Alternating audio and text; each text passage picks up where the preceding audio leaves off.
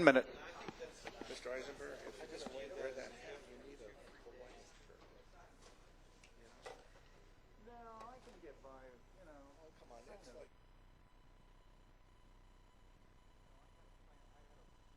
Pat, you got something growing out of your ear.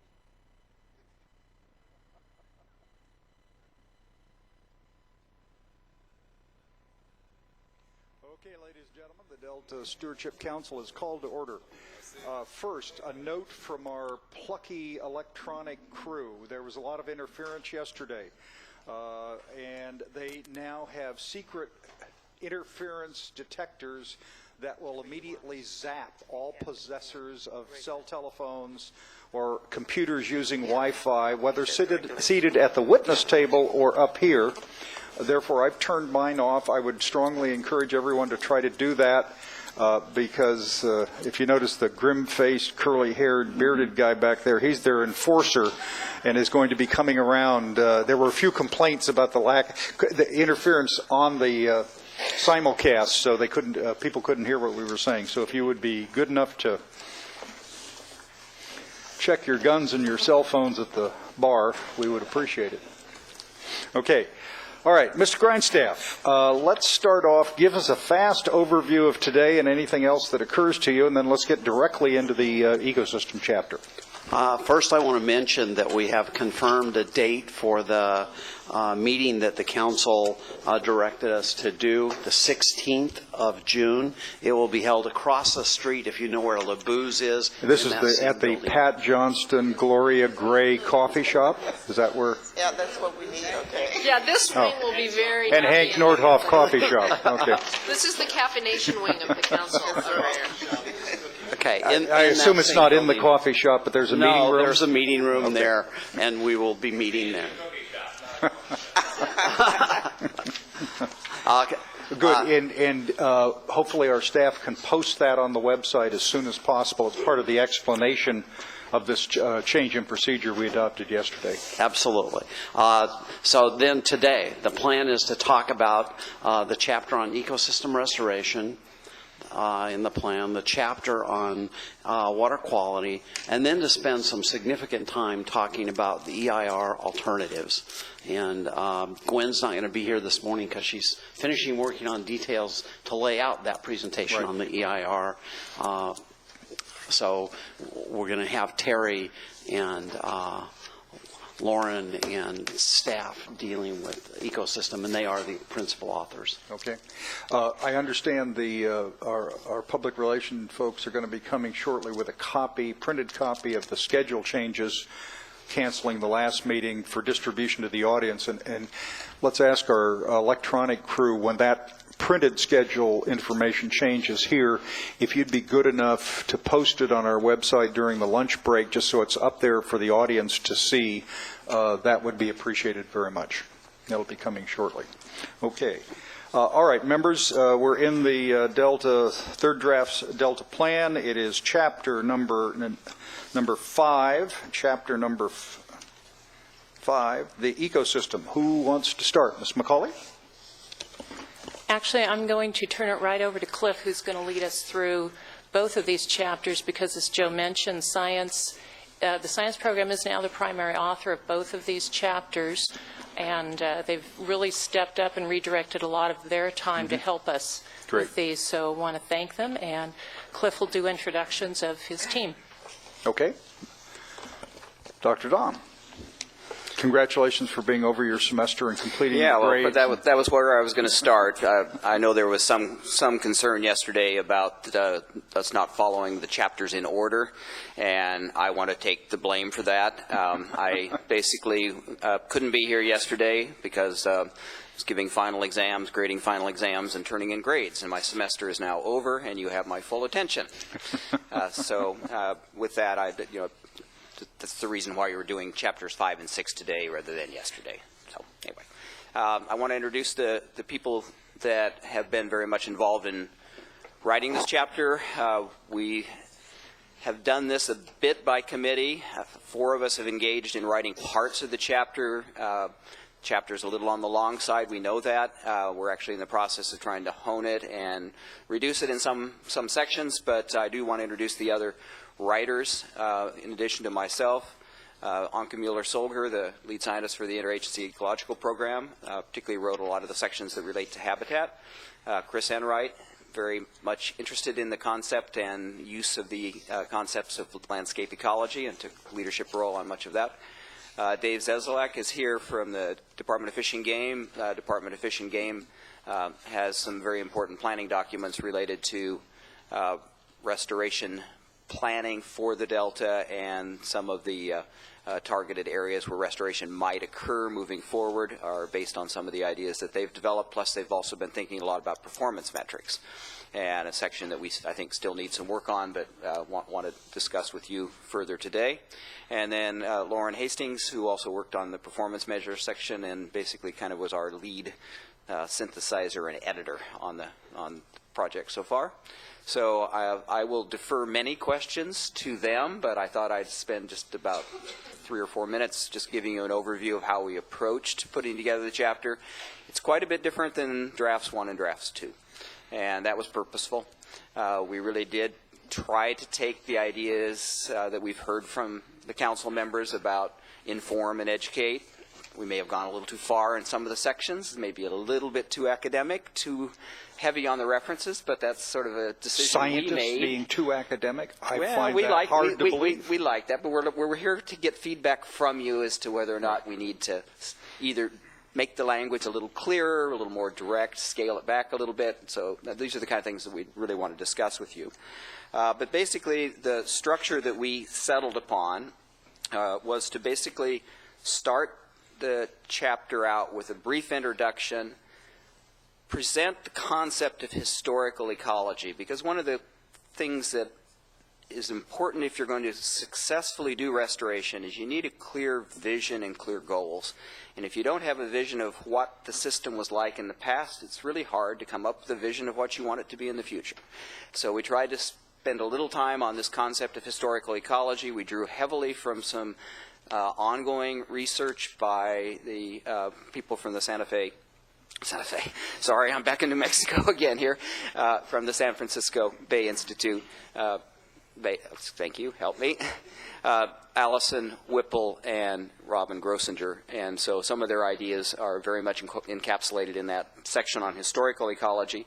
That we then moved into the idea that we need to be thinking about what's going to be done in the Delta at the scale of the landscape, not just put a little restoration project here, there, and everywhere because you can basically get the land or because it's a utility that you might have the opportunity to do it, but really think about this holistically, how to link up some of the corridors, how to basically optimize habitat that might be needed for not just fish, but for a lot of the other species that utilize the Delta, including the humans. So working with the agricultural interests to do wildlife-friendly agriculture and things of that type. So the landscape scale perspective is something that Chris, I think, was very passionate about, and he'll probably chime in here in a little bit about this. But the landscape ecology is something that's also well represented on our independent science board, and I think they will also be looking to see whether a landscape scale perspective is being utilized in the planning portion. And the restoration is not going to all happen at once. It's going to be phased. You're going to be doing different projects, and you're going to be evaluating and learning from those projects using adaptive management. And so some of that early phasing and decision as to where you're going to put your pilot projects, where you're going to do your early actions, I think also it's useful if you think about it from a landscape perspective. One clear example of that is that there's only a certain amount of tidal energy within the Delta. And if you do a lot of restoration in one part, you're going to change the tidal energy in another part. And so you need to be thinking about those kinds of interactions as you begin to design some of these projects moving forward. We then move into a section, just a little bit of background on restoration ecology.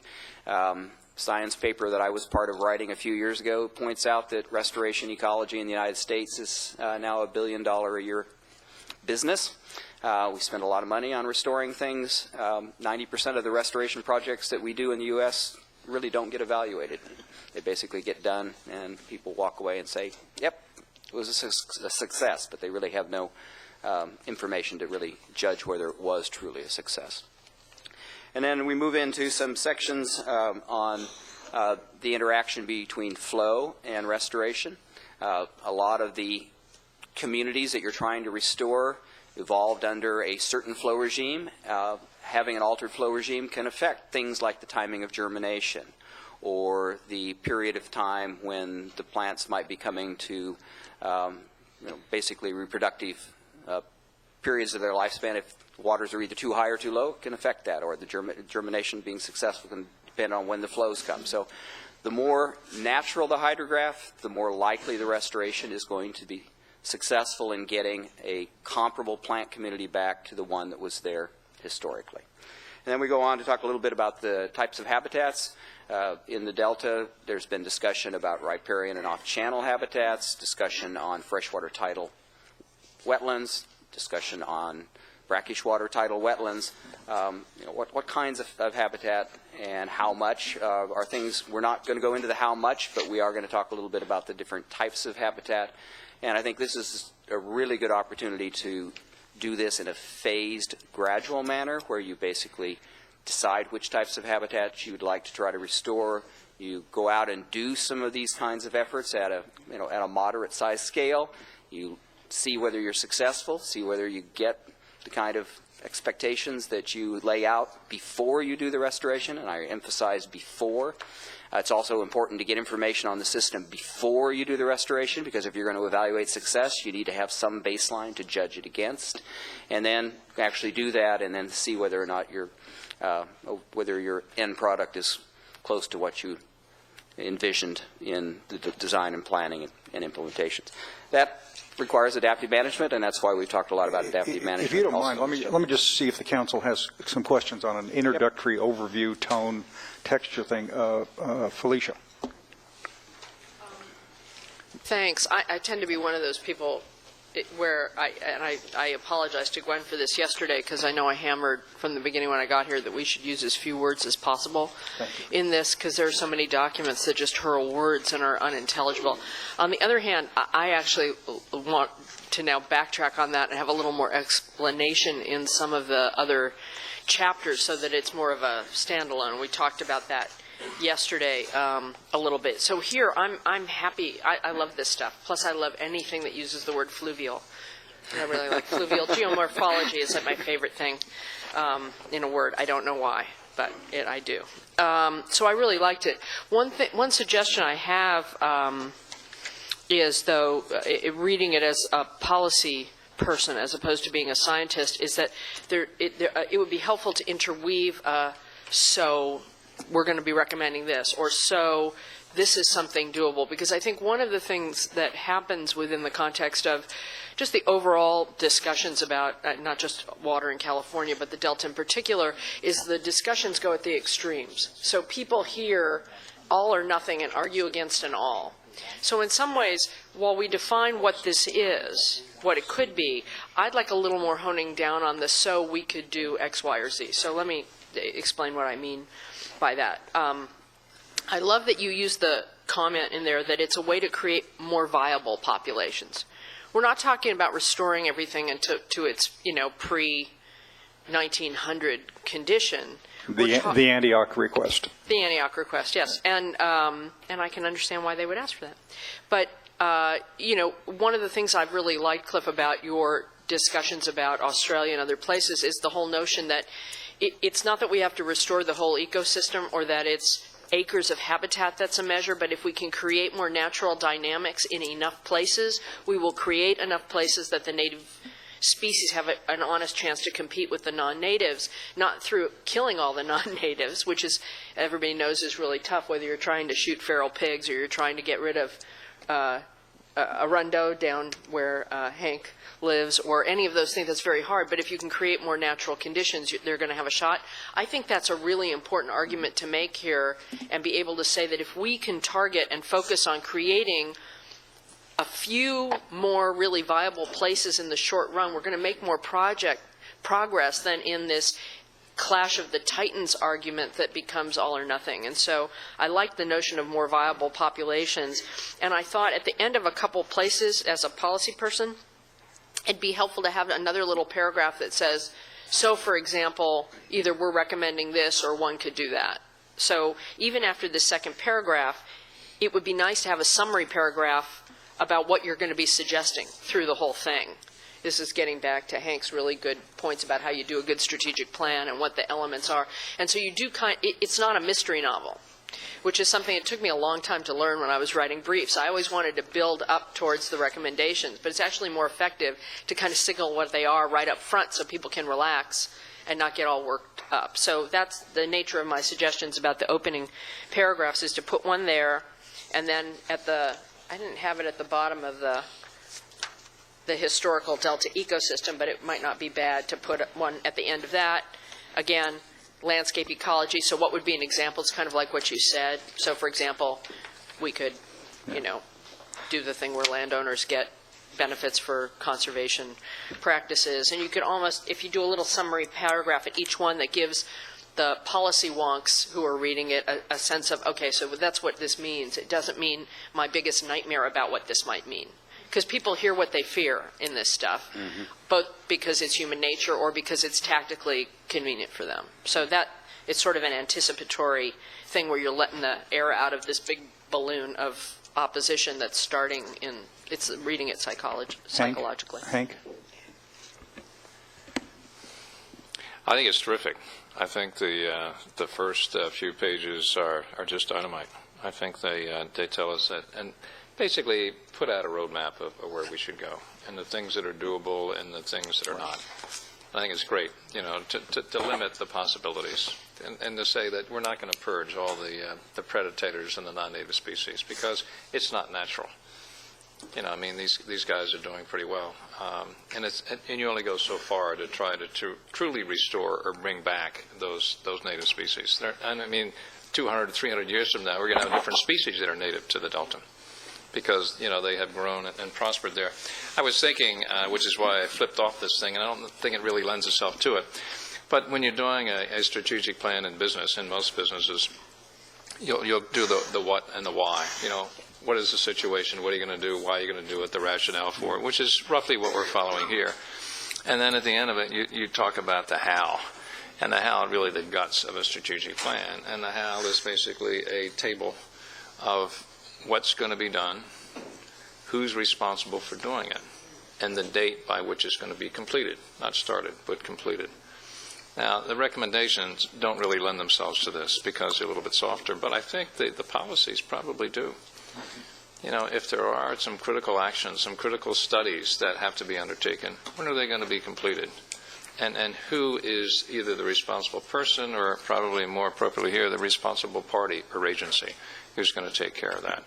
If we can do that at the end of every chapter, and it would be a highlight, it would be the essence of those really important things, like a study to evaluate the levies in a different chapter.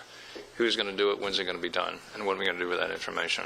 Obviously after that, then you'll start applying those diagnostic measures fairly widely, once we have them all, and start the remedial action, in a prioritized fashion and finish it. Not every chapter lends itself to this, but it would be a good discipline to follow if we can do it. Randy? In terms of the introductory portion, it's very interesting. It's good information, but it's really focused on geology and hydrology and not biology. There's very, very little reference to the list of stressors that the Independent Science Board worked on to categorize, and I think it's missing the mark if we don't emphasize that there are numerous stressors in addition to what is to the change of the ecology of the delta from vast wetlands to channelized. That all comes through loud and clear. But if I were to read this, I wouldn't conclude that the bass eating the outmigrating salmon are much of a problem. If I were to read this, I wouldn't understand that dissolved oxygen can be a real problem in some parts of the delta. If I read this, I wouldn't understand that unscreened diversions in the delta could be a problem. And I think we need to emphasize more in this chapter the effect of many stressors on the ecosystem health of the delta. Would it make sense, Randy, to differentiate between those stressors that we can control and are going to try to do something about it, and those stressors that are beyond our control.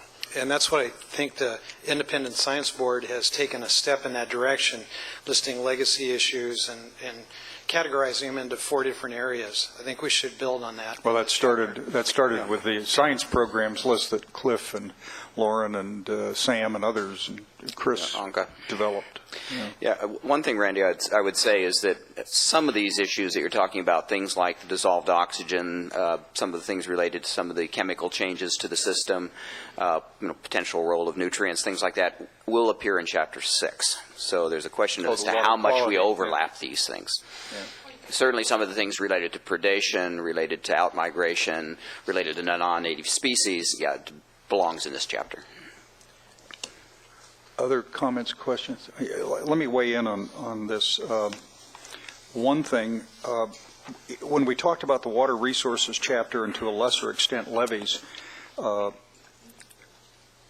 last time, one of the things we started to go is refer to Chapter 1 and the section that's titled on page 11, What the Delta Plan Will Achieve by 2100. And the suggestion was then to try to link chapters to the anticipated outcome that you're talking about for the overall plan. And this was the draft, largely, not exclusively, of course, written by Jessica Pearson in Chapter 1. And there are 3 diamonds on page 12 that it seems to me relate to ecosystem. And this is really a broad brush summary of outcomes. And I don't, it may not be exactly what you want. It's certainly not an amplification, but it becomes a more simply understood vision that then helps to be illustrated or amplified by the chapter. So, by 2100, large areas of the Delta have been restored in support of healthy estuary. If you would, Cliff, take a look at that, because if we can tie the overview of the plan in large points to each chapter, I think that's consistent with Felicia's point of view. At least is how to link it. And that's the problem with having multiple chapters with different people involved in each, is how to bring them together and have a consistent theme. Number 2, by the way, I'd recommend all 3 diamonds from line 19 through 42, although not directly related to science, but some alluding. You mentioned agriculture's role related to the ecosystem and the Delta's place. It's not, I know you know that Delta, you've said many times, Delta's place is not fundamentally a science question, but science issues relate to the kind of Delta that can be preserved. This is part of a narrative that might work. Number 2, the only thing in the National Academy report on the Bay Delta Conservation Plan that surprised me, because I hadn't even thought of it, was their starting criticism that BDCP said nothing about the Bay. I mean, I didn't even think of that as a possibility, which shows how stupid I was. Therefore, the Suisun Marsh is part of our mandate, but is not explicitly highlighted in a discussion of the Delta. And it's a problem we have with all the chapters, because, sometimes we talk about levees that include the Suisun Marsh, and sometimes we don't, and we haven't figured out how to talk about, just a caution that at a minimum we need at least a flagging on an ecosystem thing, even if it's nothing more than referencing the uniqueness of the Suisun Marsh. The legislature did say Suisun Marsh is part of our authority to develop the Delta Plan. We've got to flag it enough so that we don't leave. I don't want to get a National Academy shot in the nose for failing to mention something we've been ordered to include. I just want to say you shouldn't feel too bad. We had to fight to get Suisun Bay. How do you say it? Suisun Bay wetlands restoration funded through the precursor to CalFed, because everybody kept forgetting about it when it's clearly we're talking Bay Delta, we're not talking Delta.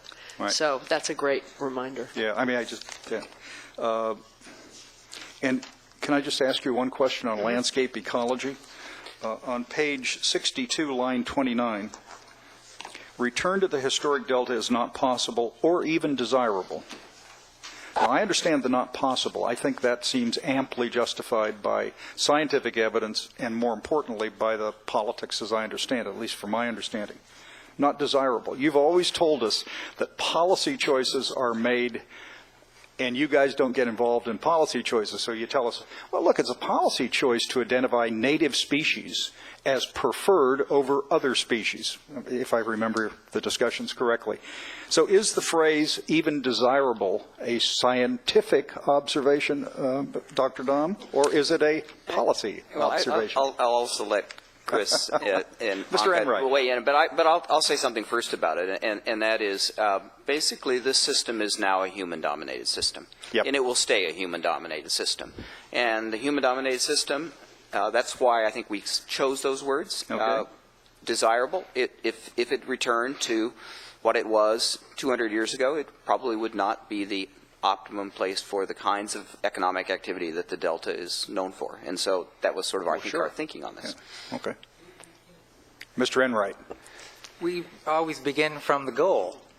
And the goal is, of course, a value judgment. It's a sort of a societal distillation of what we think we want from our ecosystem services. And so what is desirable has, as Cliff said, a huge human element to it. So what we think of the goal is here is recovery of native species persistence and resilience in this system in the context of a landscape that includes not only natural systems but adjacent systems that are human dominated.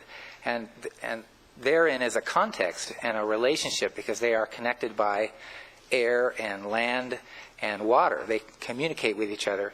And our desires for what we want from both of those systems, the human side and the natural side, we expect will evolve through time as our societal value system, the distillation of that. I'm not suggesting you take the phrase out. I'm merely noting that you have inched into policy in spite of your declarations. I want you to step fully in, as you know. And therefore, I will remember your recommended advancement into policy. Thank you. All right. Well, I'll also comment that many Soldier. scientists are now talking about the Anthropocene being the present. Ooh. That we are such a dominant part of the world and landscape that we must build all of our thinking around the human element. And that's sort of what we were thinking about here. We're not going back to pristine past conditions. I agree. I can't. Scientifically, nature doesn't go back either. There's evolution that goes forward. There isn't revolution that goes backward. And therefore? And therefore it doesn't make sense. It's not desirable, even then. This is like perfect. If I want, this would be a really good dinner party conversation. I think. That's why I feel the need for a glass of wine and like pontificate. You have dinner parties with nerds? At Joe's house. I should probably tell you this. When we were on our trip in Washington, Felicia couldn't make the meeting, but our almost next to last stop before rushing to the airport, Martha Davis and I went over to the National Academy. This was the day before they were releasing their report on BDCP, and we met with the two lead scientists, and they were being pretty cautious about telling us anything, as scientists are. But it was clear that they thought it was a strong statement, and it would certainly get a lot of note. In the process of all of that, of course, I asked them to get involved in policy, and they gave me the answer you have all given me on policy. And I told them, Ms. Mueller-Solger, about your admonition to us at a meeting, or to me anyway, that I cannot guarantee an outcome scientifically because I am not God. And that got a howl of laughter, and they commended you for being honest in public and reminding people like me to behave myself. They thought it was a hoot. By the way, are you going to talk about the poly proverb? The poly. Yeah, Poly. They sent me the Scientific American discussion. Yeah, he's a physicist, and he established the. He was reviewing a colleague's paper, and he said famously, "That's not right. That's not even wrong." which is an eminently scientific, and so that led to the interpretation of wronger than wrong, and this hysterically funny Scientific American Journal article on how scientists talk to each other and criticize work. It's great. I'll send it to you. I'll send it to you. Ms. Gray. Just a comment. My comment really kind of looks at what's the real purpose of this chapter, because it's one of our co-equal goals. And when I read it, it gives the background and policy recommendations. But for me, I would wonder, would strategy be a part of this chapter? How do we achieve this particular co-equal goals? I know you have policy statements, and one point that I want to make, and I haven't seen that in here, and maybe it is that why would we look at public land first in terms of those projects that would be easier to do, because you would acquiring public land is a lot different than acquiring private land.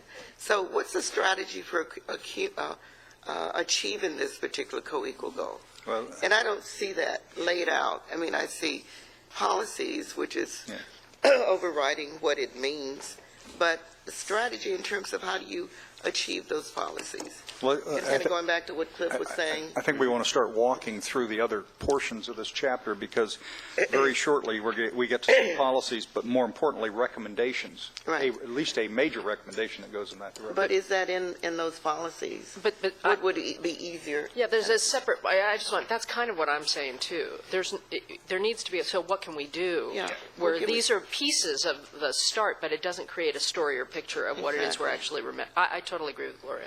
Sounds like I think we've heard it also from Hank, and that is the idea that maybe there needs to be in many of these chapters an actual section that actually lays out what are you going to do, under what time frame are you going to do it, how are you going to do it, who's going to be the responsible entity doing it. Right. Okay. Why don't we get into the policies and recommendations and the parts of the chapters you've constructed on those, and walk through that. More natural flow regime is the first part, beginning on page 64. Okay, this policy is in 3 different chapters, and I know you've spent a lot of time discussing it already relative to Chapter 4. And this is, again, goes back to the idea that restoration success is clearly linked to some extent to the flow conditions that are inherent in the system you're trying to restore. And so the idea of a more natural flow regime is something that I know generates a lot of discussion, but basically when I use it, I'm basically saying is that you get the higher flows occurring at the time that the higher flows normally occur. You get the lower flows occurring more closely to when the lower flows historically occurred. You don't duplicate past condition, but you actually at least try to mimic more closely. And of course that gets into some very significant issues about storage and conveyance and timing and duration and magnitude and frequency, and it gets into all the various aspects. Flow is not just volume, and that's one thing I keep wanting to emphasize to the people here. I think we probably need to have the flow regime problem statement amplified a bit to make it more comparable to the problem statement you've constructed on the next page for habitat. It's more a contextual definition of the problem. By the way, I know you picked flow regime, and that is a term of art, but we've talked about flows elsewhere, and I pause about putting regime in there without an explanation on the title on page 65. Yeah, I know one of the things that we for example think flow regime problem is inappropriate, and so we've struck that from the document. Oh, okay, all right.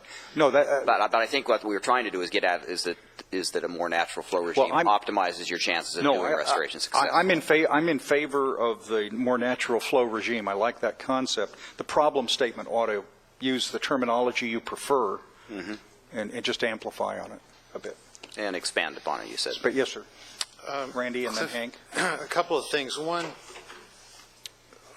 flow has obviously been a big topic, but to me it fits more in line with the discussion about other stressors.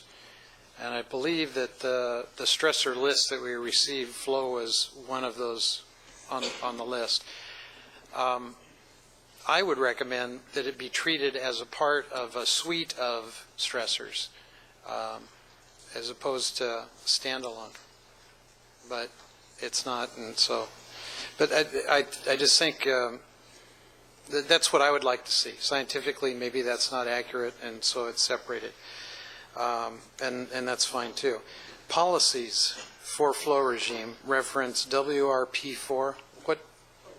Water Resources Policy number 4. Right. That's There's only 3 Ps in.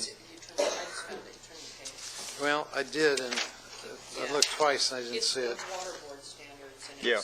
it's the numbering for the recommendations and the. Mike, please. The numbering for the policies and the recommendations on track. So if you turn the page, it's on 50.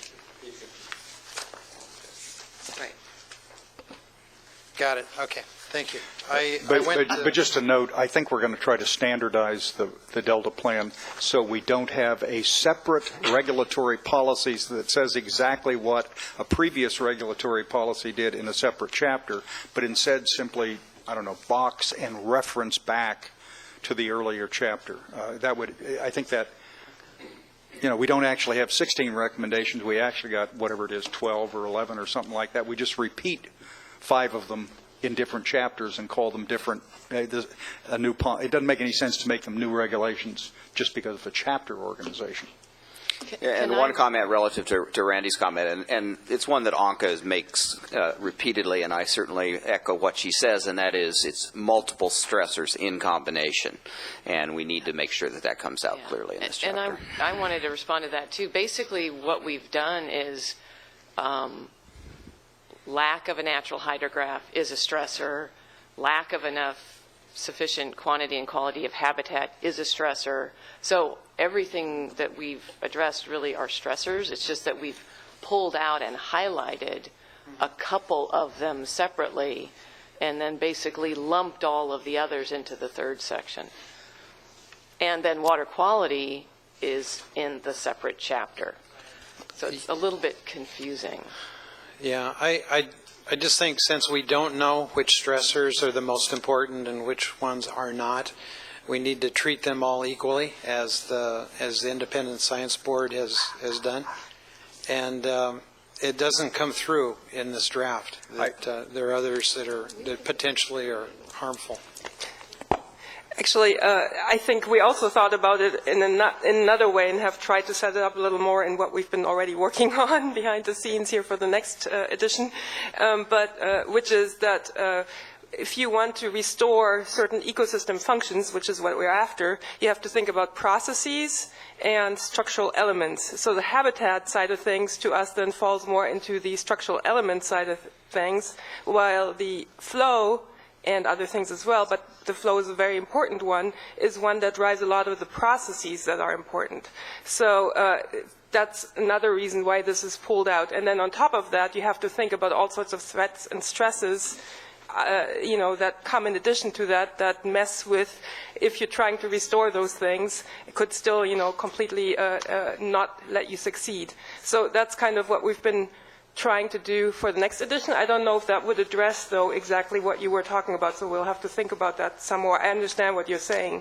And we have also already tried to work more in what the Independent Science Board gave us in terms of the drivers, stressors, definitions. So, Hank, and then Pat. Just going back to Randy's comment, we don't really know which stressors are more important than others, so it's impossible to rank them. Somehow it seems anathema that that would be the case, that we couldn't get a ranking of stressors. But recognizing that they are multifactorial, is there a possibility you could take stressors 1 and 7 and work on both of those to get a synergistic effect? Yes. Well-designed restoration projects also are quite commonly try to reduce multiple stressors at one time. Okay. But rather than work on one and then another one, to work on a combination of 2 or 3 But do we have evidence to support that scientifically? you mean from elsewhere? Yeah. Anywhere, I don't care. Absolutely. So Just as long as it's on this planet. Absolutely. For example, we're citing one paper in here right now that's a lot by Heike Latzi, whenever, that's about estuarine degradation, in particular species losses, and restoration. And it says in there very clearly that it needs to be different, many different things you got to do in order to have a successful restoration. So, I mean, there's definitely evidence. So that raises the ante as well. Unless you attack 2 or 3 at the same time, Right. you're wasting your time by just going at them singly. Pat? Randy, I don't think you meant that kind of like Animal Farm where all pigs are equal, that all stressors are equal. Because water is the sine qua non of the whole discussion. Everything is about water. And in fact, all the competitors for the Delta are interested in the water. So what the flows are, understood with the complexity that Cliff assigned to them, seems to me to be the dominant condition, and how the water flows can be a stressor, to be sure.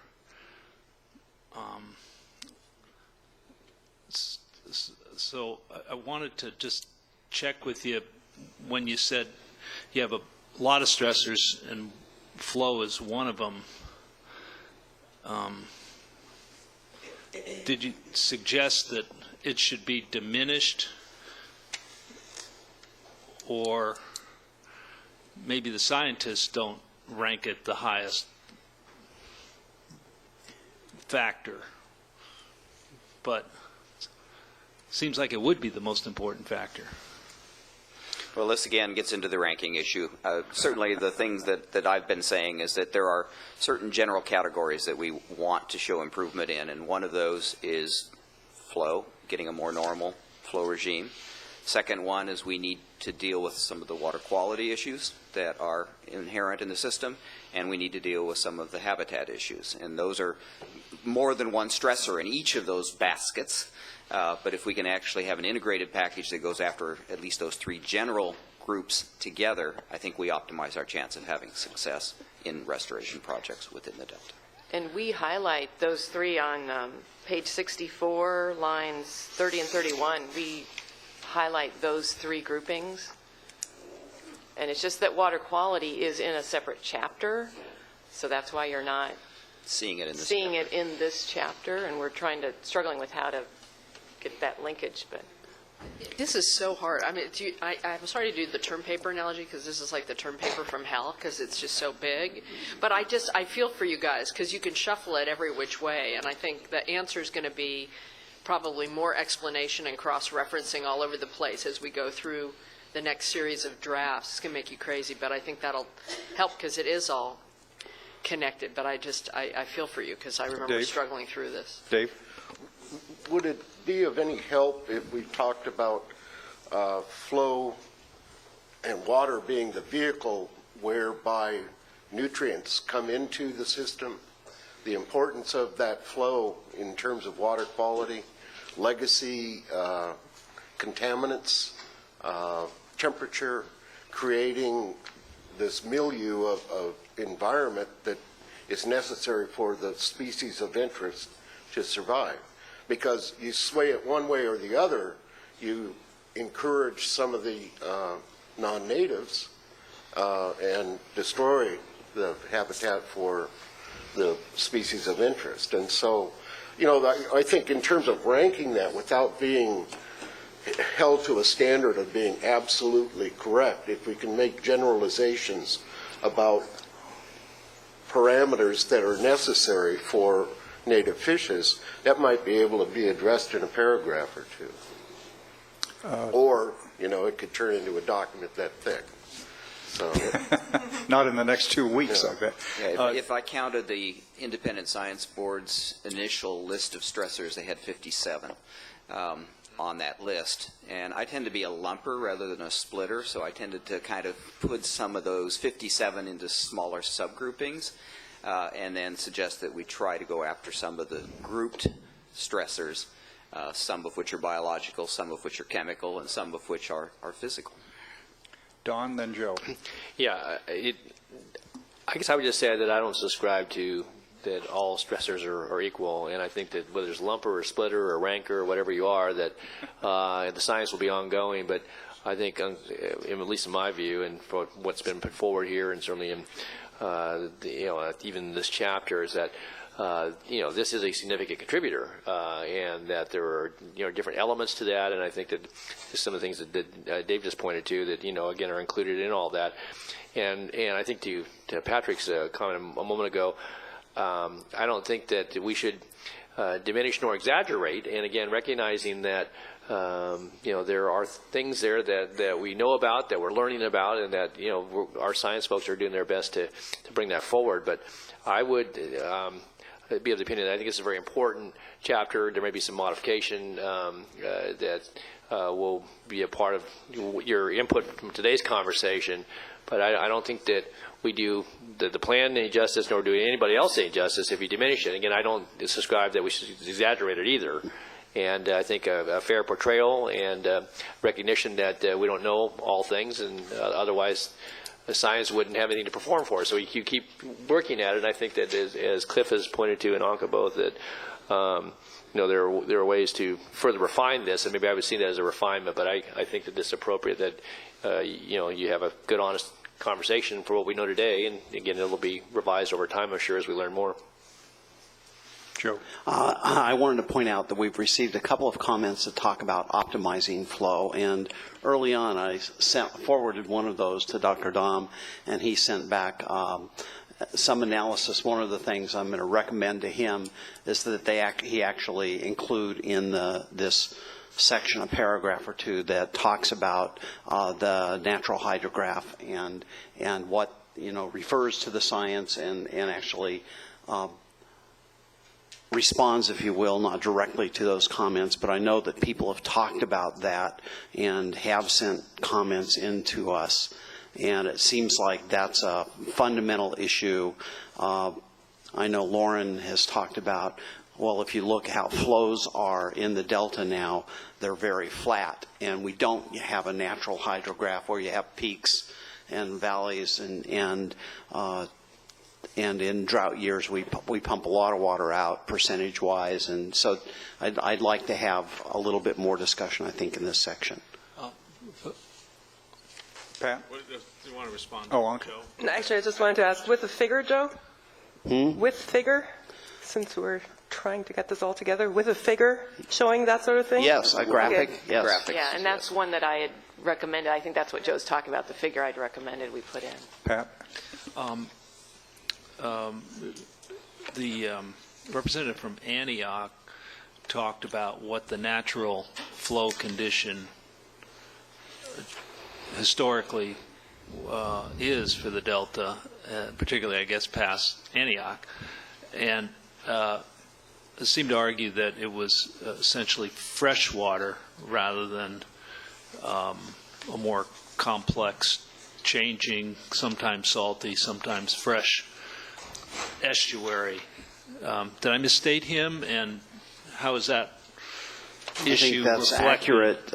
I think that's what he said, and I'll let Anka, who appears to know more than I do. I wasn't here when this was said, but I've read reports, I think, that might have been referred to, and I think what they really perhaps meant to say, again, I wasn't here, no idea, but is that there was simply more fresh water toward the west, which doesn't diminish the variability. It was just farther west. So fresh water would extend further to the west, but then there was plenty of variability going out west. So it was the Antioch is center of the world theory. Is that? No. Well, the choice of year 1900 was right. Probably the optimum year for desired fresh water for the city of Antioch. By the way, they wish to be the measuring point for salinity intrusion. And I want to add, for Contra Costa County in particular, this issue of fresh water has been historically, for 100 years, a really important issue. And if you go back into the early parts of the 1900s, there was a time when they actually couldn't get fresh water, and they went to court about it. They had to shut down, as I recall, a sugar mill. I think that was it, but they had to shut down facilities because of that. People lost jobs. There are strong feelings about how water is used throughout the Delta and about their rights to continue to have a livelihood for it. And so that is reflected. Right, and I understand those are real localized issues.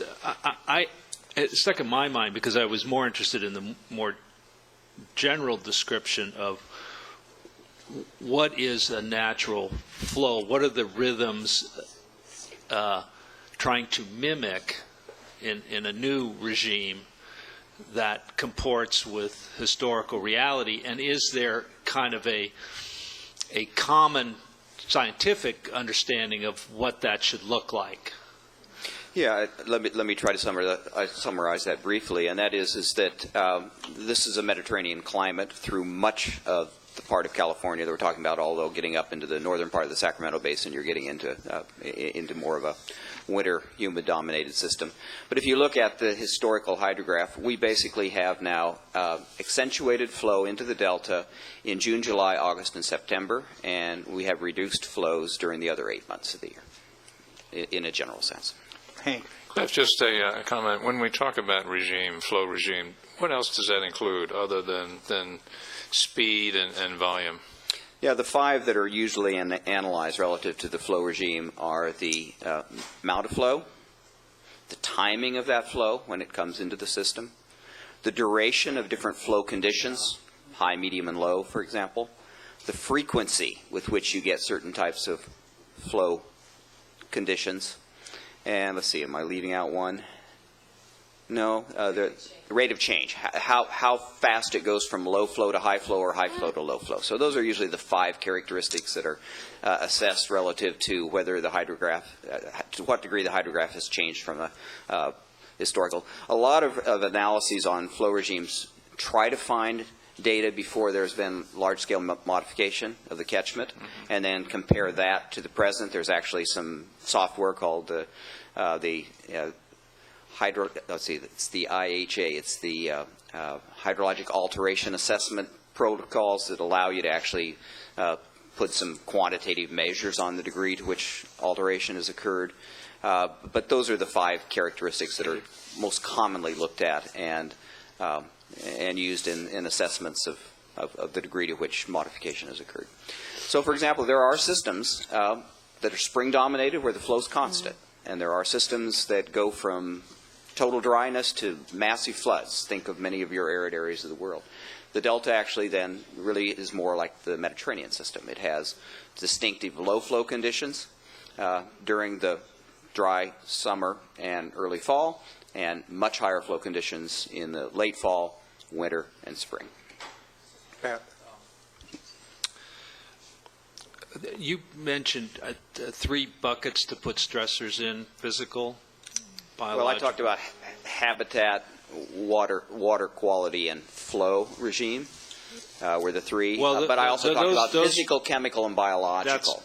And okay, physical, chemical, and and biological. Chapter 6 is really focused more on some of the chemical, and to some extent salinity is also there. So this discussion we're having on salinity, one of the things that you will see in Chapter 6 is a much revised section on salinity in Chapter 6, and that's the conundrum we've been dealing with, is whether to put some of these stressors in 5 or whether to put some of these stressors in 6. So physical would be would include the export pumps. Yeah.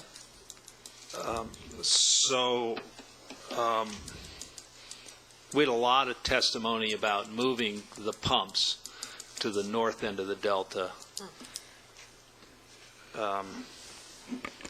How do you discuss that as a issue related to stressors? In other words, do you have to weigh both the stressor of the existing system and then look at it compared to some other regime? So it could be less exports, I suppose, or it could be a different intake, west or north. Or a different timing of flows. Or different timing, right. So, I mean, this is one of the things that the NRC review of the BDCP plan really took on directly, and that is you need effects analysis, and we don't have an effects analysis of all these different alternatives. So we really, at this point in time, can't give you very good answers. what should we do, Mr. Chairman, in the Delta plan? Well, part of me thinks that what some of you were talking about early in this chapter's discussion, the need to construct near-term, immediate need, however we characterize them, actions that relate to elements of the Delta plan that will not resolve all the big questions forever, but at least during the next 10 to 15 years, starts us on the course of both accumulating information and testing approaches and informing BDCP or any other process that goes around on big deals, probably is the way to go. And so it's Randy wants to talk and Felicia wants to talk, but you asked me. I was going to chime in by saying in each of these elements of the chapter, which I like, as I did the water resources elements, I'd want to pick up pieces that might be implementable in short term, not as a perfect solution or an ultimate answer, but as something practical and tangible. Now, of course, we'll immediately go say, okay, Cliff, what are the flow regimes you'd like to test in the next 10 years? Give us the top three, the priority, and he'll give us the Cliff Dom look again, because those kinds of questions are basically unfair, although inevitable. It's that discussion I'm looking for, because I don't, we're not building a physical project. We're trying to establish a general plan for the state of California on these array of issues given to us, and provide enough guidance to see through the next decades and hopefully help up to the year 2100. And more importantly, I believe, take a step to break the political deadlock that nobody wants to do anything that somebody else, their opponents, might support, because they want to save it for the ultimate leverage in the ultimate deal at the last minute, which means everything is just chaos, confusion, and disorder until the final decision is made. I don't think the final decision is going to be made unless you start to do some things. Some will be controversial, but they're not the end of the world controversies. And so I'm not saying it the right way, but that's what, so we get to a flow regime. Okay, what are the measures? Kind of like our steps on floodplain, which I think is one of the better developed parts of the Delta Plan. First of all, everybody supports flood protection. Everybody supports floodplain. They argue about whether their property should be in it or not, or who should pay what cost, but everybody likes protection. Okay. The political controversies down in San Joaquin have stopped the development of the floodplain that most observers think ought to be done. We've started to craft an approach that maybe pushes the state agencies with legal authority already to do that in the direction of doing it. And maybe the legislature would be attracted to the notion of smaller monies to help do it. What would a flow regime activity comparable to that be? It's kind of like our discussion of water resources, which we haven't yet fleshed out. What storage issues or ideas are needed to make this array of decisions work? We're inching toward it. So, I don't know if that's your answer. Randy.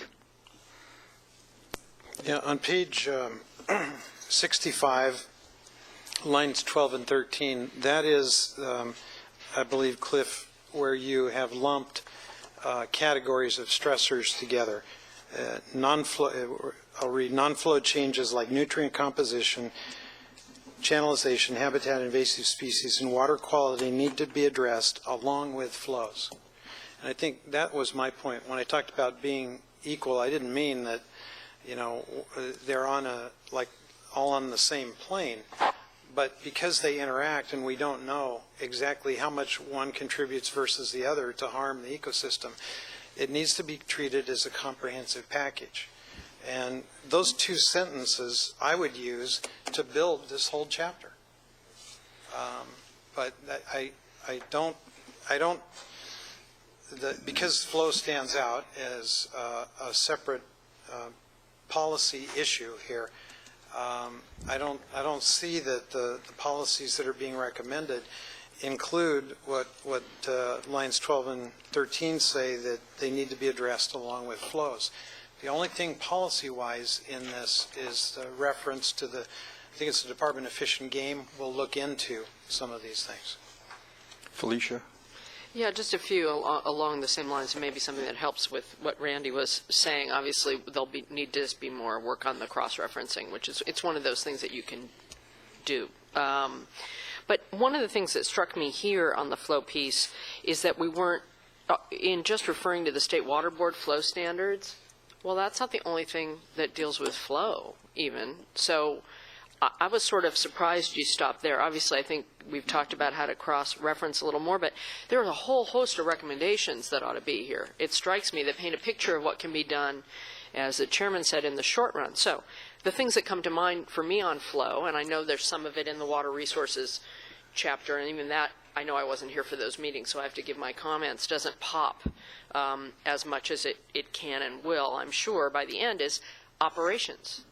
The fact that I mean, in order to make the flow stuff work better, we got to talk about the day-to-day operations of the federal and state team and how that can work together better and what they do. I know we've talked about that as an issue that we need to deal with. This will be a place to make recommendations about it, or cross-reference where we have made recommendations about it. That seems pretty darn important.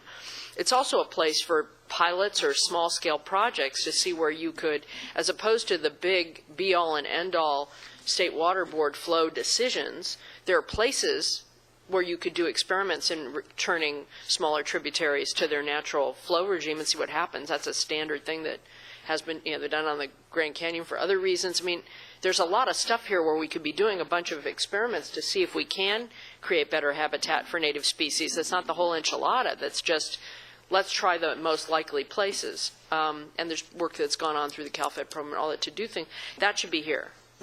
So you're creating a picture of how you could make flow work better without it just being the total volume, and where we could start getting things on the ground. So I'd like to see stuff like that happen here in particular, and there's probably a whole other series of recommendations we could make that, just even in the flow piece, that could make progress in the short run. So just, I was sort of stunned at hanging our hat on the water board flow standard. Let's Cliff, back to you reacting to listening to all this.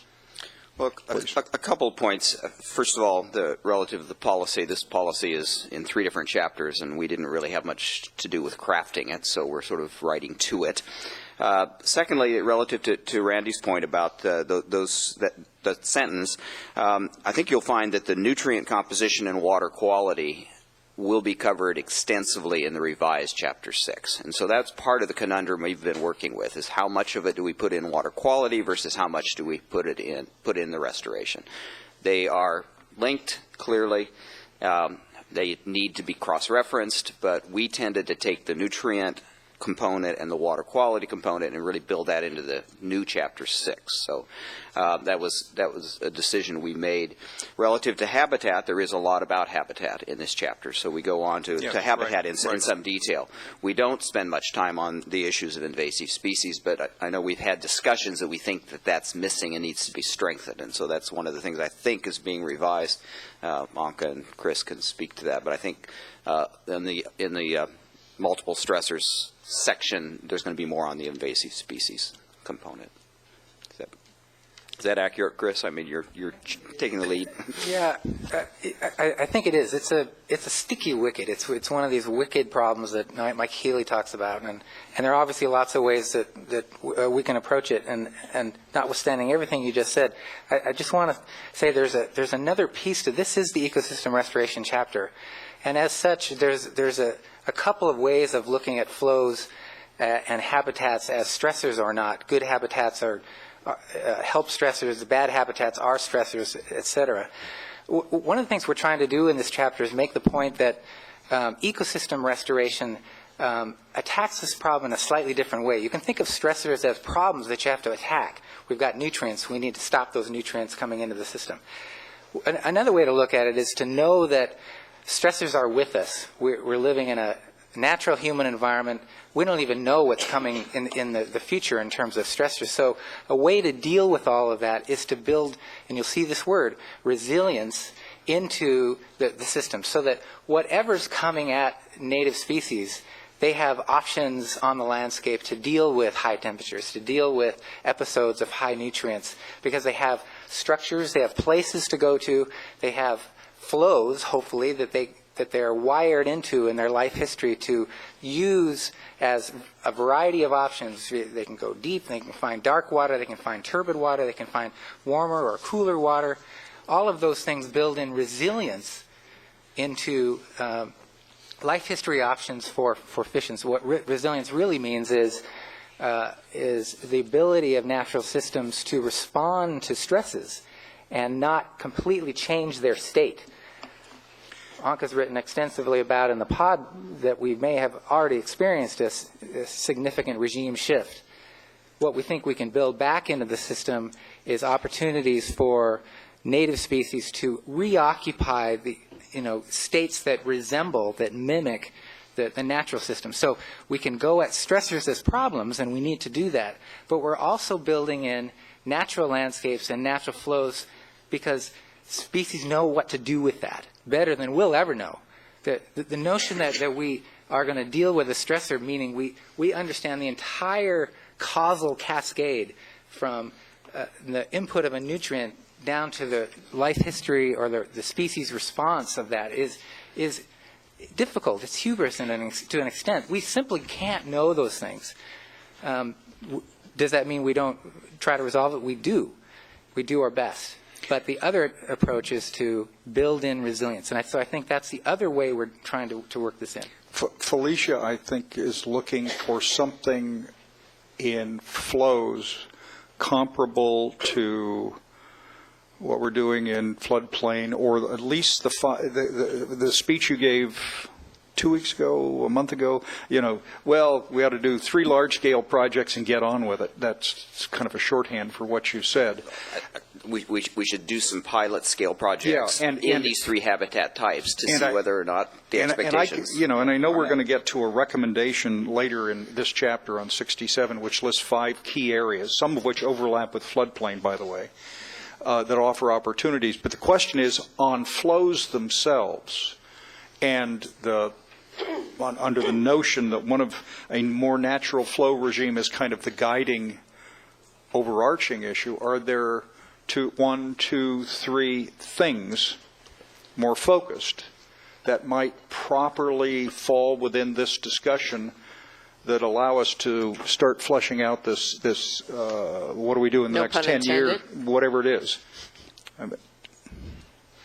Well, we've been talking about a lot of different options for the Delta for the future, and we've heard last meeting we heard discussions about a western edge movement of water, which keeps the hydrodynamics more normal in much of the part of the Delta. That's one potential option. Another one is to take more water during the high flow events, but then we have issues of storage and conveyance south of the Delta. But that would allow similar amounts of water to be moved, but the timing would be much different than it is presently. So a lot of these things are linked to infrastructure and conveyance that decisions have yet to be made, so we end up with these sort of general statements that lack specificity that I think makes all of us nervous, but we don't have enough of the specificity laid out in any of the planning documents to really go much further than we've gone. But unless we paint a picture of some of those for examples, it never will be. Well, we can certainly lay out, but again, which of the multiple alternatives do we decide to lay out in this document? Well, if I can... Lauren, then Randy. Okay. If I just wanted to respond to Felicia, because some of the things we're seeing in the current biological opinions, I think, fall into the category current and previous. I mean, if you look at the VAMP study, that was looking at San Joaquin flows. The current opinions have this Fall X2 study that's looking at flows. Another recommendation that a lot of people have made for BDCP, and I think they might be doing this, but is to do the simulation modeling in advance, they could look at some of the things that Cliff recommended and what might it take in terms of additional storage and conveyance to be able to take the water when it's available. So are those along the lines of what you're thinking? Yeah, those would be examples. I mean, it's sort of what are the smaller scale things we could be doing now or testing out that are not just the big when something's all over and done. Because part of what I liked about what Cliff has presented over time is the idea of it's not just all volume, just like it's not all just acres of habitat. It's like, how can we find the synergies where we're making something happen in one even small place where the salmon come back. It's similar to taking little dams out in different places. But with flow, you could do some of those things that aren't waiting for the big cataclysmic decision that so many of my colleagues in the water and the environmental world are kind of waiting for and fighting for, Clash of the Titans. And in the meantime, there's stuff we could do that would be helpful. So I'm just looking for that shorter term. What can we do and test out? You know, this may betray my former land conservation background, which is like, I'd rather find some places on the ground where we're actually going to do some good and test some things out rather than waiting for what becomes what I consider not a great dinner party conversation or cocktail party conversation about what the optimum world is. I mean, that'll be years before we get to that. I'm more interested in concrete things we can do on the ground in the short term and then see if they work or not. Randy. Lauren, I thought your response was good, and I would support that kind of an approach. In terms of natural flow regime, I think of years when rivers, tributaries would almost go dry in the summertime. That's a natural flow regime, but I don't think that's what we want. Currently, we have a situation when water is being exported out of the delta. Most of the San Joaquin River molecules end up going in the reverse direction to the pumps. That's not a natural flow regime. So can we address things like that and contribute a few sentences to how we would manage water in dry years in the summertime that would mimic the natural flow regime but wouldn't turn the water off and dry up a river? And can we talk about the impact that reverse flows have, particularly on the San Joaquin River fisheries, and what needs to be done in the interim term to address that? Dave? I think when we talk about mimicking the natural flow regime, we should define what parts of that natural flow regime we're actually talking about. Because we've got a system where flood control, where water retention for purposes of agriculture, releases for agriculture, have modified that so that you don't see that low flow until after all of the rice and the crops are harvested. For example, in the Sacramento Valley, late October, early November is the only time you get low flow, and that's really to keep a navigation point with sufficient water at Rio Vista. The point is that we should be identifying what parts of the regulated flows we could actually modify or change to mimic a natural flow, and what parts of that are desirable. Is it attraction flows for salmon? Is that what we're really talking about? Or is it fall X2? And work on and focus just on that, perhaps, as a beginning point before we talk about an annual flow that we're trying to emulate. Well, I mean, the problem with trying to merge planning with science is that everybody in the real world takes whatever you say and understands it to support their predetermined positions, whatever they were. So that causes frustration with it. But my instinct is the notion of a natural flow regime, simply the title of coming close to a natural flow regime. First of all, it's consistent with the statute to us of what to include in the Delta plan. For ecosystem, it said the plan will include restored delta flows and channels to support a healthy estuary and other ecosystems. Then there's additional language elsewhere. So I don't want to lose the title of a natural flow regime, even though it doesn't itself answer the question precisely. It is a guiding concept that will impact decades of administrators and water managers and ecosystem developers to come. I do think we need to develop 1, 2, 3 specific pilots, for lack of a better word. Of course, I'm strongly with Felicia that operational issues of existing facilities and facilities to come throughout the state, so throughout the watershed, are fundamental to this whole thing. And I kind of like that. But I think that gives life to this whole thing. I think when we get to the habitat discussion, we're going to find that we are farther along on the habitat discussion, perhaps because it is less immediately controversial. Because some of the water users, I know now, are giving speeches where they say ecosystem is habitat. And, you know, and then Jonas Minton pops up and says, no, it's more, you know, and everybody interprets it the way they want. So let's not lose whatever the concept of natural flow is as a goal, objective, whatever it is, a way of progressing. See if we can flesh out some examples that are, Cliff, using the best judgment that you guys can produce on what could be done. Joe, we're talking about a time frame between now and 2025 on the floodplain and some water research. I gathered that. Yeah. And we were planning to do some of this with metrics and actual objectives that are measurable in that time frame. Yeah, so but what's going to wind up at the end of all this, we're going to wind up with taking from the pieces of the Delta plan the actions that would occur in this next 15-year period. And that's going to become a near-term action plan proposal, even though it's spread out through. And my inclination is to pull this flows discussion out of the water resources chapter and leave it in the ecosystem restoration chapter. It's important for water resources, but we talked about just having it in one place so we don't repeat things.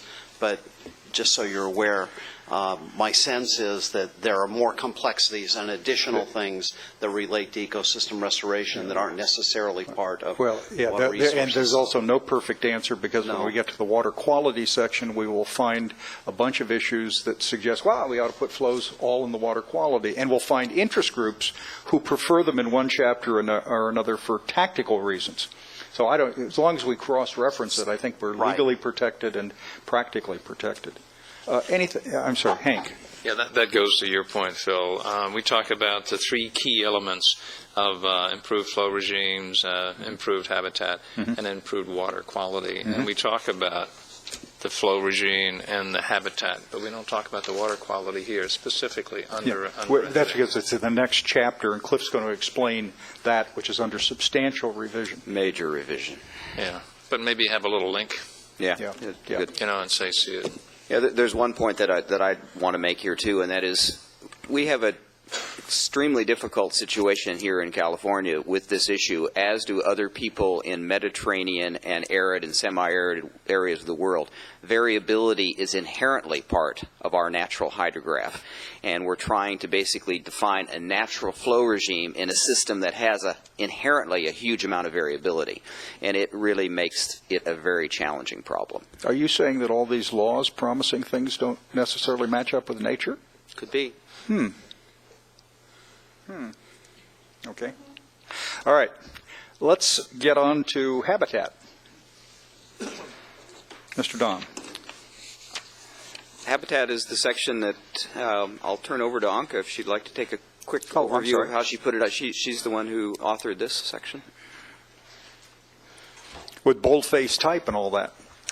Yeah. I do too. They probably made you take the capital letters out, right? And the flashing arrows.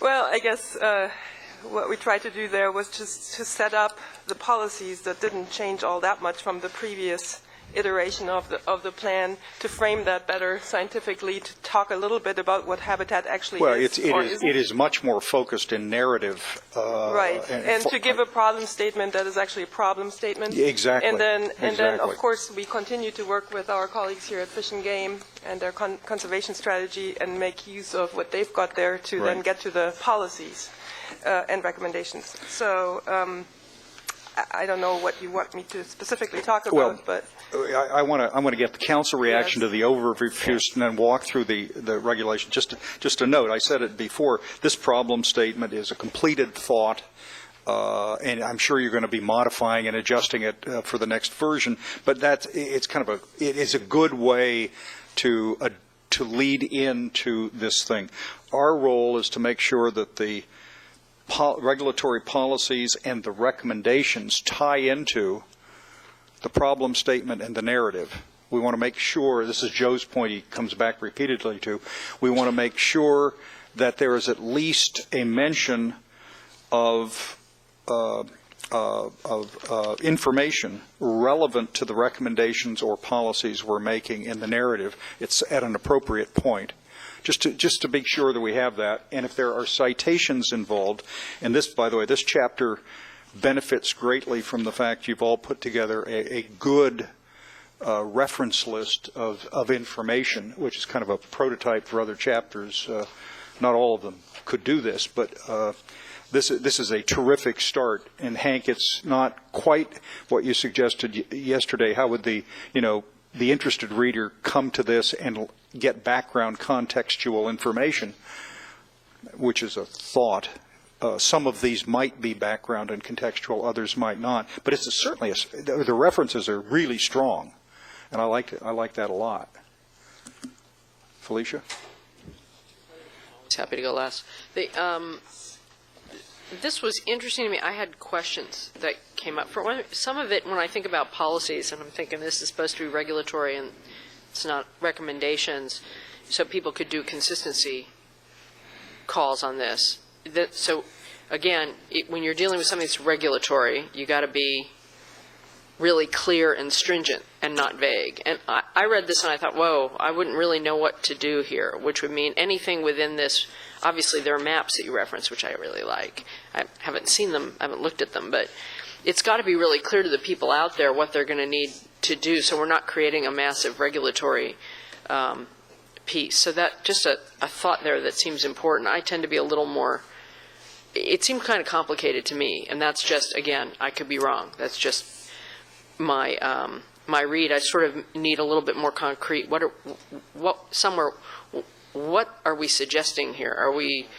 We're suggesting sort of the adoption of this plan that we're referring to, which I like, again, referring to stuff that's actually done, that experts have done, and what's the picture, what does that mean? And some of that can be in the description ahead of time, which would be sort of like what I'd said before, so this is what we're going to be recommending, like some paragraph that says, I don't get what this actually would mean on the ground for ERP 2 and ERP 3.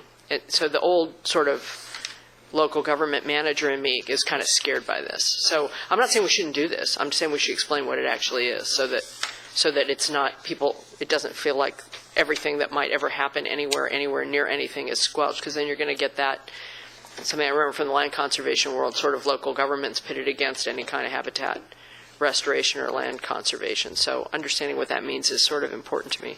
So just consider that a flag from the Maybe reader. we just ought to start walking through the policies and address your questions with regard to them. Well, it is about those. I am jumping into those policies right now. Am I going too fast? I mean, I think it needs a summary of what we're going to be recommending that's not in policy language before you get to it. And then another piece I'll get to in the recommendation. I just think maybe there are more things we could recommend. Let's start on page 66. It's policy 2. And just remember, policy 1 was a duplicate of the flow discussion and policy that appears in the water resources chapter. So number 2 was the start of the incorporation of the ecosystem restoration program map. And this, Chris, you had done a lot of background work. You'd participated in that. Well, more than two of you. A lot of you had participated. Let's start off. ERP. fast summary of ERP, who produced it, who participated, when it came out, what it does. The ecosystem restoration program was the central core part of the Cal-Fed Bay Delta program responsible for ecosystem restoration. The first 7 years of that action was detailed in a strategic plan or a strategy for the first 7 years, which had several milestones to be carried out to be able to be deemed successful. The lack of performance measures also was recognized, and a sum of $150 million per year was deemed as sufficient to ensure success during those early years. And performance measures were intended to be developed over time. Success was spending money, and performance measures were to follow. That was what was deemed in those documents. Sounds like a political deal to me. I recognize the configuration. So the hope and prayer aspect of it. Oh, yeah, sure. Not just a deal. Of course. And as a result of those first 7 years, the progress in achieving those performance measures has been assessed. A report was prepared for that, and a strategy was prepared for stage 2, which is the period of time from year 8 through 30, the life of the program. And when you say it was prepared, this was not just a Department of Fish and Game product, was it? No, sir. It is the work of the implementing agencies for the ecosystem restoration program, which includes NOAA Fisheries and the U.S. Fish and Wildlife Service. And Department of Fish and Game. Department of Fish and Game. Right. Those are the implementing agencies for the ecosystem restoration program. And within that plan, the initial focus was to develop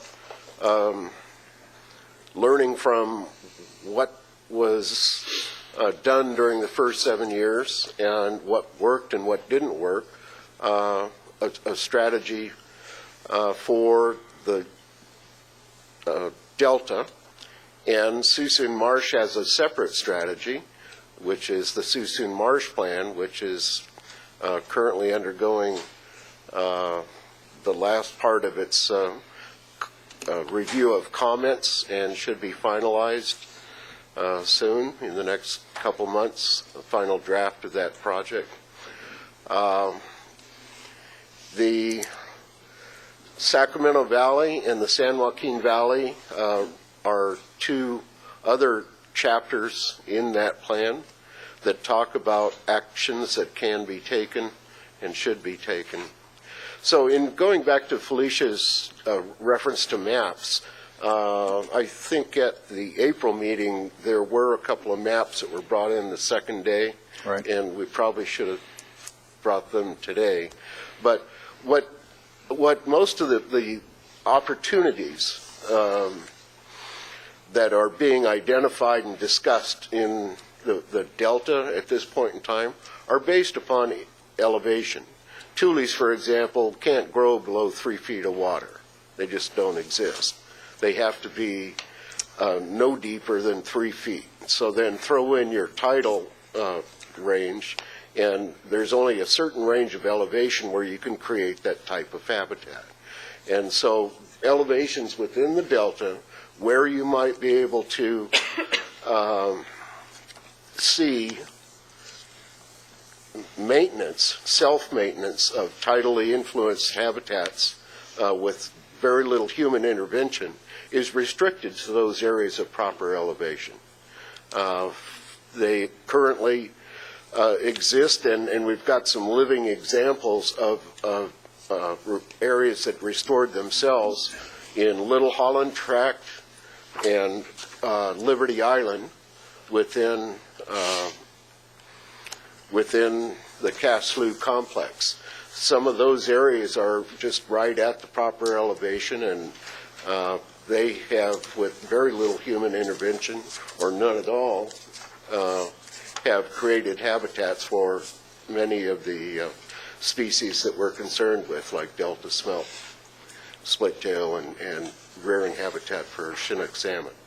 And so we look for that type of physical context to be able to develop an idea of what's available, what the potential is. And then it's up to the availability of willing sellers, the availability of funds, and the process to make any decisions relative to carrying out a project in the future. Don? I guess I'm going to just follow on. This goes to ERP3.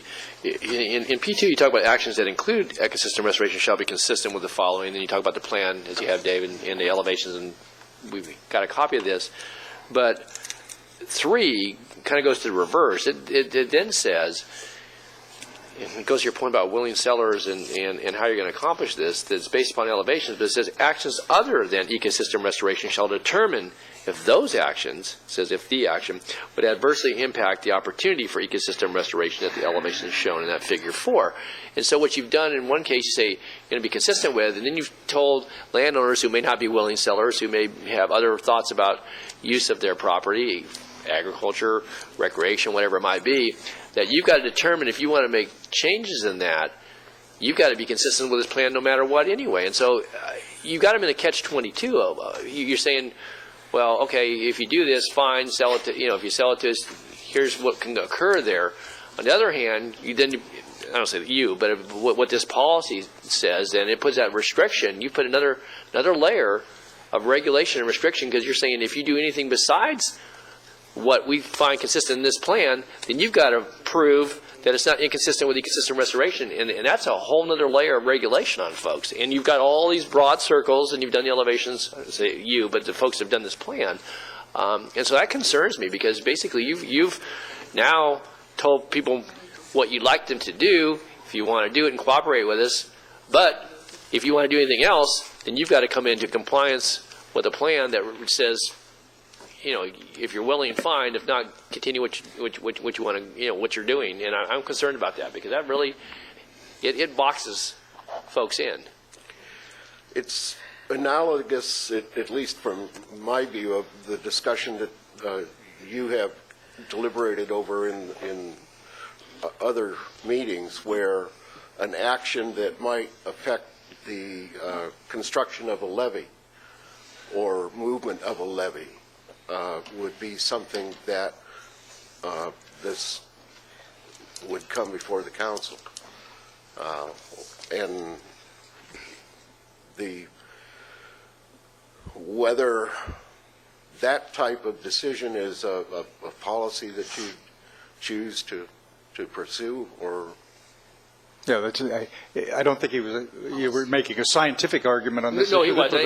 Implementation. Right, implementation. But our policy then says, and we use Figure 4 as our not just our guide. I guess it would be incorporated under some previous discussion into the plan. It's certainly referenced even in P2 about Figure 4. That this is the document, the guiding document and figure we're going to use. And you've got big swaths of ground that have been circled in blue here. Again, I don't know if this is the final iteration, but it covers large segments of the Delta, some of them in public ownership, some not. And then but now you've made it a requirement that landowners, by virtue of this, they have to show that it doesn't affect ecosystem restoration in order to proceed with whatever might be legally entitled to either a county or some other, maybe a pursuit that, again, would be complementary in other respects, but it's not ecosystem restoration. I've got some problems with the way that, because I think you really do lock folks in, recognizing that you may have some scientific basis for where these things can occur. But you've got areas down in the lower part of the Delta, certainly in the mid part, in the Casimas area, and then up in areas where you've already got restoration projects going, and successful ones, and ones that I think can be complemented by further efforts along those ways. But I think this becomes very difficult implementing on the ground for folks that now have land in private ownership. The map showing the elevations was made to display what the potentials are and what the elevations are. They're a matter of measurement and fact. It only portrays opportunity. It does not portray intent or specific action to make any part of that into habitat. Those decisions haven't been made. Right, the map doesn't do that, but the policy then falls behind it and says actions shall be consistent with. You got to prove basically that anything else you want to do besides ecosystem restoration, if I read this right, shall determine if the action would adversely impact the opportunity for ecosystem restoration. Yeah. What this policy attempts to do is say these are the areas of potential ecosystem restoration, and consistent with the principle we talked about before about first do no harm, we say don't go build a shopping center in this area or do something that's inconsistent with the future development of this as an ecosystem area unless you've really looked at it closely. So, okay, you may just need to tinker with the wording, because that makes Yes. more sense to me. When Don said that, I was alarmed, and then I read the language the way I just read it, and I thought, ooh, maybe he's right. So if it's saying, if you're farming, you can continue farming. Absolutely. Right, The we're going to intent have is to you can spell that out, or continue people are farming going to be... and continue doing those things. Yeah. What we do want to do, which I understand is controversial, is say, don't go do a large development. Don't go do something that means that in the future we would be unable to do restoration in this area. And that is a significant policy that does have impact on a lot of people in the Delta. So I don't want to minimize the impact of that. That's why it's here. And the intent is to say, keep doing what you're doing, but don't go do something else that prevents the council and the state from being able to. Gloria, then Hank. My comments really kind of has to do with readability, kind of going back what Hank says. And I wanted to kind of step back. I mean, I know there are some issues that are very complicated, but if you looked at this document, anyone looked at the document, say 5 years, 10 years from now, I think it would be very difficult for them to say whether or not we've laid out a plan for us to be successful. And so for me, this document is a framework moving forward to address those co-equal goals.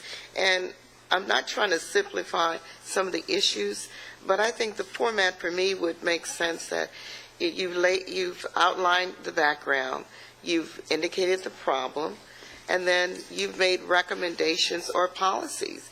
And I stress, with recommendations for me would be the strategy to achieve whatever our objectives are.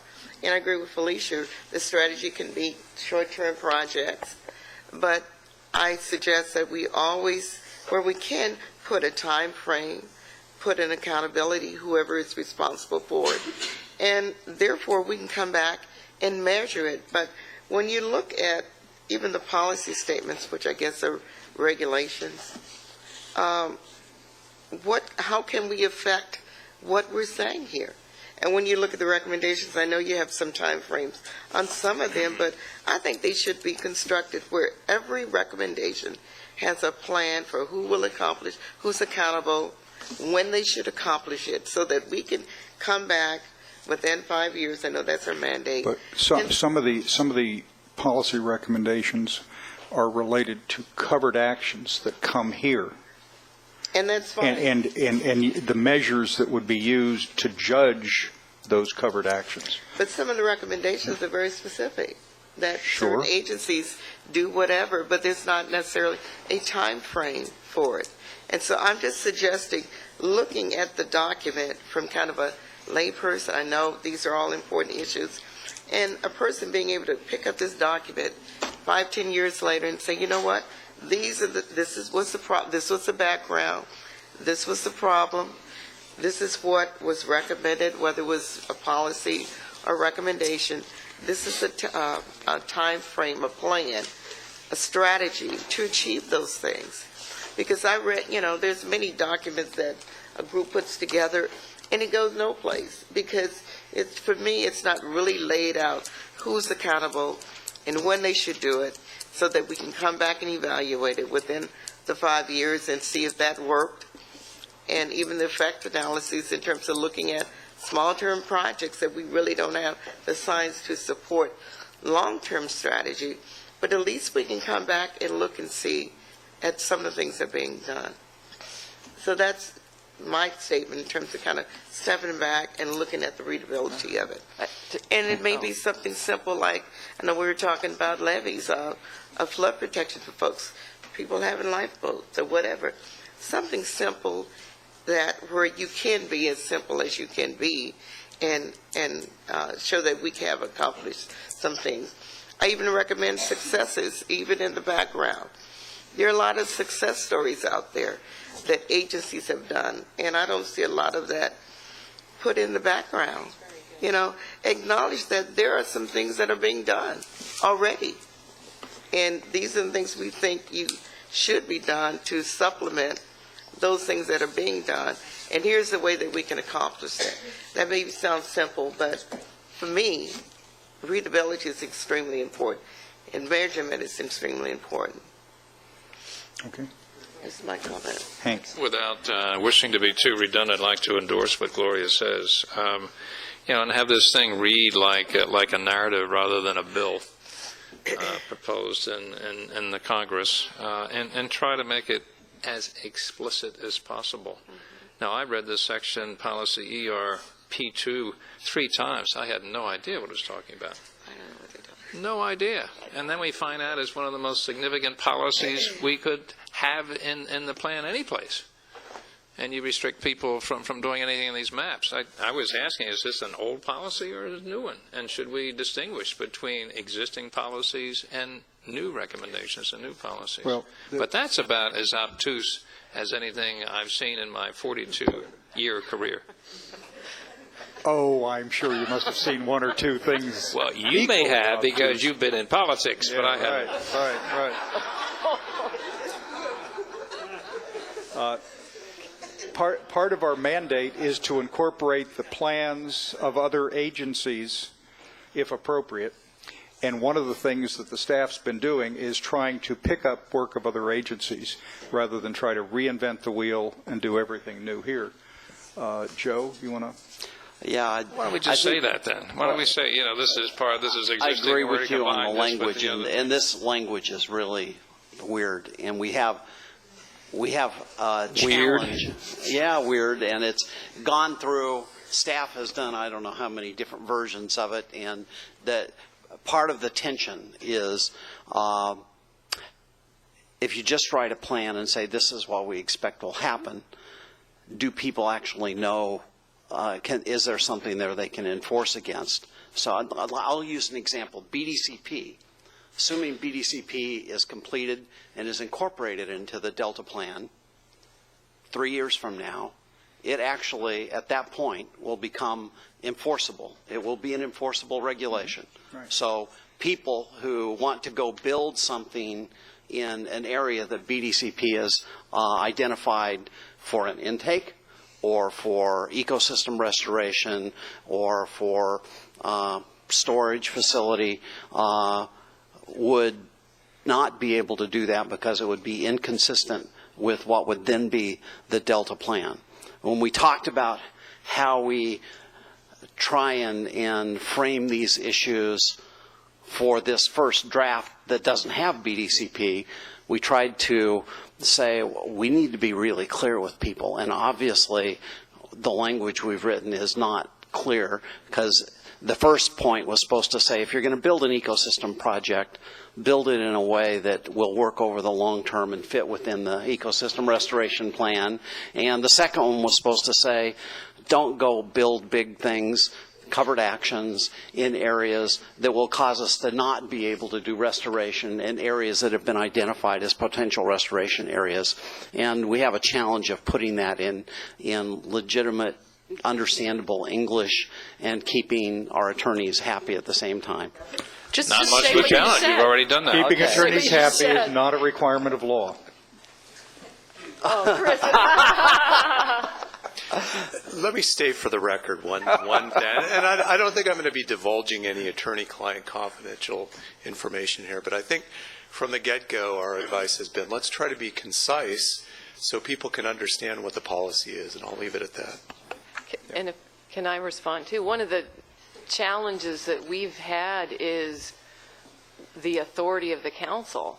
And so right now, my understanding, and please correct me if I'm wrong, but the council is not going to go out and implement ecosystem restoration, and they actually have only authority over covered actions that are brought to the council. So the council can't tell people to go do great ecosystem restoration. They can only recommend. Right. So, so in terms of accountability, it's recommended accountability. It's not actual accountability. Mr. Stevens. Can I just respond to Lauren? As far as I'm aware, I just want to make sure people are clear on that. But recommendations, you can still put a time frame to that. That's a suggestion. By X amount of time, recommend you do this. And we could do this. Mr. Stevens? No? Hank? For Mr. Stevens, let's not let pith be the enemy of clarity. Absolutely not. Absolutely not. Just to put a fine polish on what Lauren's point, I think, is absolutely correct. Gloria, yours is the perfect emphasis that recommendations here are a vital tool. If we have recommendations, let's lay them out, and let's be clear about the recommendations. And I think it was mentioned at yesterday's meeting, recommendations can have even more powerful language. They can be bolder. So let's use all the tools that we have available. Right. The concept here was never to tangle ourselves in some kind of knot over trying to figure out what a regulation should be. The idea was to lay out a policy that makes sense and to use all the tools that are available. Mr. Chair, recommendations to me would say to those agencies out there that we need you to accomplish this in order to meet our co-equal goals. So I look at it kind of making them realize how important their role is in accomplishing this. And so it's kind of encompassing everybody. We're all in this solution together, and we need you to do your part.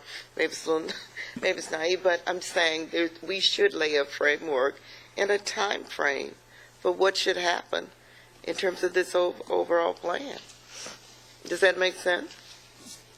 Yeah, and in this context, I think it's important to have Dave sitting at the table here from Fish and Game. I think the idea is that we've got Fish and Game in coordination with two federal agencies that have put together this plan that I guess is being worked on, updated as we speak, but to recognize the importance of existing efforts and to build upon that. Right. And I think that's what the idea was here, and I would agree that the language can be clearer. And I think we should really stress on those things that are already going on, in the background.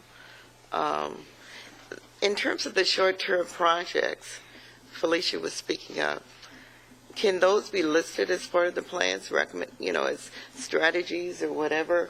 Where would that fit in the plan? Sure, absolutely. I mean, you remember. Well, the skeleton outline appears at the bottom of page 67 with categories of land.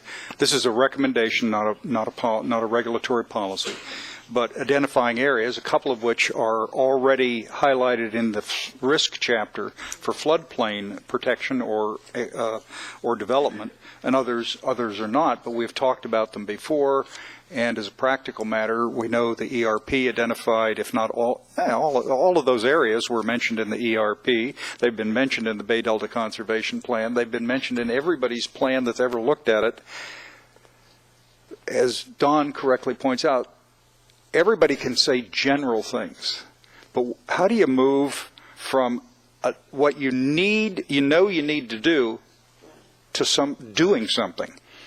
And that's why, Randy's been pushing us, I think correctly, to focus on things that can be identified in the next short term. Now, the problem is, to do that, you have to have a logically structured rationale. It's not just because it's a nice thing to do. Nobody asked us to do a political deal where you don't have to have rationales. You just have to have an outcome that powerful forces agree with. So the purpose of a map identifying elevations of land and a map that talks about ecological management units is not to say, gee, the council is buying the land tomorrow. It's to say, as a matter of the Delta Plan, here are potential areas that are going to affect judgment, not unlike putting a map in on subsided lands. Now, a lot of people don't like having a map showing subsided lands. We've heard arguments, and I've heard them for years. Don't show that; it affects my land value. Well, of course it does. You might be underwater. So the rationality of the maps is what leads ultimately to these short-term, near-term, immediate, whatever you call them, steps that we can take, and the non-regulatory recommendations for others to guide others with timelines as appropriate, and they kind of all work together. But Don's point is the right one. Nothing is without controversy, whether it's the Delta or healthcare or education or transportation policy or criminal law. Americans argue about everything. I say good morning to Don. He says, no, it's not morning. What do you mean by good? He says, hi, Phil. And I said, what? I say great morning. He's nothing like me? Oh, okay. Well, Pat says to me, hi, Phil. And I say, what do you mean by that? Yeah. I mean, the point is, anyway, there's a conservative writer who once described American politics as being like a barroom brawl. He compared it to European politics where nobody ever wins, but in America, it's the fight, and the fist fight rolls out the door of the bar, and the police break it up, and police leave, and they start fighting up again. George Shorts got sucked into making an observation. He said, American politics, nothing's ever decided. It's merely resolved legally and then argued about eternally. It's everything, anything, any general plan decision in the county of Sacramento is the same. It's because there are real people with real interests that are affected, and not just Delta interest. The same attitudes, the same resistance to action that is not in conformity with their policy preferences appears from environmentalists, water exporters, upstream users, people who live in Sacramento like me, Bay Area folks who live on a different planet than California. I mean, we're all the same. We view it. So this seems to me to be pretty modest to use maps to trigger things. Chris has already cautioned us yesterday that these actions are not taking condemnation of lands. And you know the disclosure statement that's around. But unless somebody in the state of California is at least being willing to chart out a course that's almost understandable so these poor engineers and scientists who keep getting yelled at for not performing miracles can say, well, you told me to do something. Here's what you told me to do. I can almost understand what you're talking about. Don't change your mind, and let's do something. That's what we're trying to do. And it's tough. It's really tough. But I think rewriting this into English would be helpful. But I do think it's essential to at least have in the Delta plan identifiable maps with identifiable features so people can understand potentials. I mean, the difference between a project, which is an action proposed for official purposes and buying land, and what is a programmatic Delta plan, that's the fundamental distinction. This is programmatic. It's still controversial. Don's point. Fair point. Good point. Good point. Okay. Joe, we're rewriting ERP2 in English. And 3. And 3. Yeah. Not just English, but English is understandable by someone not reasonably skilled in the art. And we had already by a man in the identified street. that. When I first read them, I wasn't sure what they meant, and Lauren had to tell me that's what they meant. Yeah. Can I raise a question on ERP4? And Cliff, this is floodplain issue. We had a very long discussion yesterday in the risk chapter on this exact same question. Some of this language is a different version of what appears in the risk chapter. Now, I understand the argument here is how floodplains are managed both within the Delta and in the Delta watershed has a great deal to do with the reliability of water supply, ecosystem opportunities, and flood risk. I got that. But we shouldn't, Joe, rewrite what appears in another section I agree. That's Delta-centric and have it kind of, we can reference that, but we don't have to rewrite it. Now, there will be some things, I believe, here that you'll want to retain, but I think this could be tightened up, the ERP4. Mr. Chair, question? On Don. on P4 too. On the second diamond, and maybe it's something you've given to us in the volume of information we've gotten, but you reference this California Central Habitat Connectivity Project, Department of Transportation, Department of Fish and Game, 2010. What document is that, or where have you given that to us? Tell me, and then I'll go back on that one. Okay. Yeah, that doesn't look familiar to me. It's one. That's the one you've got. Yeah, and we actually discussed this. Staff discussed this the other day. Okay. And we are now recommending deleting this second bullet. Took care This of report is a statewide report. It actually has very little detail in the Delta, and we didn't think it was actually a sufficient reference. Okay. Okay. Okay, because I was going to need to get up to speed. I just didn't know. I had some sense from what it described, but if you're going to delete it, then you've taken care of the issue. Thanks. Okay. All right. ERP 5. I mean, I've read the ecosystem restoration program, and isn't this duplicate of other language in part? I'll tell you what ERP5 was originally about, and it's been modified and tweaked, and I'm not sure exactly why, but what it was originally about is some of our colleagues in local government have adopted land use policies that would preclude ecosystem restoration. And we thought that was inconsistent with the Delta Plan, or should be inconsistent with the Delta Plan, and we wanted to write a policy because their land use plans must be consistent with the Delta Plan, and our intent was to try and craft a policy that said you can't have land use plans that preclude doing what the legislature told us to do and what's clearly in the best interest of the state of California. So this was the Yolo County, let's suspend all ecosystem restoration projects because we're mad? Yeah, and Solano, I think, at one point had...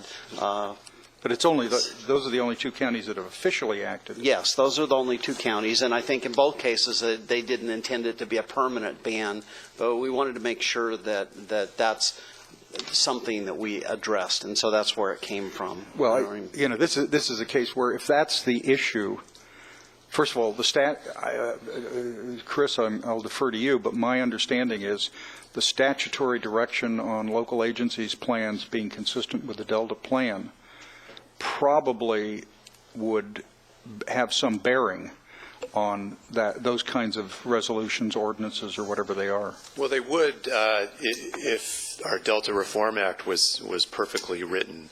Unfortunately, unlike the Delta Protection Act, where the DPC puts out which was perfectly written, except for the clause I wouldn't say that. It's shorter, let's say that.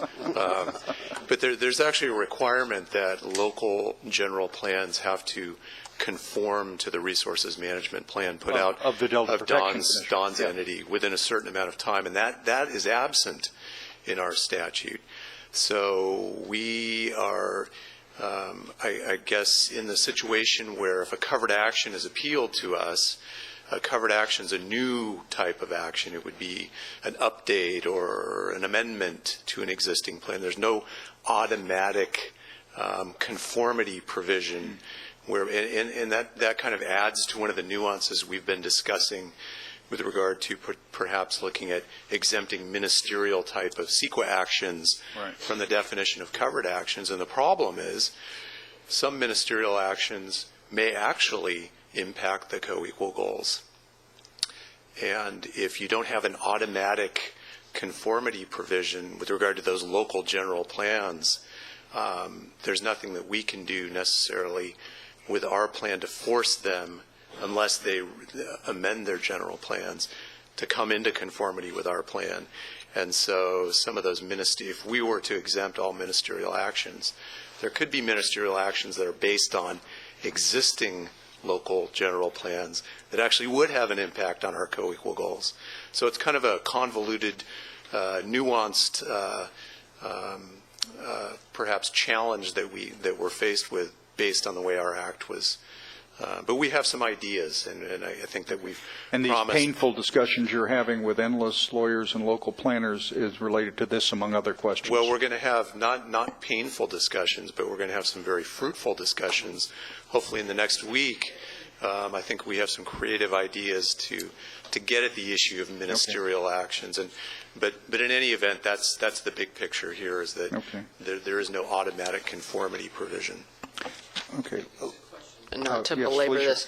So here, then, you're talking about new or amended or regional land use plans. You're not talking, why aren't you talking about stepping into permits that might be given on a existing plan that would conflict? You just feel you can't go there? No, I think that we do have authority with So- regard to existing general plans. If projects come up at the local level, Okay. those would be covered actions if they meet the definition. But we're talking about the plans themselves. Joe identified a few Okay, plans thanks. that say you can't do ecosystem restoration.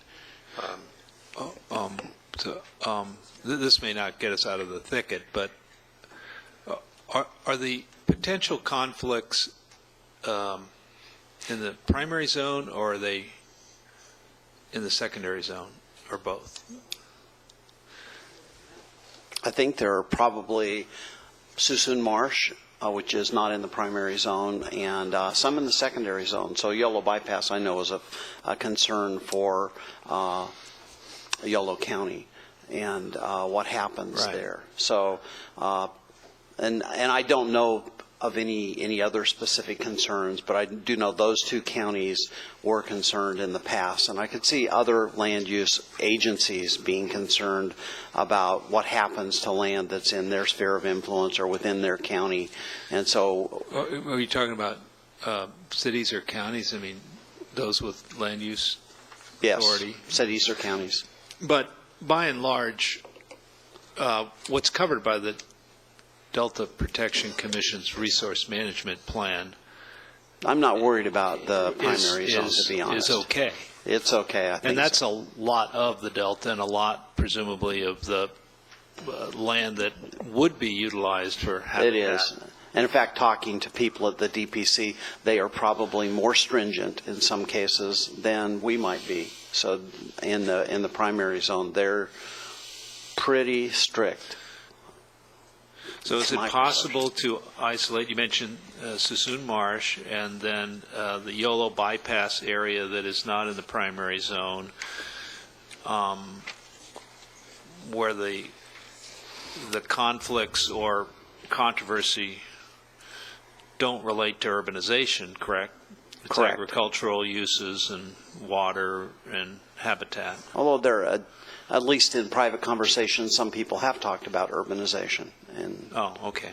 So, just wondered if, as Chris leads those fruitful discussions, whether the potential conflicts if we could narrow it, could so be it's not narrowed. Yeah, all-encompassing. and most That of it makes sense. may not be at issue because the DPC's plan is fully embraced by the counties. That Yeah. makes Don. sense. Well, yeah, I think Patrick hits on a good point, and one that I had not noted earlier, but you have a land use and resource management plan, and there may be a way to tie it, at least in the primary zone, to that, because that is, consistent with general plans, or general plans that would be consistent with that. The other question I wanted to just kind of put forth here, and maybe it's a little different approach, but on this P5, and you use the word substantially reduced, which, again, that's probably subject to some interpretation, so guys like Chris get to figure out what substantial reduction means. But I guess my question, though, is that, and again, I'm not familiar with the different approaches, but I think one of the counties took an approach where they would require a use permit for habitat restoration. It wasn't a moratorium, it wasn't an outright prohibition, it just required an entitlement, not unlike a lot of entitlements that might commit the land to other uses. And it doesn't necessarily say you can't do it, it just says you have to come through a CEQA process to do it and so forth. Is it intended that P5, though, would say that you couldn't put that level of local scrutiny, which, again, it's a discretionary action, so you can, so the hearing body can say yes or no to that habitat restoration project based upon, all the factors that are taken into consideration in the public hearing process, but it doesn't say no, you can't do it. So it's intended to say you couldn't have that level of scrutiny at the local level, which gives you retains discretion at the local level, but doesn't prohibit it. I guess you could argue and say it might reduce it because it doesn't just say you can go outright do it. You buy the land, go ahead and do it, whoever that is. So again, maybe that's something for folks to ponder, Chris. But I pointed out because that is it's a level review. It doesn't prohibit. And I think that's the approach at least one of the jurisdictions took. I don't know if the other one took more of a blanket.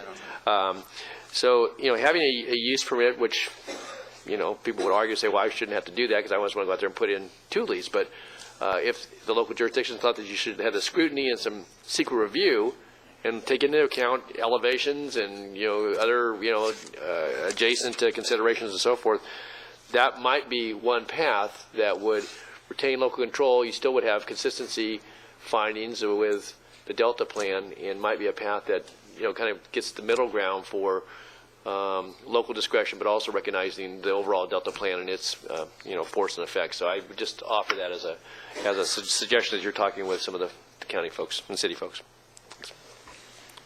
Okay. Joe, did you have anything else to add? Okay. All right. Let's go to the recommendation, the first recommendation, Cliff, which is the identification of the 5 areas, the Yolo Bypass, Cache Slough, the San Joaquin River floodplain, Suisun Marsh, and Consumas Moke River confluence. 3 of those were discussed yesterday at length in the floodplain risk reduction discussion. But maybe do a fast run on Cache Slough and the Suisun Marsh. Members are aware of what it is. I know there's a planning process proposal in the Suisun Marsh waiting review. Who wants to take it on? Give it just a status report of those 2 areas in general. I am not as geographically familiar with these areas as people like Chris and Anka, so I think Chris might, particularly for Suisun, could you take that on, please? Thank you, Dave. Suisun Marsh is at, I think they believe, the bitter end of producing a plan for the Suisun Marsh called the Suisun Marsh Plan, in process since about the year 2000, coming out of CalFed, the CalFed ROD. They have produced a draft EIR. That draft EIR has been on the street for comments. Comments have been received, and they're responding to those comments, and we'll produce the next draft. I'm actually not all that aware of exactly what the stage is, but I believe they expect to have that be certified and by summertime. The plan substantially provides for landowners the right to, if that's the right word, dredge from tidal channels for materials that they would use to renovate levees to the tune of 2 million cubic yards, a very large amount of material to renovate levees, because in the last decades, levees in the Suisun Marsh are very fragile, and they've been... they've never been at a high level anyway, have they? Never, well, right. It's probably appropriate for that They protect publicly owned lands and duck clubs. That's correct. And there's no incentive to build giant levees there. That's correct. Isn't the Suisun Marsh one of the more vulnerable areas to sea level rise also, projected? Well, it certainly, because of the status of the levees there, you can almost fall off the levees in lots of places if you can break your neck. They're not anything like delta levees, and they do fail. They fail quite often, and the land use there is actually set up to fix levees and then drain it relatively quickly, because that's really what they do for their water management anyway. They bring water on and move it off using relatively simple structures. Is it vulnerable? Absolutely. Sea level rise on both sides of the levee. We've got sea level rise going up, about 2 millimeters a year now. On the land side, we've got subsidence happening at maybe 1 centimeter per year. So really, subsidence on the land side is a much faster process. It's been about 2 centimeters per year on average over the last 100 years. Yeah, it was either late last year or early this year. you had helped Joe review the Suisun Marsh Plan, and we'd sent a comment letter to them. And if I remember correctly, their ecosystem plan resolved the issue of which of the duck clubs would be involved by drawing quarters on their map and assigning the ecosystem value in quarters, which was good for the duck club owners because it spread the burden and had nothing to do with the ecosystem as best described. Not unexpected. How has that been addressed since, if it has? There are comments, responses to those comments. I've seen them. In my view, they're not substantially addressed. They refer to the Fish and Wildlife Service Tidal Marsh Recovery Plan. The plan suggests that it is consistent with the Fish and Wildlife Service Tidal Marsh Recovery Plan. In my own estimation, it's not clear how that is true, but that's what is suggested, and the comments really reflect a sort of a pushback on comments that have come from the Delta Stewardship Council and other places pointing out this limitation. But in spite of all that, the Suisun Marsh is a prime area of attention for ecosystem purposes nonetheless.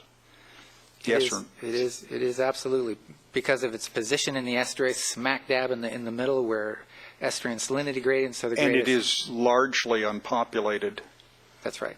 Very little of it is farmed, isn't that? Or do I have that wrong? It has a history of farming on some of the edges during periods in the early 1900s before the drought that started in the late 1920s, and asparagus does pop up every year, the remnants of those operations, but agriculture is not a big land use.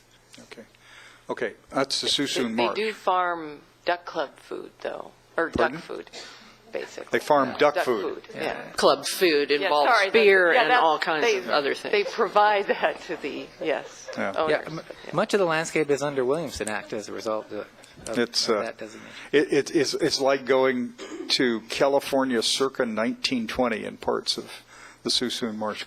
If you haven't had a chance to tour it, it is quite remarkable. There are some beat-up old house trailers there that are duck clubs for 6 guys.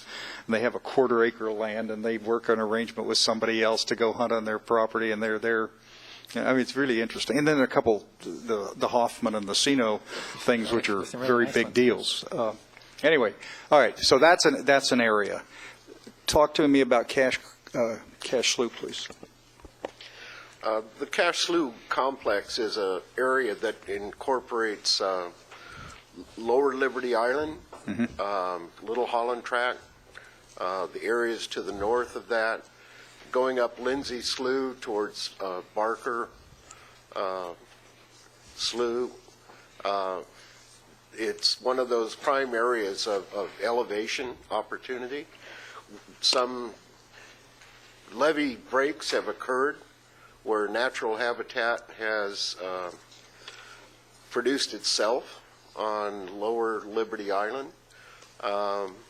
Trust for Public Land owned that parcel previously, and they have transferred it to the Department of Fish and Game in the Solano County portion. The intent is to also transfer the Yolo County portion at some point. Transfer to the Department of Fish and Game from the Trust of Public Lands. They chose not to continue to manage it, and there's a long and complex story of how they came into ownership to begin with. But there are the areas to the north of Liberty Island and Little Holland Tract feed into the floodplain which exists in the Yolo Bypass. The State Department of Fish and Game owns large portions of that area, and it's managed as the Yolo Wildlife Area.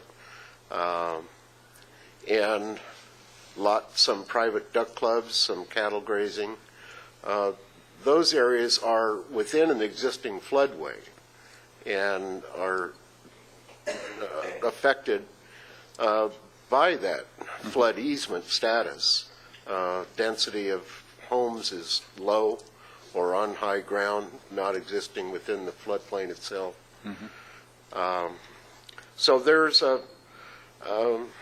As evident in the map, in our discussions with DWR and the federal agencies, a lot of focus on opportunities for restoration of freshwater tidal marsh in those areas. Well, back to, I'm sorry, Anka.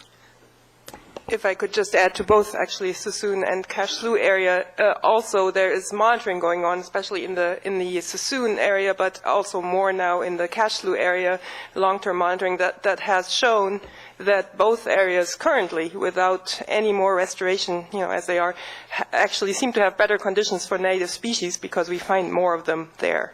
So that's important too. Well, here, Cliff, let's just go back to the generalized question. Is it possible to take a recommendation like this and construct from this recommendation, environmental recommendation 1 on page 67, something more elaborate that might become comparable to our floodplain activity where we've identified areas of potential? Everybody already agrees there are areas of potential, but we could lay out some practical steps that should, in our judgment, be taken. This is a recommendation, not a regulation, that might help cut through the multi-jurisdictions, all the hesitations on doing anything, and move ahead. That's what I'm interested in. Yeah, I mean, this goes back to, I think, what the comment that Gloria made on who, when, how, what's the responsible entity, and actually identify some of those in specific locations within these sub-regions.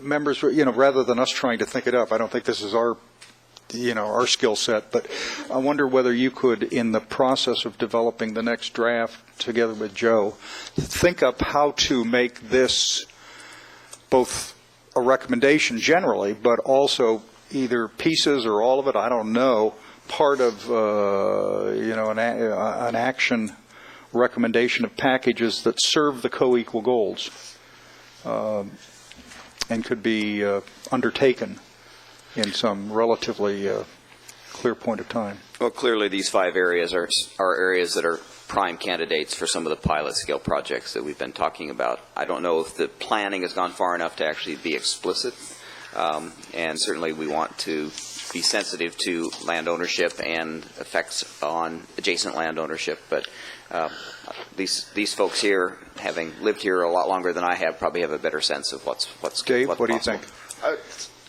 We're actually proceeding with some actions under the Ecosystem Restoration Program and the Fish Restoration Program agreement with DWR to implement some of these projects. For example, within the Yolo Bypass, looking at and reconnection of Pewter Creek to the floodway. You're talking about discrete elements within the overall plan. Correct. And so relative to laying out a timeline and projects, that is certainly within our capabilities. Well, it's a matter of... Together with our scientists and other folks on the council staff, I'd like to see, things you're already doing, we shouldn't say you're already doing. What's next on your list looking out there that we might be able to add to the agenda in the hopes of getting some money headed your direction to make it happen? I'd be happy also with flagrantly self-congratulatory language about what you're already doing. Flagrantly self-congratulatory? Yeah, go ahead and draft it, Dave. And we'll do that. But let me say that we need to be mindful of other activities that are going on within Yolo County, Solano County, San Joaquin County, and others. We have to maintain coordinated efforts with those entities. We have to be cognizant of other planning, the BDCP, the SMP, I'm using acronyms, Bay Delta Conservation Plan and the Sassoon Marsh Plan. And, along those lines, it's almost in terms of the rewrite for P3 and the potential rewrite for P5, maybe we don't need those to be Ps, but turn them into recommendations, because those policies exist elsewhere within.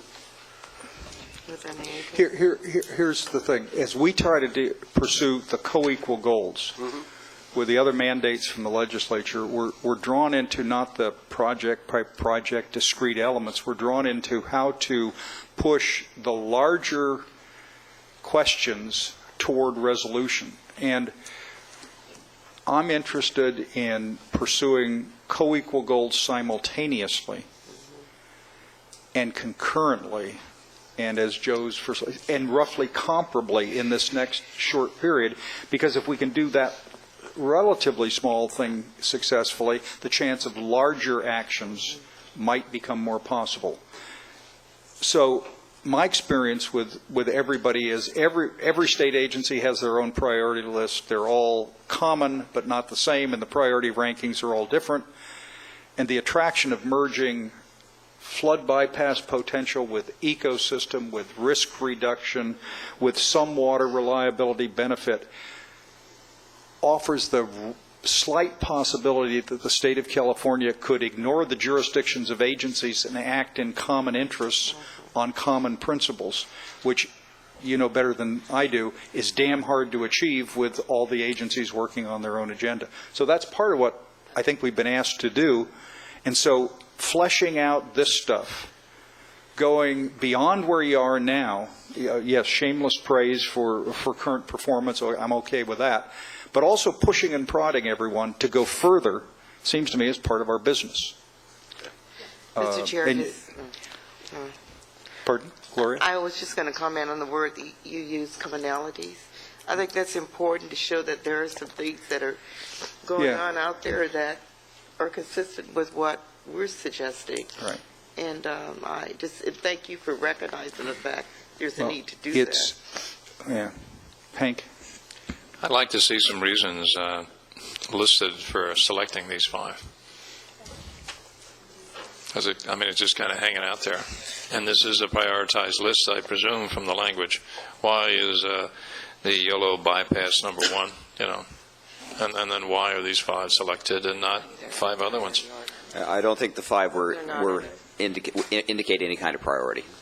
Well, you used the word prioritization. But these 5 are, I think, a priority over many other. Over other regions. Yeah. And list them alphabetically. Yeah, let's write the preamble language a bit more clearly. Okay. Felicia. Just another question, and it's sort of in parallel to some of what you're saying and some of what you described, and it's a question in some ways for the chair. You were talking about the idea of having all the publicly owned and NGO-owned land maybe come up with an MOU on how to use it both for flood and for ecosystem, so that they would be working in concert. Wouldn't this be a place to put that as a recommendation? Well, I'm in favor of it. I've urged nonprofit environmental groups and the water contractors, both of whom own lands, to sign a voluntary, non-binding, non-financed agreement just to manage their properties according to general ecosystem goals, which arguably they already do, but at least some list out there would be useful. Well, the public agencies too, right? Well, Department of Fish and Game. Caltrans manages its property in ecosystem-friendly ways according to Fish and Game. Felicia, it's unfair for me to press them for an answer on that. Why shouldn't we recommend that? This seems like a pretty good recommendation. I like the idea. We should recommend it. It's a recommendation. This was the notion that the environmental group, Leo and Nature's Conservancy sitting out there, but other environmental groups, local land trusts have some land in and around the Delta, and other government agencies do as well. We know that ecosystem, as Cliff said, is going to start on publicly owned land first. I mean, just if for nothing else, because of the argument Don made at the beginning of this entire discussion, which is resistance to taking over privately owned land unless it's voluntary arrangements. And so that's going to happen that way, but it's been delayed in moving forward. So voluntary agreements for me are even more significant than anything else, and particularly for those people who have purchased land for the purpose of ecosystem benefits eventually. It is foolish not to try to at least have a collaborative process on operations of land. Dr. Mueller-Solger.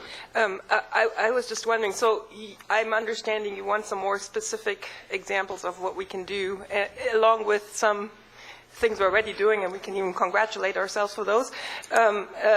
Would you also agree with or think it would be appropriate to have some examples of what we're doing in the scientific arena on this, entirely self-serving here, but we are doing a lot of studies, and actually ERP, Delta Science, IEP, we're all funding studies to understand why certain areas might be better for restoration than others and things like that. Could we put that in there too? Sure. Sure.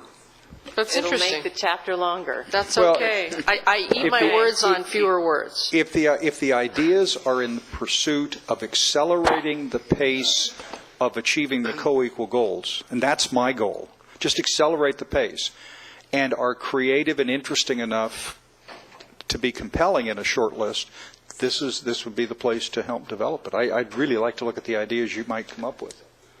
Yeah, one thing that I think we could probably put into here that I would like to see put in here, and this is from my experience elsewhere, but a successful pilot-scale project with a strong communication component that evaluates the results of that project to the public is the best way to generate future support for additional projects.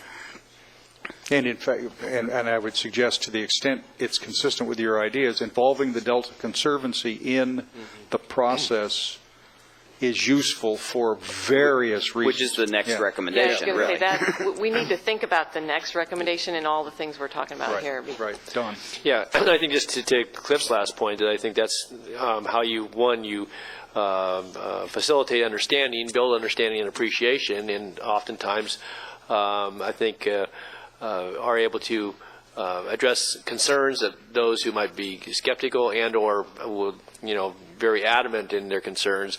Is when you do that, and you do it in a way that's public, that's transparent, that then reports out, and so I think good examples though of over time, the Cosumnes Preserve, certainly the Stone Lakes Wildlife Refuge, Yellow Bypass, those areas where again you still have all the interface with governmental entities and others, but certainly from a standpoint that they have constituencies that certainly brought forward some initial support for it, but they have grown because they're understanding what it means. They've demonstrated the ability to reestablish certain environmental habitats and values, but also have found, I think, good coexistence in a lot of cases with agricultural operations, even establishing some of those things with grazing programs and wildlife-friendly farming practices within the preserves and or the areas that are protected as a part of those refuges and so forth. And so I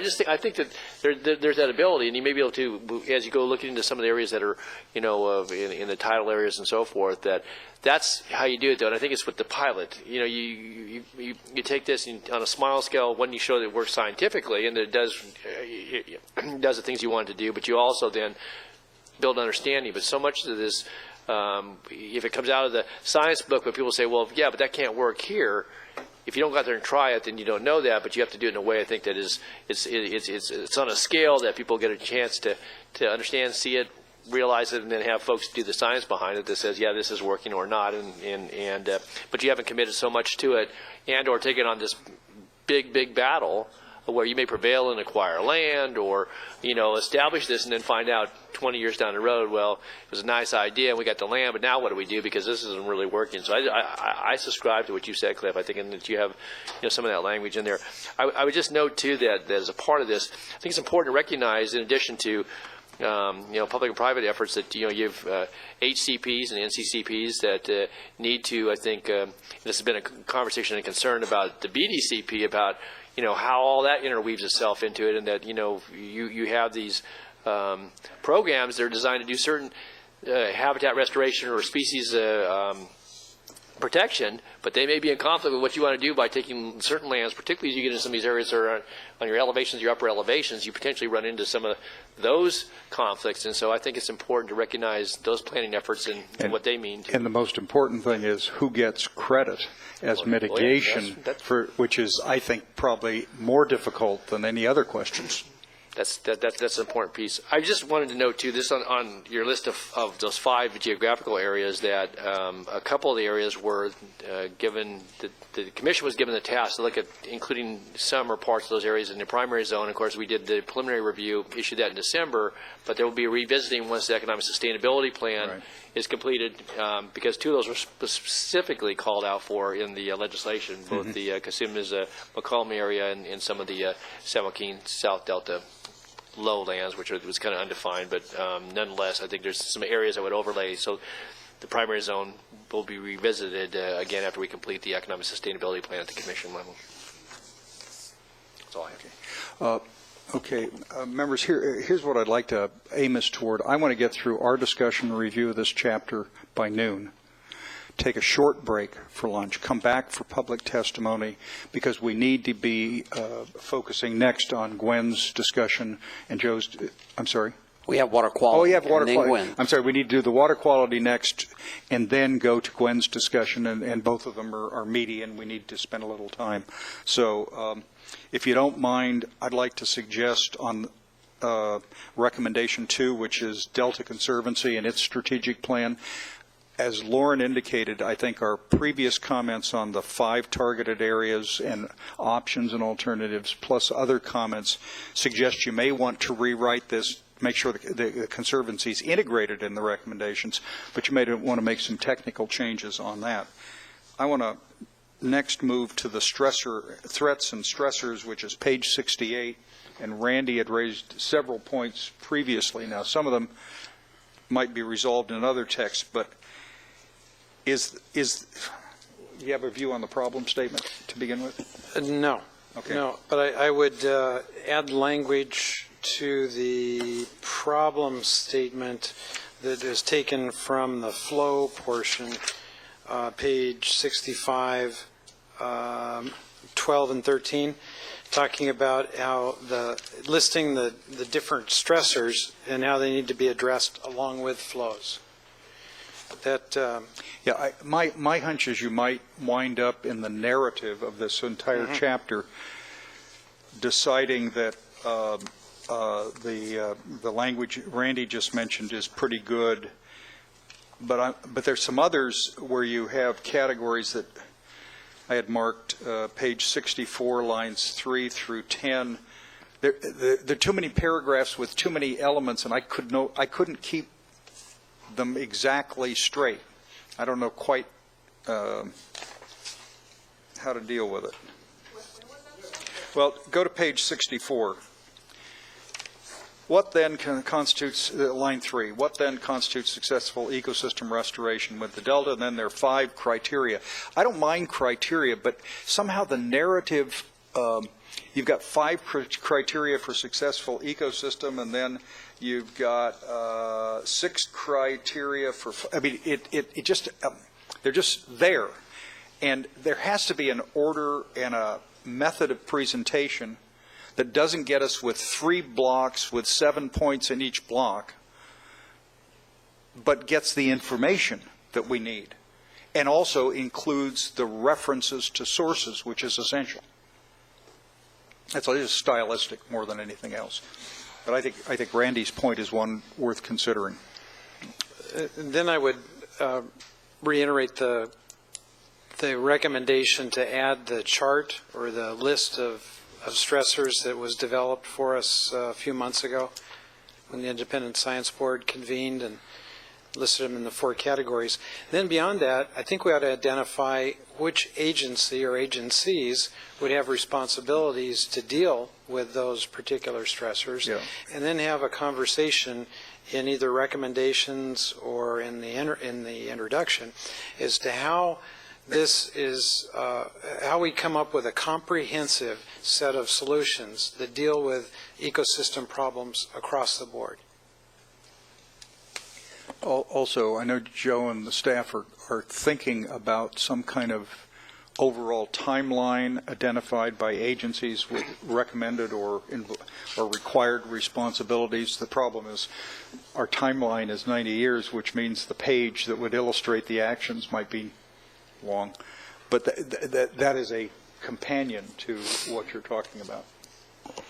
Can I ask a clarifying question for Randy? Is that, so are you, ERR4, does that get at what you're talking about? Is that related to what you're? R4. On page 69. Okay. I would prefer to see the stressors broken down as they were, Yeah. and then each category identify which agencies are responsible for those. I want more specifics. For each And then hopefully we can make some recommendations out of that about the kinds of things we think ought to be done in the near term, interim term, and long term. Is there a, Cliff, is there a, we've had this discussion before, because when we sucked you in, I think I was one of the guilty parties to developing a list of stressors. I also said prioritization, and you gave me the look. There it is. I like the idea of including the ISB list, but I'm also conscious that standing alone without a process, it's an invitation for all the warring parties to choose their favorite opponent and just go out and argue. See, it's on a list. And is there a methodology of dealing with multiple problems that can minimize the games that get played with the list, but still preserve what is essential, which is a recognition, complex ecosystem, complex problems, many causations, some beyond control, but actually tries to, convert the scientific knowledge and the acknowledged uncertainty into something that becomes slowly over time actionable. That's what I'm interested in, and I know how hard that is. I was going to say that is a challenge that I think we've been wrestling with. I know the Interagency Ecological Program has had attempts to get at some of these multiple stressors in combination. We often tend to pull one out, do a workshop on it, pull another one out, do a workshop on it. And it's how to actually integrate and synthesize the fact that they're working in combination, in concert, and actually bring that complexity into something that is still tractable in time and space to actually discuss it. Yeah. I like the idea here. First of all, I like the idea of doing exactly what you said, is to use the groupings that I think the Independent Science Board gave us, which I think was a very effective way of presenting them. And then maybe we can make that recommendation for a better attempt to actually talk about those four groupings, probably not linking all four of them together simultaneously, but at least talking about the ones within each of those groupings in some kind of a more formal manner like you discussed. I think you've almost sold me on the Cliff Dom as an aggregator approach to... I'm a lumper rather than a lumper, splitter. yeah. Okay. Well, I was trying for a more elegant expression Yeah, of it's a term of art, this. lumper and splitter. But think about the question of what is a scientifically productive process. I mean, we can lump into 5 lumps, and you can be sure that people will just go pick out their favorite targets from the lumps. But there's something about the notion of grouping them together means they have some connection with each other. Either the problems are generated in comparable ways, or maybe they're not. I mean, I don't even know how to describe it. But any way of structuring the discussion, I think, helps civilize the eventual debate. And I think that would be very productive. Well, it's a tough challenge, but one of the things that I think we have done that I like, and that is we get the differing groups with differing opinions in the same room for a civil, open, and honest discussion, where part of it is facilitated by people who have had experience with this elsewhere to bring their expertise to the forefront. And we also give substantive amount of times for discussion amongst the parties, not just being talked to, but talked with each other. And we've done that on a few topics. Probably time to do it on a few more. Good. And I think this idea of grouping some of these, using the classification scheme that the Independent Science Board gave us is a good place to start. Felicia, then Dawn. Yeah, I have the same. I was sort of surprised that all you talked about was non-natives. Now, I know if I actually read these lists in the diamonds on R3, that would illuminate a lot, but I agree with the need to, when we're talking about stressors, to be able to put them in categories. And then some of these, as you said, you'll talk about in the water quality section, but even a reference to the fact that they're talked about in the water quality section would be helpful, because I looked at this and I kind of did the dog thing, because I just didn't understand why there was just this much in here with a title that said reducing threats and stresses. So even though you're going to have to cross-reference and figure out where the sort of mother explanation is, I'm open to however you do it, but Well, I mean, it seemed lacking. In all honesty, when I read draft 3, chapter 6 stood out like a sore thumb. It was just simply not there, and so it's kind of hard to cross-reference to something that is had no substance. So hopefully we'll do a better job in draft 4, because it really needs considerable reworking, and then the linkages between multiple chapters needs to be developed. And this particular, what's it called, reducing threats and stresses section, we feel was simply incomplete in draft 3. I think that's fair to say. And in fact, our own discussions, we felt it was the most poorly resolved and developed part, and we certainly are putting efforts to try to make it a better. But I am intrigued by the stuff you did put down about non-native species and would be interested, but I can wait till the 4th draft, because that's important too. Yeah, well, another one, for example, predation is another one we're talking about here. And so there's a number of additional stressors that are biological in nature that we would probably put here, where we would probably put some of the ones that are more chemical into the water quality section. Yeah. Okay. All right. Let's move on, if we could, please. I think we probably want to go to the BDCP brief discussion here. This is really not so much a scientific discussion, but a process discussion. Joe, you might want to pick up. Well, what I was thinking is I could summarize what I think I heard from the council, because we talked about this yesterday. And what I heard from the council, first of all, is that we should send a letter to BDCP asking for suggestions about short-term actions that we could take. We may want to include other things if we have other recommendations for them. The second thing that I heard was that rather than automatically say what we're going to do if they don't meet the deadline, we change that to a reopener where the council will then meet and talk about how we should respond if BDCP is not complete in December of 2014. I think that at least that is in line with what I suggested. Gloria? There was some concern expressed from the audience yesterday. Is that something we should consider?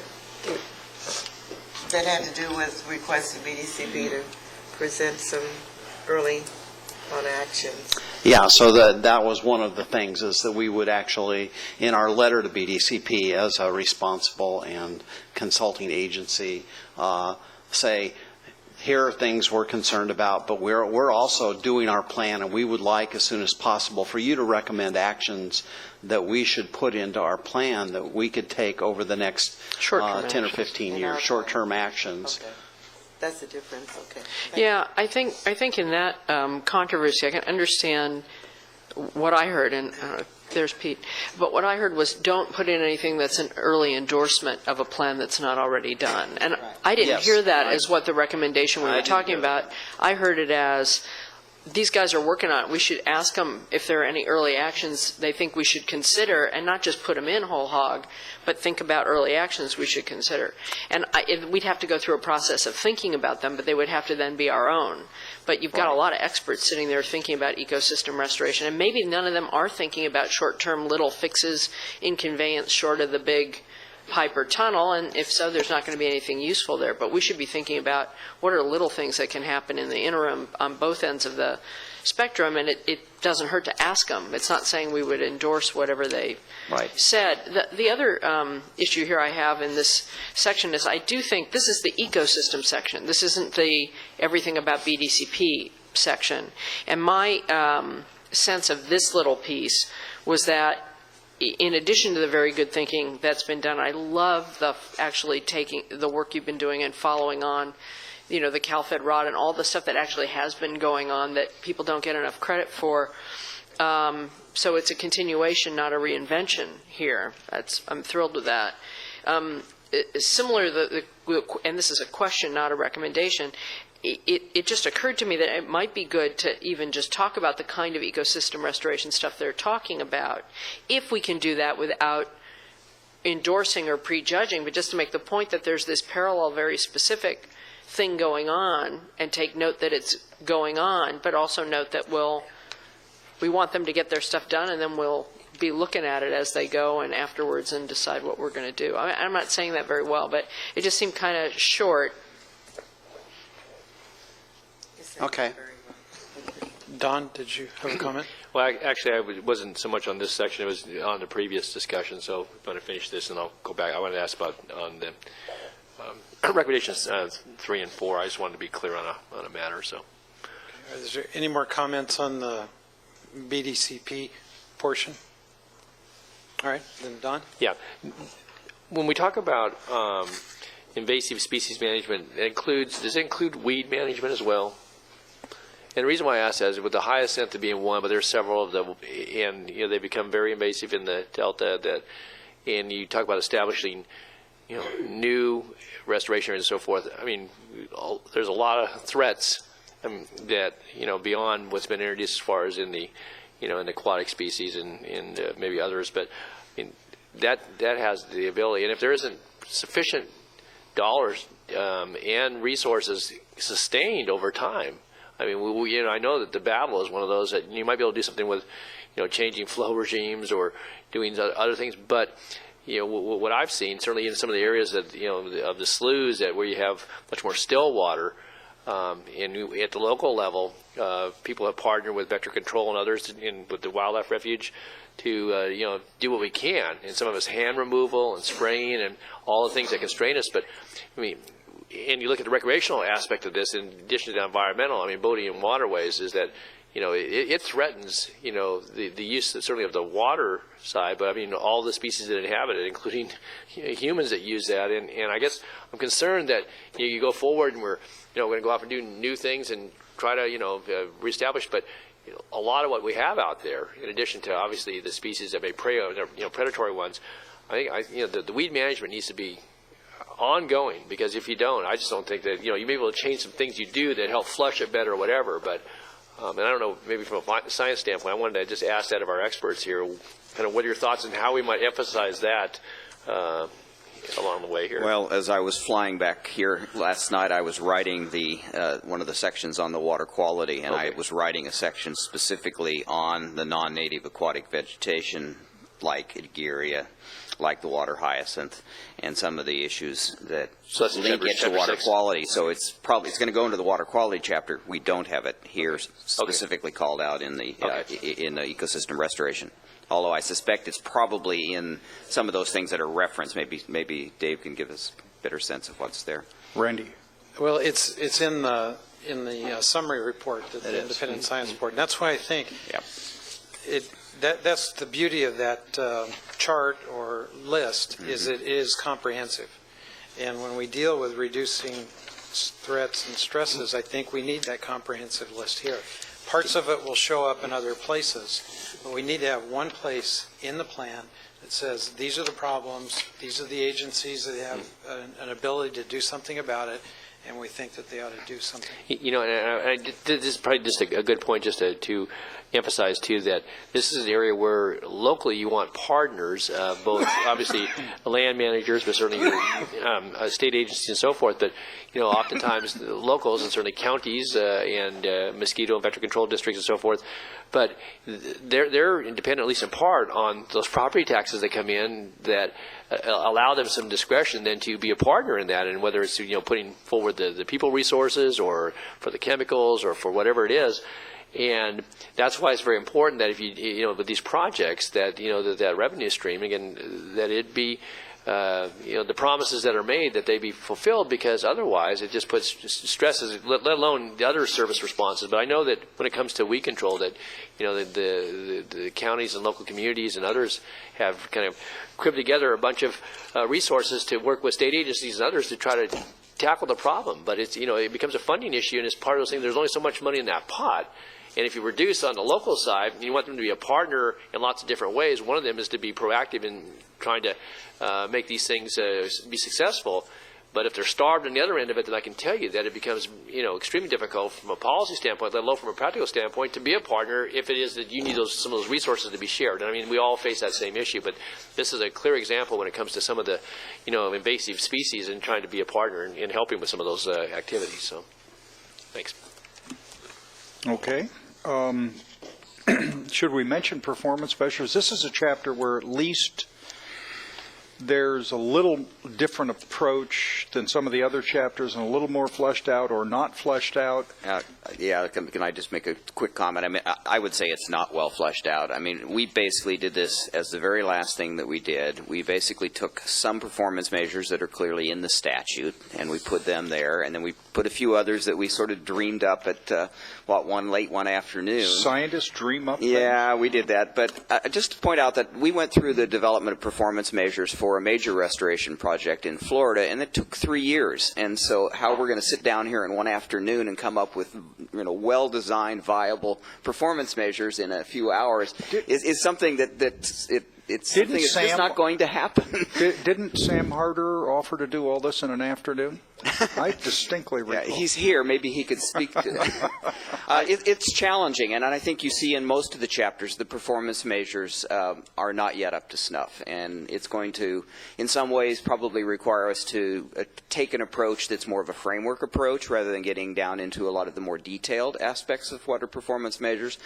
Maybe, how do you actually develop good performance measures is something that needs to be in these sections. But I really am dubious that we're going to have concrete, well-developed, well-thought-out performance measures for each of these chapters in the time frame that's required. Suggestion, understanding that, and Mr. Grindstaff, I think you have already told me that that's likely to be the case. If there are areas where you believe there is enough information, even if it's a small area, the presence of any progress on trying to define performance. I mean, government is long on promises and short on evaluation of what it is. Mm-hmm. And it is so important to have, if we should have, after another 3 years, 100 performance measures, well, to have 2 or 3 examples in any of the subject areas would be a start and would be dramatically different from the way most government activity occurs. Yeah, I think we're looking for the BDCP review by the NRC basically pointed out that when you come up with 202 performance metrics for your plan, that's not helping either. Yeah. So you can go easily to make this huge list of everything you might ever envision doing, or you can basically leave it at very simple things like we restored so many acres or we spent so many dollars. We're trying to find something that's a little more informative, that's communicative to the public and to the people who are interested in knowing whether the restoration is working.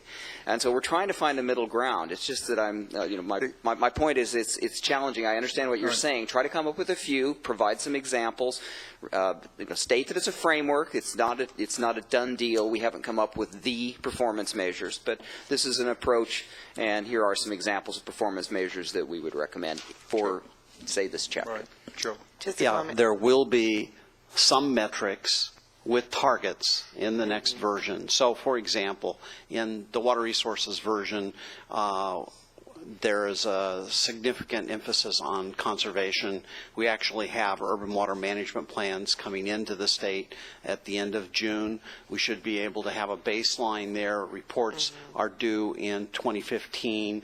And there are reports due in 2020, we should be able to actually have not only the baseline, but the way we're going to measure it, the metric, and the target moving out into the future. And we have some instances where we can do that, some we don't. And I think Cliff's exactly right. It's going to take us a number of years to get it all right, but it's important to start, and it's important to measure what we can measure and begin reporting that and tracking it. And I think it will allow us to show we're making some progress. This is nothing you have to do, but for about 7 years when I was chairing a legislative committee, I actually required that bills that propose pilot projects have a quantifiable measure of success and failure contained in the language that authorized it, which was universally resisted by all of my colleagues. Didn't last long. Yeah, just a comment. Oh, I'm sorry, Glenn. Yeah, thank you. Just a comment regarding performance, and I think you've already indicated. I think whatever statement you make, where we can measure it, because performance measures means that you've got to determine that you've been successful. So how do you determine that? Right. If it's a date, if it's data, whatever it is, achievement. But I think when you look at this, and you're right, it will take a while to develop it in terms of achieving whatever the objectives are in each chapter. But it has to be measurable, and you have to figure out how you can measure whether or not it's been successful. So just some comments when you do. Yeah, quantifiable and Right. and easily and effectively communicated. Exactly. Thank you. Hank? Just a quick one on line 40, 41 on page 69, performance measures. Viable populations of native, resident, and migratory. Is that fish? Is it only fish? No. Fish and birds? That's a statutory language. Is it? Yeah, it's a And then the statutory second one, language, functional corridors for migratory, is that only bird, or is that both? Again, it's both, but it's the language. We pulled it out of the language, but I interpret it as both. It looks like it was written by a politician, not a scientist.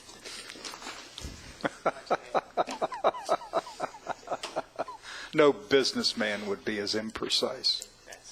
Right. Okay. All right. Any other questions on this chapter? Okay. Ladies and gentlemen, I hate to do this to you, but we've got to come back, get the testimony. If you don't mind, I'm going to suggest we come back at 12:30. That's 35 minutes. I know that's not much time. I apologize to you, but let's go in recess until 12:30, please.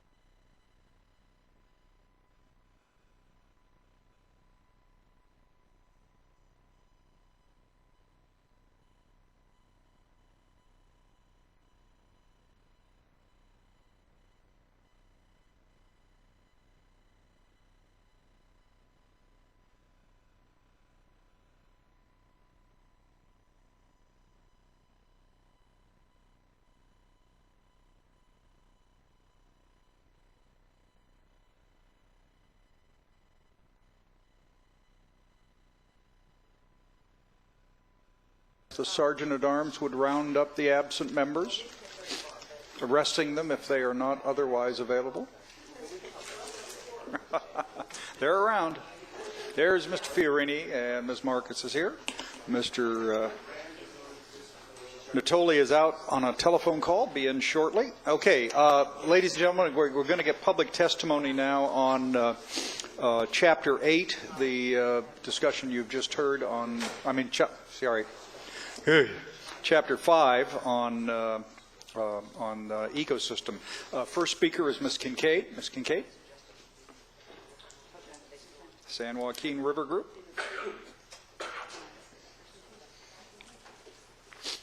Valerie Kincaid, San Joaquin River Group. I do have a couple comments. My first comment is the discussion has been really interesting, and I feel very progressive so far today. So For what it's worth, want to congratulate everyone on that. I want to first touch on what I kind of see as a macro issue that came up before the break on organizational issues and how the chapter is organized versus stressors and flow. And I see sort of 4 headings in this chapter, and I see them as flow, habitat improvement, other stressors, and BDCP.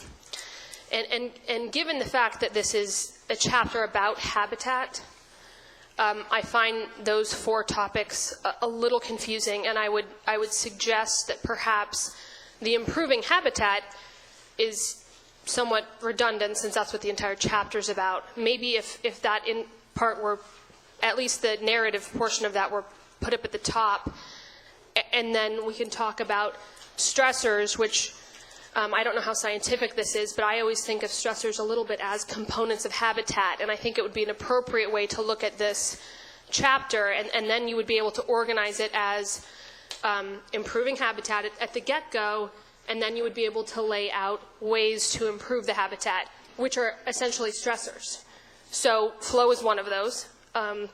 Predation's one, invasive species, and I think you would take the ISB lists of stressors and import those as headings instead of the existing headings. I think the BDCP heading is fine, but I would replace those 3 headings with headings that are stressors. Now, obviously, there would be kind of a placeholder heading there for the water quality and chemical constituent. Stressor, I think you can just say see chapter, what have you. So I think that's a pretty easy way to do it. I don't know if that's a perfect way, but in my mind, that's much more cohesive, it's much more comprehensive, and it's less redundant. So I'm throwing that out there. Okay. Onto the natural flow regime. That's where I think the conversation got really interesting. What I heard, and hopefully I wasn't just hearing things optimistically, but what I heard was that no one actually wants to go back to a natural flow regime, and that we're not trying to reinstate one piece of a natural system on a totally changed system. I think I heard everyone here say that that's not desirable, that's not scientifically supportable. And in that, I also heard folks say that the reason that language is used is because you're mimicking the variability of what is the natural hydrograph. And I would encourage the use of the regulatory language in this. And that language says to restore a healthy ecosystem. I think that's more accurate. I think that it's you know, we don't always, as Randy pointed out, we don't always want to do the natural hydrograph. At times where that would be a really dry year and very detrimental to the ecosystem and not restore a healthy ecosystem, we don't want to mimic the natural hydrograph in that situation. So I would definitely say to pull back on the natural hydrograph language because I think it's misleading, it's not accurate. If we're talking about mimicking it and talking about variability, then why don't we just use the words variability?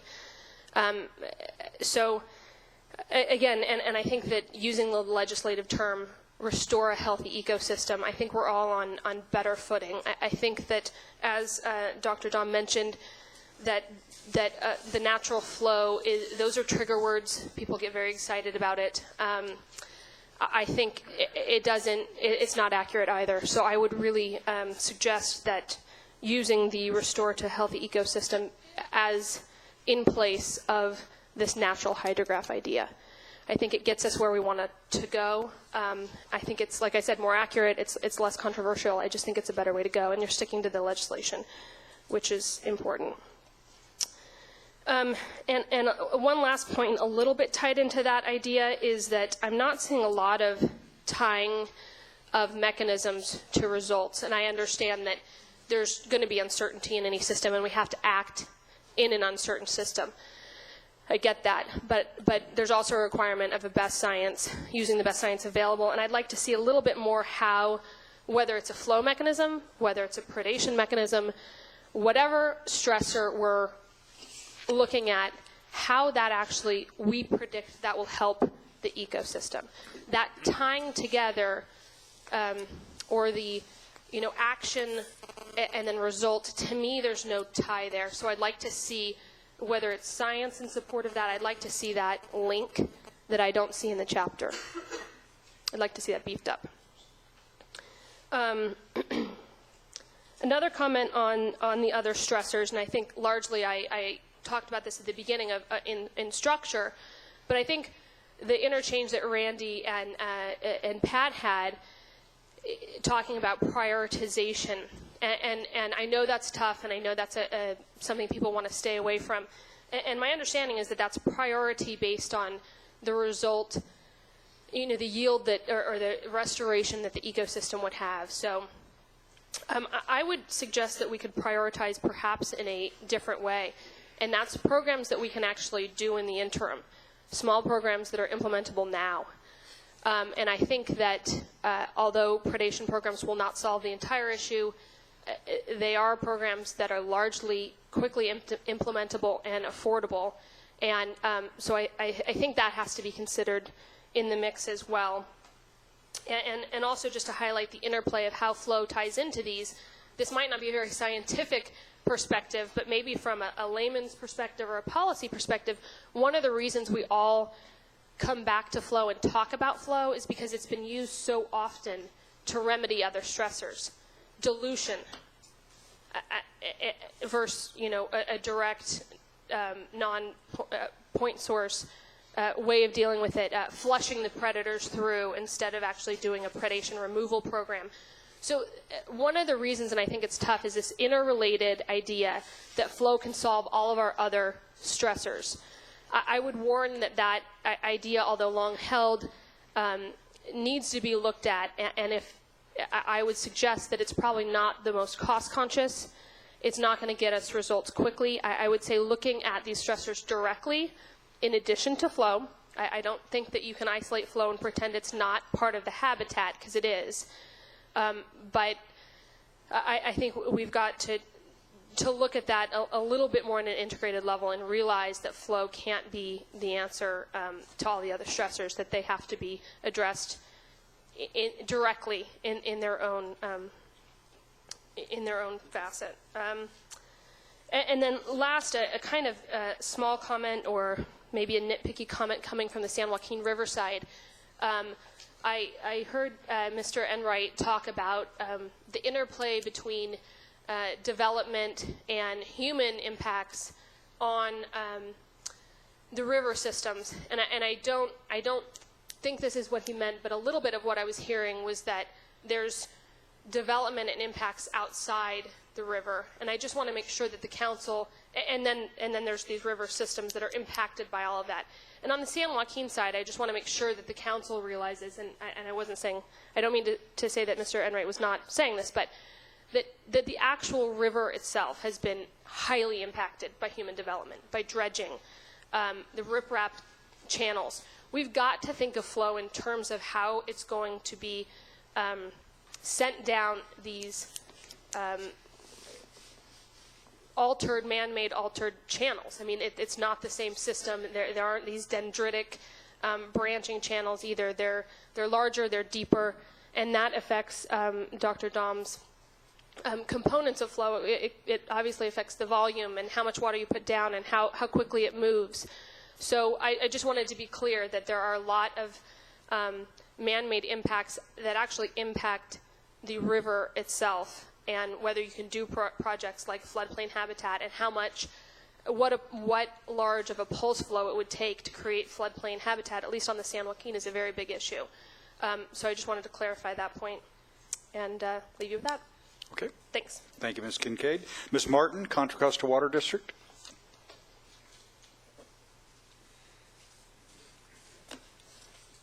Good afternoon, council members. I'm Maureen Martin from the Contra Costa Water District, and I was just came today to follow up on a conversation started by Mr. Harrington on the panel yesterday. Could you pull that mic a little closer to you? Thank you. Okay. And so Mr. Harrington mentioned our salinity variability report, and the conversation was started again today. So I just wanted to, I brought 6 copies of our highlights document. Thank you very much. And it just contains references to this is a non-technical overview of the report, and it has a link to our website that contains all of the technical information and all of the references to go back and describe the historical conditions in the western Delta and Sassoon areas in terms of freshwater and salinity variability. So I encourage you to read it, and we'd be happy to work with staff to address any questions. Thank you very much. Okay, next is Ms. Ford from the Sacramento County Water Resources Department, and then Mr. Becerra, and then Mr. Winternitz. Good afternoon. Connie Ford, Sac County Water Resources. Pull the mic down a little bit, please. I'm vertically challenged. So one of my comments in this document, and the ecosystem is a real exciting chapter to me, because to me that is a place where we can see progress. And by that same token, when I like to see things that are written and correlated with possible performance measures and strategies that can be implemented and maybe put under the umbrella of the Conservancy would be a good place to encourage them to write their strategy and their strategic plan towards the implementation and the measurement of this.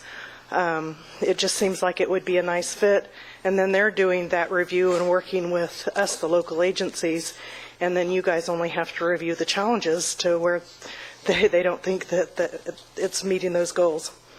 Now, the other thing is when I'm, as a local agency, helping some little person or project come through, and I'm writing the finding of consistency, because most of them aren't going to be able to do it. If you've got a big project coming in, they're going to hire some consultant to do that.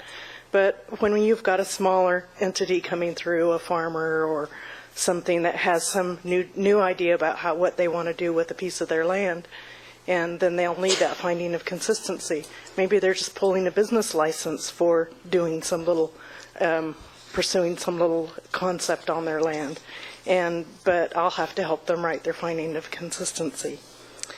And it can be challenging. So if I could pull pieces and parts out of policy, they're consistent with this policy in here, and here's their performance measures, and here's their strategies, and they implement that in into their project, then they're good to go. But this document isn't really written this way, and so it's going to be hard to get there from here. Then we're going to have a whole bunch of strategy sessions and meetings to figure out how we're going to meet a policy that doesn't state you have to meet 3 policies, or you have to have measures that are consistent with the other strategies. Maybe the other state agencies, local agencies, industries can develop their strategies and strategic plans and get them blessed by, I don't know, maybe the Conservancy or your board, that their strategy is consistent with the ideals in the Delta Plan. It's a thought and it's a concept. Mm-hmm. Otherwise, I'm sitting there helping them write their finding a consistency, and it's just challenging. I'd also like to see some adaptive management type issues come into it. So as some of our protected creatures fade off and aren't able to be found anymore, we don't have to continue to write all these things in to protect them. We mourn their loss, we write them in the history books, and we haven't seen one for a long time. Pardon me. Otherwise, when I'm writing that, finding the consistency and developing the management practices, I'm writing something in there like, and all elephants will wear pink sneakers in the strawberry patch, because we haven't seen a pink elephant in the strawberry patch in a long time. And it's just frustrating to have to do that kind of thing, because you have to cover it. So, thank you. Thank you very much. Can I flag an issue from this? And I don't know about the pink elephants, because I think when they are extinct, you don't have to do it anymore, right? I think you don't. But in any event, I don't know enough about that. But one idea I just want to flag for when we're done with all of this is sort of just I hate to say it's another document, but at some point, once we have a plan that's done that has the policies and the recommendations, there's, especially on the policy side, it's usual for regulatory agencies to write guidance documents that help local governments or other people comply. So we should think about doing that, because that would make it easier for the people who are trying to. And we have committed to do a checklist, and hopefully that was part of the initial regulation we developed. Thank you. Thank you. Mr. Bezzetta.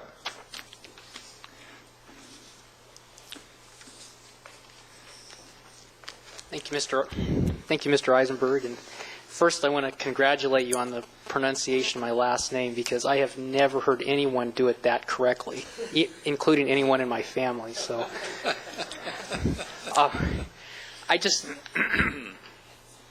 want to start off by saying how much I at least appreciated the conversation this morning about the council going over what existing agencies are doing, seeing what there is available to you, and attempting to prioritize and get all of that to work together in a way that you can make substantial progress on the Delta in relatively short order. To me, that's really the fundamental reason that the council exists and what you can really add to the process. I think that was great to hear this morning. I appreciated that.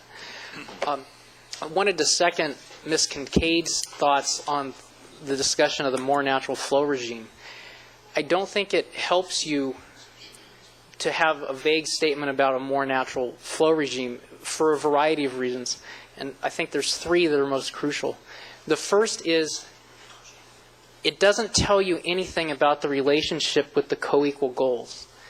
First, depending on what the specifics of the flow regime are, you may have dramatic impacts on water supplies. And it's a fundamental issue presented by California's Mediterranean climate that in order to have water to drink or do anything else in the summertime, you've got to have some storage. And if you have storage, you're naturally shaving some portion of the peak off the flows. So one, if you say more natural flow regime without any specifics, you're not demonstrating how you're meeting that water supply co-equal goal.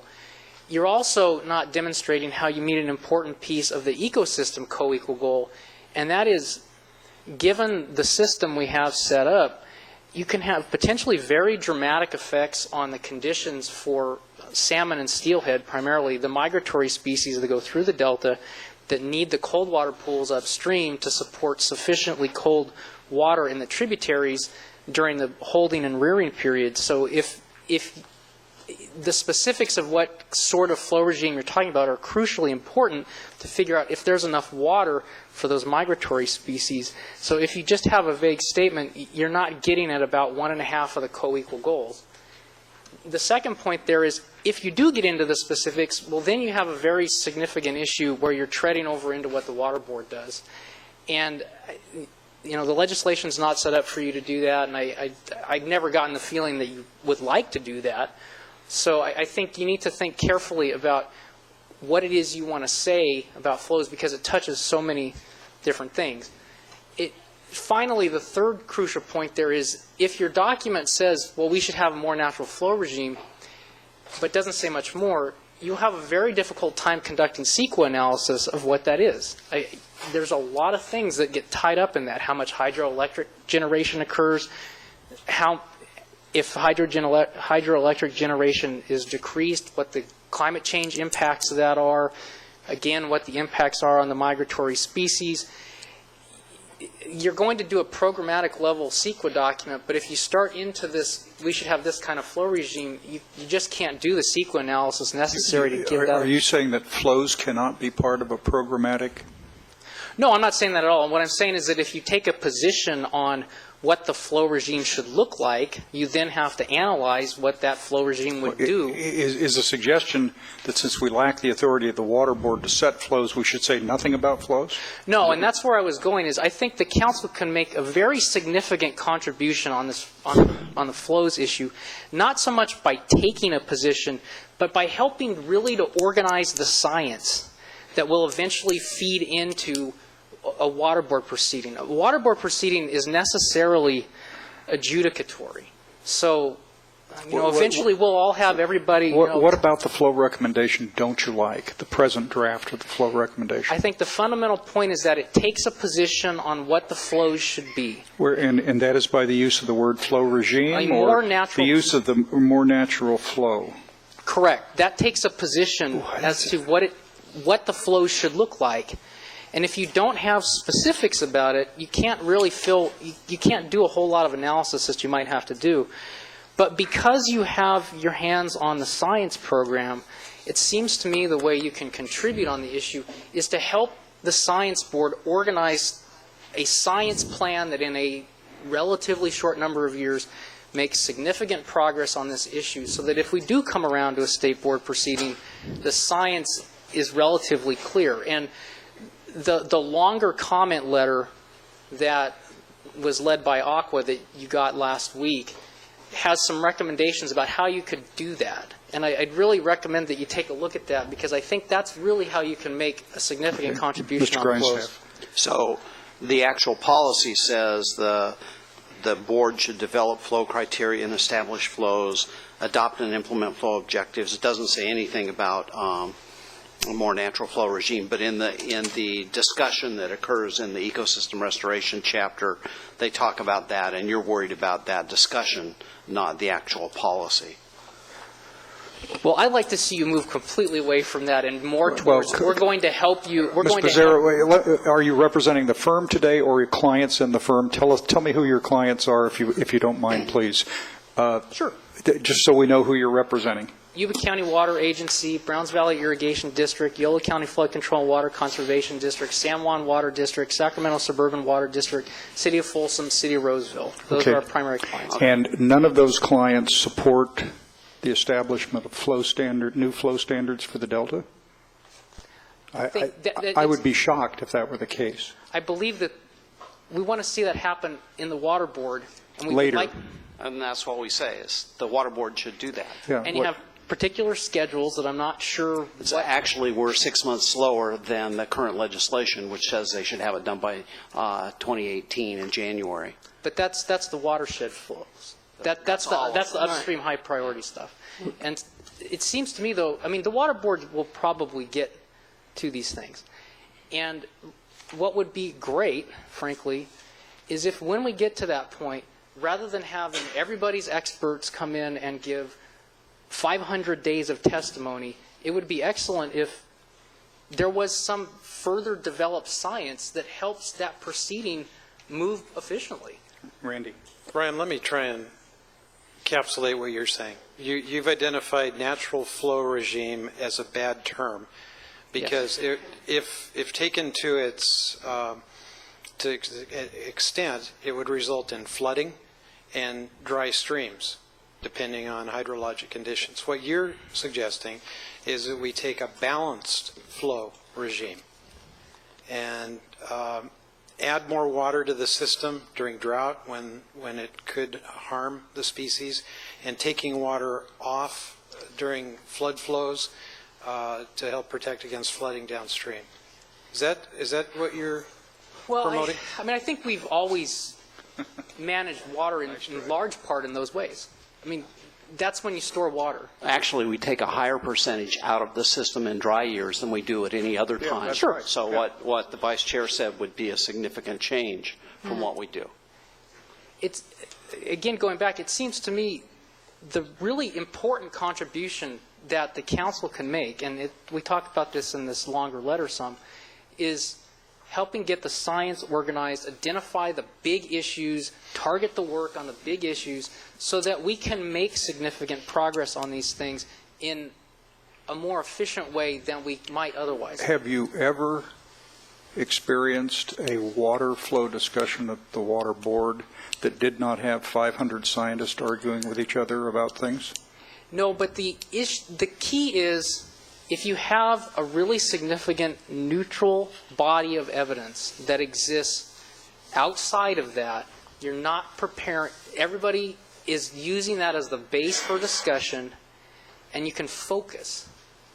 I think that's a very important contribution so that you don't... If you can get a law passed that says the Delta Science Program recommended flow standards developed after a 12-month scientific review to the satisfaction of the council is legally binding on people on the board hearings, it might be worth doing. Otherwise, it's another advisory process, I believe, that people will say is a nice thing to do, but at the end, they'll say, flawed process, ought to go back if you don't like what the conclusions are, or great process, you ought to follow it if you like those recommendations. I mean, what are you offering new?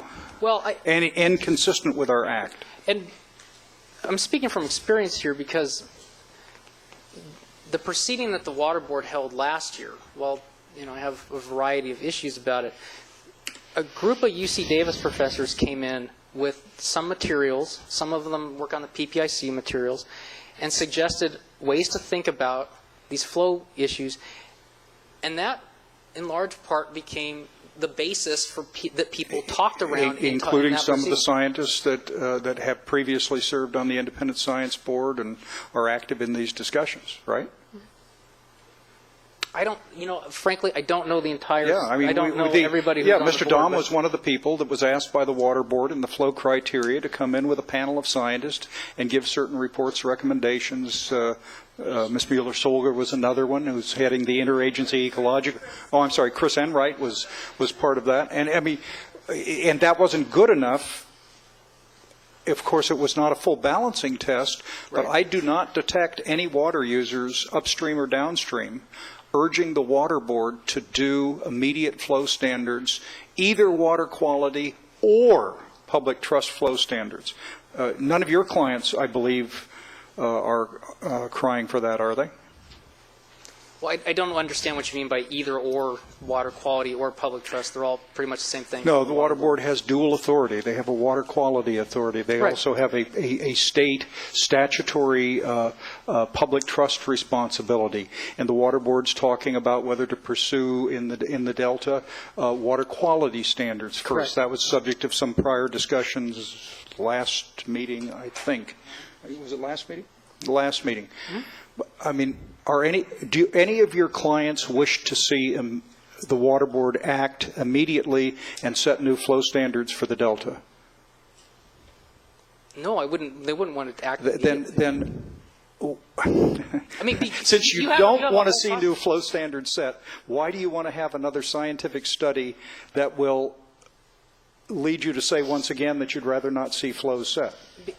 Because, I mean, the Water Board has an obligation under the Clean Water Act to revisit its water quality standards periodically. That's just a function of law, so they're going to be doing it. Yes. And they'll clearly be doing it in relation to the Delta and clearly considering all of these issues, and it would be much better to have a good, neutral body of science that is focused on what we all know will be key issues, so that once we get around to that process, it works better. Yeah. Can I say something? I'm not sure why we're arguing about this exactly. I'm a little confused by it. All I'm hearing him say, one thing I agree with and one I don't, is that we should be working on the science to inform the process, which we are, and I have been very impressed with our science people. But which is all I'm hearing you say. But on the natural flow regime descriptor, that's in the statement. It's like a statement of the obvious. That is science, but that's different than what you necessarily do about it. So I'm curious as whether my point on this earlier was because people then hear it and react to it as if it means we're going to go back to not just pre-1900, but I don't know, 18-something. And that's not what's suggested. I mean, part of the issue is if you can implement a more natural flow regime in some small areas where you're more likely to be able to combine both habitat restoration, that, and other things, we might find some pockets where we're actually going to bring the species back using less water, less habitat, et cetera. And so I would be totally against taking out the words natural flow regime. The issue is what we're going to do about it, and nothing in what we've said suggests we're going to go back and revert to that. So I'm not sure what your objection to those words are, other than a fear you have because you see the words that it might mean this big, hairy, scary thing, which no one has suggested doing. the primary issue to me with the words is saying a more natural flow regime, it doesn't tell you very much about how that might be implemented. And with the Delta plan saying, with the Delta Reform Act saying that the plan should achieve the co-equal goals, the specifics of any flow regime are crucial in determining whether or not you can meet those co-equal goals. And so to say in a general way a more natural flow regime, it really doesn't inform you very well on how well that approach actually implements the co-equal goals. So the language that suggests, that limits, that explicitly says you're not going to do it everywhere, but you're going to look at doing it in some places would be okay with you. And I think, and I didn't quite understand what you meant by that previously, but I thought that was a good idea because there are places in the watershed where there have been very significant fishery and flow restoration measures taken. So it seems to me that if you identify those in the plan as saying this is the kind of stuff we want to try to do, and these are the kinds of things we might use as models in talking about the Delta, I think that might be very valuable. Mr. Becerra, the statute says the Delta plan includes a bunch of things, and it also says restore Delta flows and channels to support a healthy estuary and other ecosystem, which you have referenced. Right. Now, assuming that the word restore is related to restoration, and I understand you might decide it's not, the restoration definition in the statute, the entire statute, says a process, ecosystem, and so on, to a close approximation of its natural potential. And I think that potential piece is the crucial part because, as Ms. Kincaid was saying, given that you have such a dramatically revised system, you have dams, you have, the Delta doesn't look at all like it did when those fish developed. If you're talking about ecosystem potential, that's a very, very different thing from saying a more natural flow regime. You're talking about attempting to restore the species to more natural levels. And, what I'm on this point about the upstream flows. Natural potential is okay, but natural potential is not, even if it's in the statute. No, what I'm talking about is flows. And so, for instance, if you take a look at 85302C5, it talks about how the Delta plan's ecosystem characteristics will achieve conditions conducive to meeting or exceeding the goals in existing species recovery plans and state and federal goals with respect to doubling salmon populations. If you're talking about implementing a flow regime that dewaters the cold water pools upstream, you're not going to double salmon populations. Do you want us to impose to tie the flow language we've got directing the board to restore that level of salmon identification? Is that what you want us to do? But you just said you don't want it to affect your upstream users, which is why you're not enthusiastic about our language or the water board setting no flow standards. I understand that. I respect that. That's your client's interest. But I don't see how we can achieve the co-equal goal of statewide water reliability and a Delta improved system without something on flows, which all of the science evidence suggests is an essential ingredient to this discussion. I think you're overreading what I was saying. I think all I'm saying is what the plan currently says is a more natural flow regime. There's very little specifics to it. The specifics of changing any flow regime are really crucial. It's very difficult for you to figure out whether some flow regime you're referring to meets the co-equal goals if you don't have specifics. If you do have specifics, you're walking into a problem with the water board. If you don't have specifics, you have a serious CEQA analysis problem in that you can't analyze what the impacts are on a variety of factors. And so my suggestion would be is that you back up from taking a position on whatever the flow regime should be as an end product, and instead look at ways that you can contribute, and I think there are ways you can contribute to making whatever processes have to happen on flows work better. I mean, it seems to me that is the way that you can really help in this place, is helping create a science plan to support what comes next. So, okay. Thank you. Thank you, sir. Mr. Winternitz and then Mr. Wainwright. Mr. Winternitz. Thank you. So I'd just like to state that I really support the direction established in Chapter 5 of this document. Restoring the Delta ecosystem should focus on restoring the ecosystem processes that have been degraded and not on restoring the Delta to the historical conditions, which we just know is not possible. The most dominant ecosystem processes that have been most modified and that we have an ability to effect are habitat and flow. And as a consequence of those changes, we have changes in water quality. So I suggest not substantially changing the organization in the chapter at great risk of spending a lot of time and effort and resources on stressors that may be of lesser importance. And I do agree that the stressor component in this chapter is limited and really needs to be expanded. Now I'll wade into the more natural flow regime. So I think that the language that you have there, at least a policy direction, telling the state board to establish flow criteria, and in my reading, my mind just started working, you had a discussion on we need a more natural flow regime.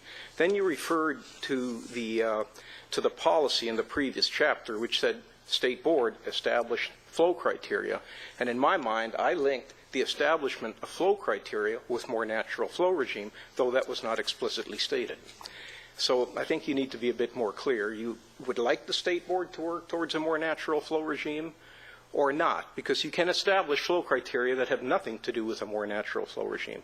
And notice I use more natural flow regime, not a natural flow regime. It's the same thing as establishing ecosystem processes in the delta versus restoring the delta. So the direction that you have currently, I don't think is very helpful both to the public and to the board, that for the reasons that I should mention. Now, so what I think would be helpful is a definition of more natural flow regime, and the council should engage their scientists, and not a 2 or 3 year process, but a 3-week process, a 2 or 3 week process. So the council should engage their scientists to describe what a more natural flow regime would look like. So your vision, this is a plan also, so your vision, your plan for what a more natural flow regime should look like, given the system we have today, given the delta we have today, given the Mediterranean climate, given the pumps we have in the system, just given the current conditions. And then I think it would be very interesting and a test of reality to have a narrative following that description that essentially says we can have a more natural flow regime with the system we have in place, or we can't. And if we cannot, these are the major modifications, so not specific, but these are the modifications we need to make to the system over time in order to enable a more natural flow regime. And if those become recommendations, then you can move those back to the previous chapter on water management for recommendations for water supply reliability and for ecosystem restoration, providing for a more natural flow regime. Hank, excuse me, Hank, did you have a question? No. Okay, sorry. Okay, you had a discussion, Don brought up this Ecosystem Restoration Policy 3 that appears to preclude any actions in the Delta taking place that may affect ecosystem restoration. And the language you have currently, that you have now there, really begs the definition of what ecosystem restoration is. So, for example, if you have an orchard and you take the orchard down and you plant corn and you manage that cornfield, you apply your pesticides, herbicides in a very regulated manner. You leave some of the corn crop behind, the residue, and you flood the field in the winter, and you get a bunch of sandhill cranes. Mr. Winterowitz, Mr. Grindstaff indicated they're already going to revise this language. Okay. Do you have suggested language? I do have a suggestion. Could you get it to us in writing, please? I will do that. And then my last comment here, you asked a question, Mr. Eisenberg, is Sassoon Marsh vulnerable to sea level rise? And I think the correct answer was yes, it is. But there's a part two to that answer, and that is that areas of a restored Sassoon Marsh are very resilient to sea level rise. So right. I think that's important to know. Right. Thank you. Thank you, sir. Leo, help me. What was your point with the orchard that was removed in the corn? Well, it's what is so how do you define ecosystem restoration? You remove an orchard, you plant corn, and you do wildlife-friendly agricultural practices in your cornfield, including flooding it, perhaps in the winter for birds. Is that ecosystem restoration? You still have levees up. You're not allowing tidal mixing. Okay. But there is, in my opinion, an improvement overall in habitat quality and in what you're trying to provide for the waterfowl or wildlife. Okay, I get it. And there are numerous good examples in the Delta, including Staten Island, right? Exactly.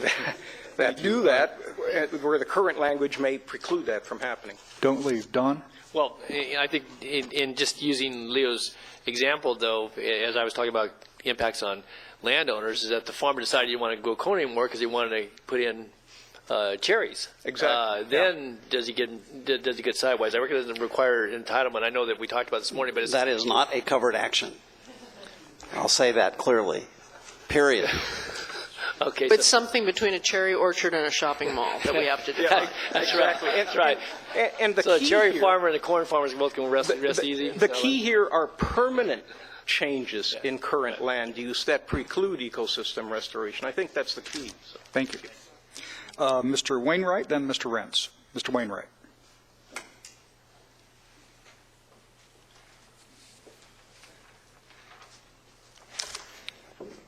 Microphone up. It's a pretty broad swath between cherry orchard and a shopping center. Thank goodness.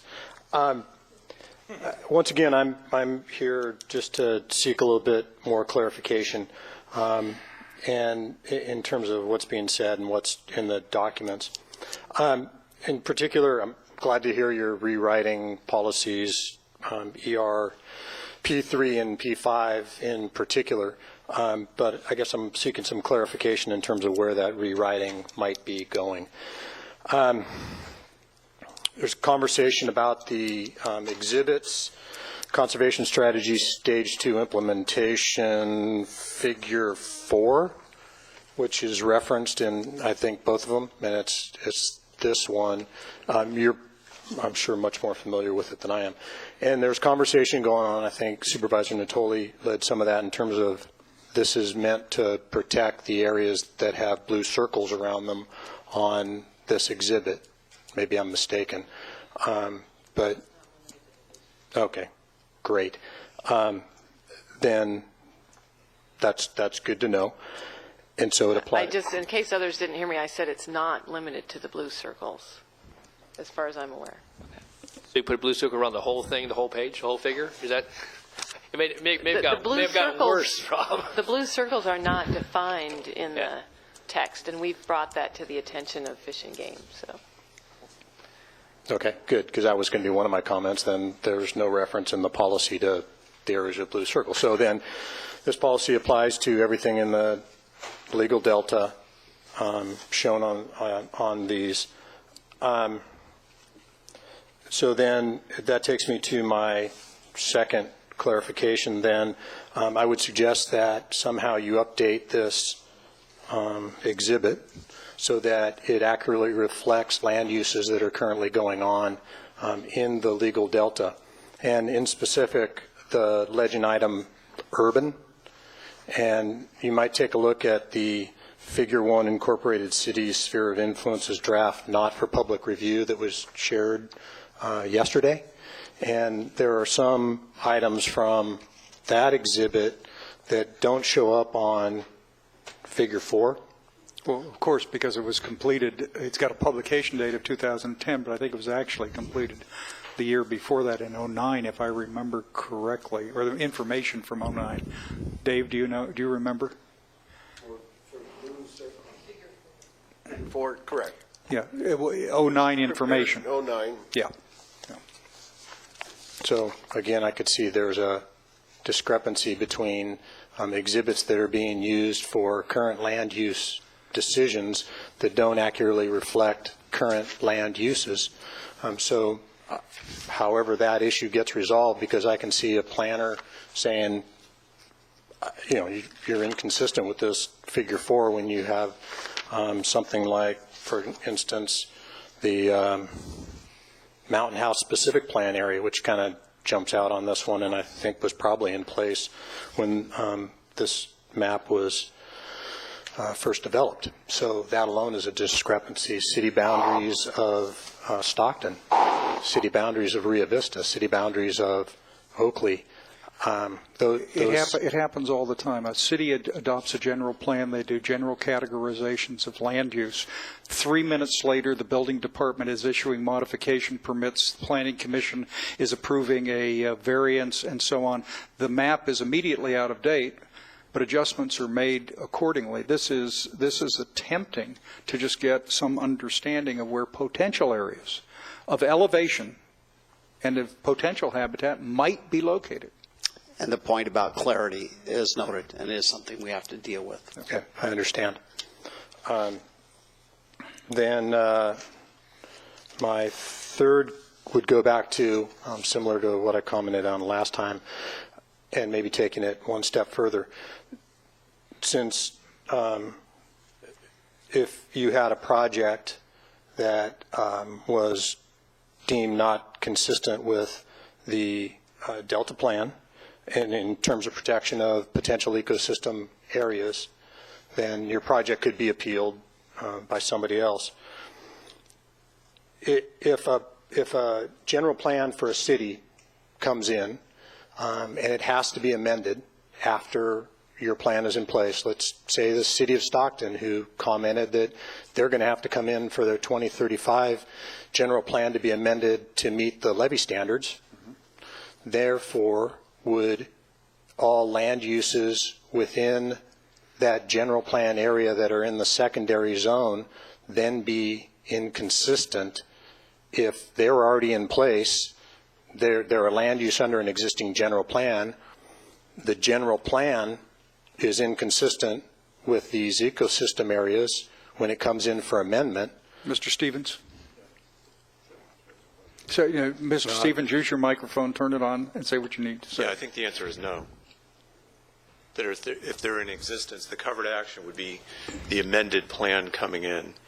So whether or not that's consistent. It is not retroactive. Yeah, we're not going to go after existing structures that are based on an existing general plan. And if there's an ministerial action that's tied to that existing use? We still have to work through the ministerial action. You raised that, I think, last meeting. Yes. And I agree that we have some ideas for how we can approach that.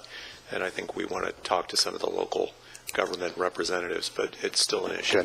Good. And I know they're dying to have that conversation with you, from what I understand. Yeah. And my questions. Go ahead. Mr. Chair, if I could just piggyback on Rob's question, though. It's one thing to have existing structures, but if you have a plan that has areas, just using this figure here that had the pink or the purple for the urban, that showed it within the plan area, may not be built upon, but you get the general plan brought forward because you're going to amend a levy standard. Land uses weren't necessarily going to change from what that was designated plan. They may not be built uses. They may be within the inventory of holding areas. In order to be consistent, though, will that and again, maybe it's hypothetical, will they have to have that entire plan conform, because you're not necessarily taking away a place where somebody has a built house or a shopping center, but you've got these other areas that may be adjacent to that are entirely consistent with the current general plan, may or may not have zoning in place, but they're coming through on a different action under a general plan. They were going to revise. They weren't going to change any land use. We're proposing to upgrade it nor move it back. Will consistency get called into question, even though it may stay status quo in respect to the designations, but they're coming through on another matter, but then you get the whole general plan? Yeah, I think we're talking about different things. So we have existing general plans out there right now. Right. And what I was raising before is there's no automatic conformity provision here. So, but if there are projects that meet the definition of covered action, once you put your plan into place, even though they may be consistent with existing general plan, local general plans, they still are covered actions. So we're going to take a look at those if they're appealed. But when there's an amendment of a general plan, we want to make sure at that stage that the general plan comes into conformance with your Delta plan. So if there are, is that, Joe, are you going to weigh in? No, I agree with that. I was going to add when you were. Oh, go ahead. Okay. Well, I was going to add. So let's talk about something. Say the city of Stockton has an area that's half developed, that's built out. And I don't think this is actually the case. I don't think there are any of those areas that are shown as potential restoration areas. But if it were, if there's already structures built throughout half that area, there is no possibility, no realistic possibility that that could be restored. And so it's likely not at all in conflict with our plan, and so it wouldn't be inconsistent, and so their general plan would probably be fine.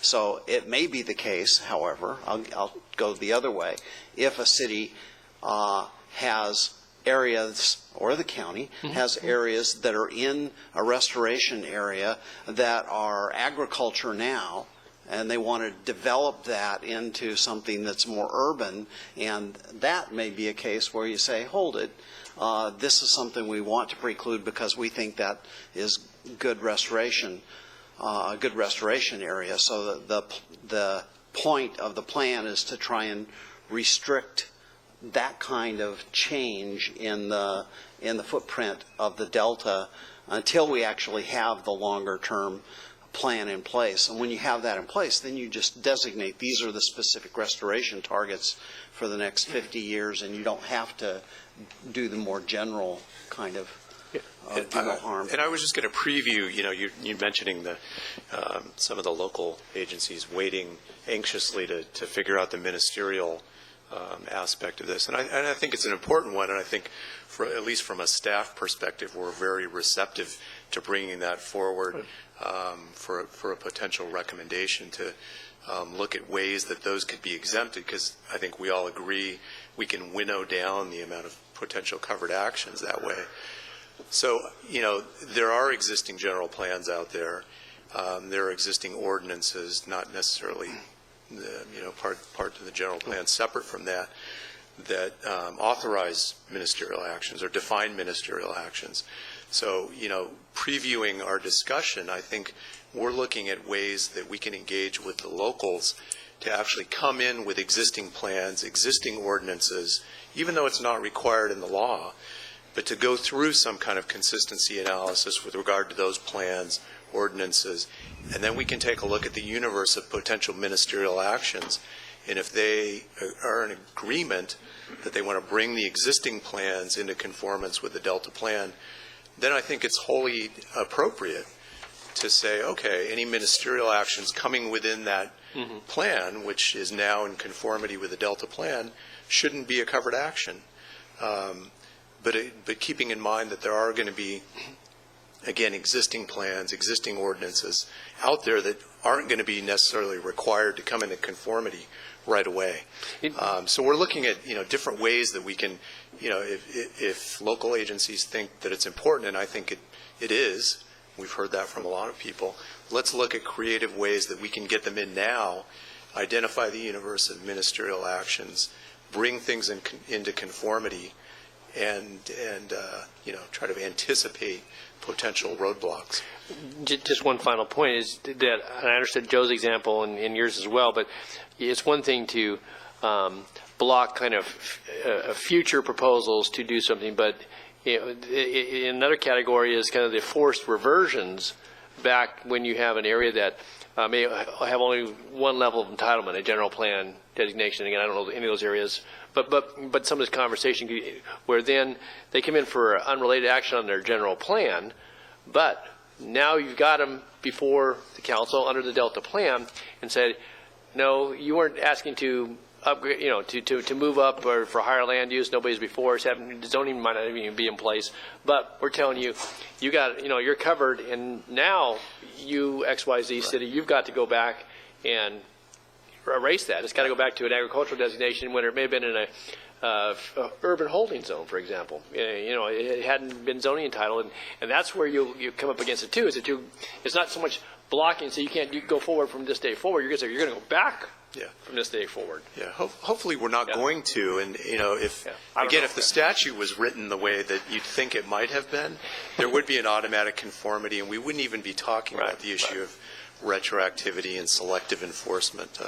But what I'm proposing is perhaps a way that we can look at all of the plans now, whether or not there is automatic conformity, try to figure out a way we can make sure that they all line up. And then we can get rid of the ministerial actions that we shouldn't be focusing on. Okay, thanks.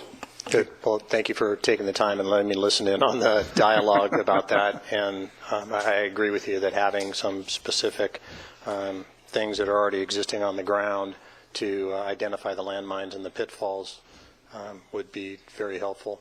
And that's the reason for some of my questions, is to try to introduce some of the real world things that perhaps worry some of the people that own land out there. Thank you very much. Thank you very much. Mr. Rentz.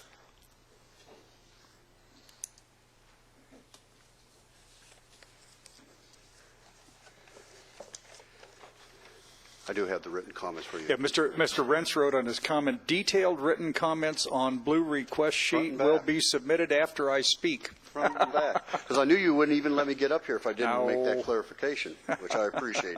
Good afternoon, Mr. Chairman. And furthermore, if I was a superstitious person, I probably wouldn't be up here today either. Welcome to Friday the 13th.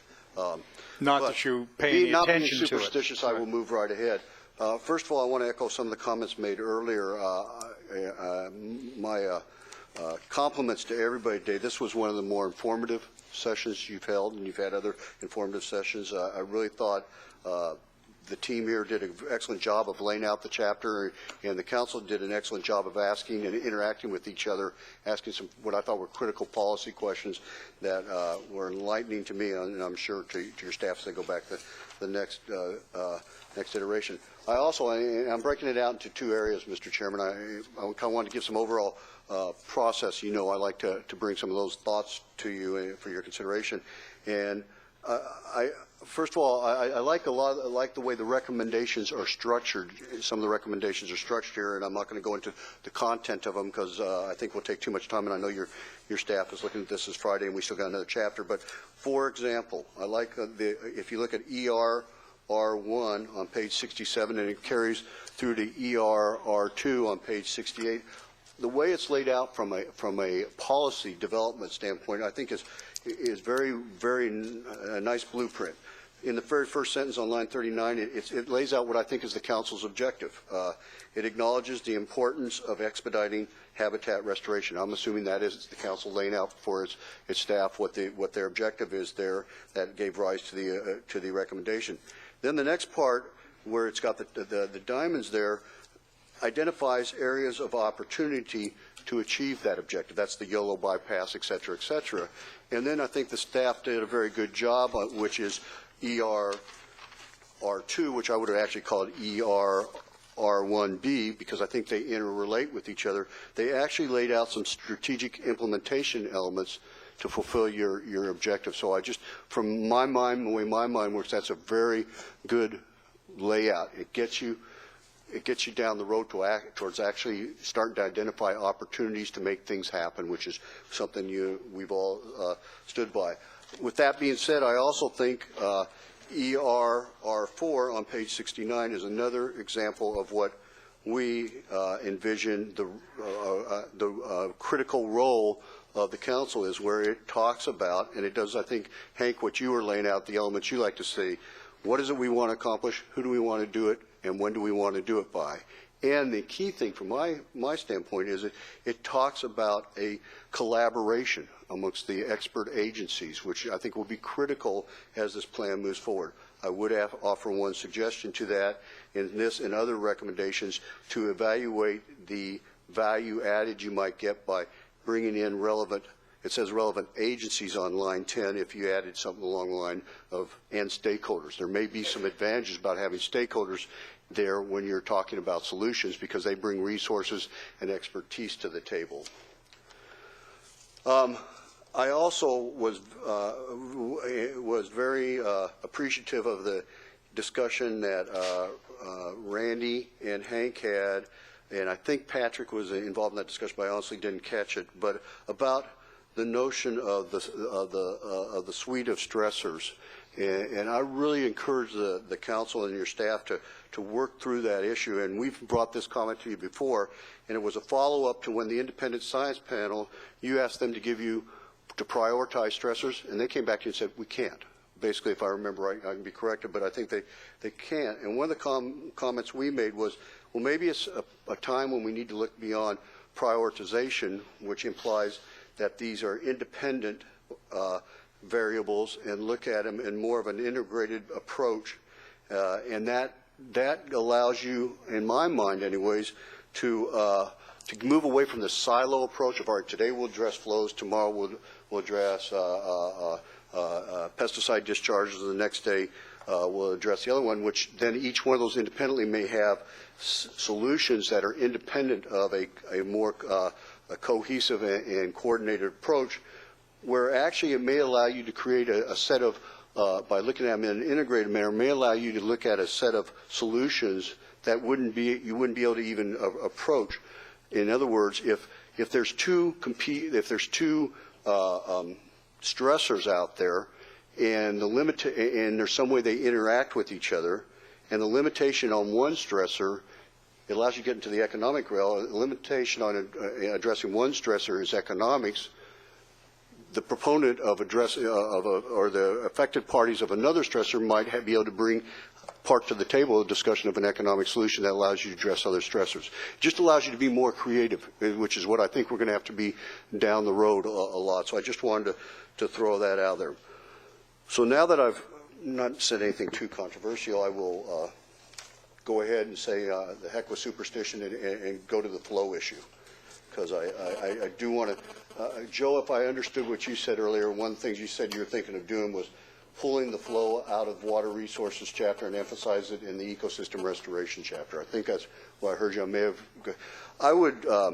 I'd give serious thought to that, and this is the reason why. I think flow is a critical issue that's going to have to be addressed. It may not be comfortable for everybody to address. I know it's not for my members comfortable to address in some sense, but I think you have to address it, or at least make it aware in both chapters, because flow affects water supply reliability. Flow affects, as we're hearing from your scientists, ecosystem restoration.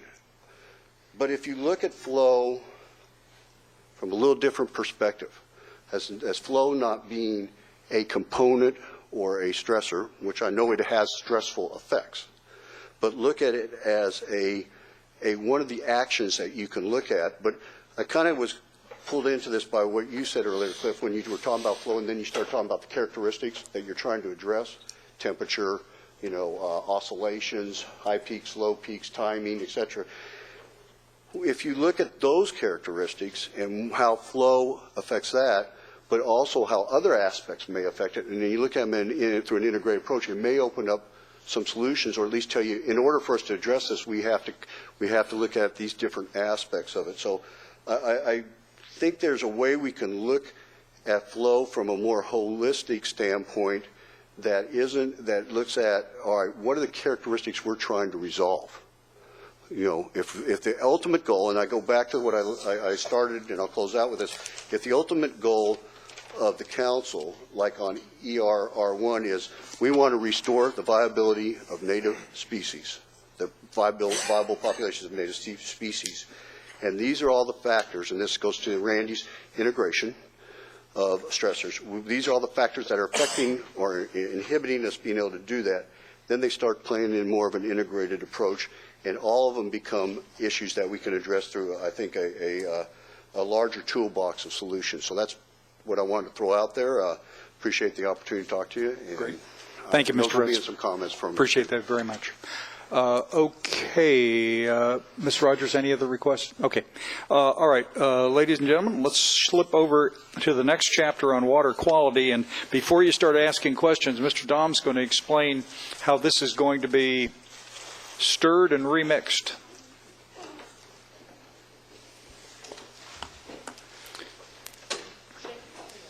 Well, we're getting people. No, shaken and stirred is. I want to introduce Sam Harrider. on the staff of the Delta Science Program. Sam is an expert on some of the public health related issues of water quality, and also very knowledgeable on many of the other aspects of water quality, so he's here to back me up and support some of the comments I'm going to make. Basically, we've got an hour to do this. I'm going to really not spend a lot of time on what was in draft 3. Quite honestly, when I read it, I was disappointed in what was available there. It really didn't get to the heart of the issue and the matter that I think needs to be discussed well in that chapter. I think we just simply had run out of time and energy to really get much down, and so the Delta Science Program has 3 staff members whose expertise is in water quality. Sam is one. Daniel Oros, who has a PhD in chemical oceanography, is another. And maybe the reason I was so critical of this chapter was that my background is also in chemistry. So the 3 of us kind of felt like we probably ought to do a major revamping and rewriting of this chapter, which we have largely completed. I finished one last section last night, and I believe Daniel's finishing one section today as we speak. So what I thought I would do is lay out just briefly where we're going, and then we can talk about how they link to the policies and the recommendations. So really what we're doing, and just to give you a sense, I think the text that you got in draft 3 has about 8 pages. Well, we have about twice that many pages now.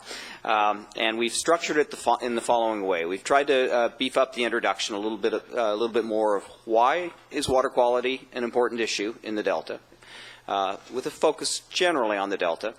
And then we go into a section that deals with salinity and salinity issues. It sounds like you heard about salinity yesterday also. So I've taken the lead on the introduction and the revising and revamping the introduction. Sam has taken the lead on revamping and rewriting the salinity section. We then have a section on drinking water quality, and Sam has taken the lead on that. And then we have a section on environmental water quality, and we've broken that into 3 subsections. The first one is on nutrients and nutrient loading. I'm the lead on that one. The second one is on the full suite of pesticides. This would include fungicides, herbicides, and insecticides. Daniel Oros, that's his area of expertise, is the lead on that section. And then we have one on mercury and selenium, which is a legacy pollutants that have been substantive issues there. We actually also have a small section on emerging pollutants, things that seem to be potential issues that at least need to be monitored as we move forward. And then we have the final section on performance measures. So the writing team is basically the 3 of us, as I outlined. This weekend I'll be pulling together, then all the pieces will be basically finished by the end of the day today. I'll spend the weekend trying to massage them into something that's has some flow and coherence to that, and we're basically going to finish up our draft for Chapter 4 by our deadline, which is midday on Tuesday. So that's where we are currently. I really think it would be counterproductive to go into discussing much of the detailed text of what's presently there, because it's very little of it is going to be in the next draft of what you see. I think that's fair, So Ms. Marcus. basically, I think we should talk about maybe the policies and the recommendations, because that's really where we need to link our text to that, and we need to make sure the council's comfortable with some of those policies. Well, there's one policy, which again is the flow policy, so we're going back to the same policy that's now in 3 different chapters. And then I think there was initially 9 recommendations. I believe one of them has been removed, but there are 8 recommendations that were in that draft 3. All right, Ms. Marcus. All right, I'll look forward to seeing it, and I just want to say I'm just happy we even have this chapter, and the fact that it's going to be more depth is great, because over the years it's been a fight to get water quality into the dialogue on this stuff, speaking as a former EPAer, and I really appreciate it because it's also really important. So my question is just, how are you going to integrate the ANPR? Because it's not mentioned here. Is it going to be mentioned in the next one? I know it's preliminary, but...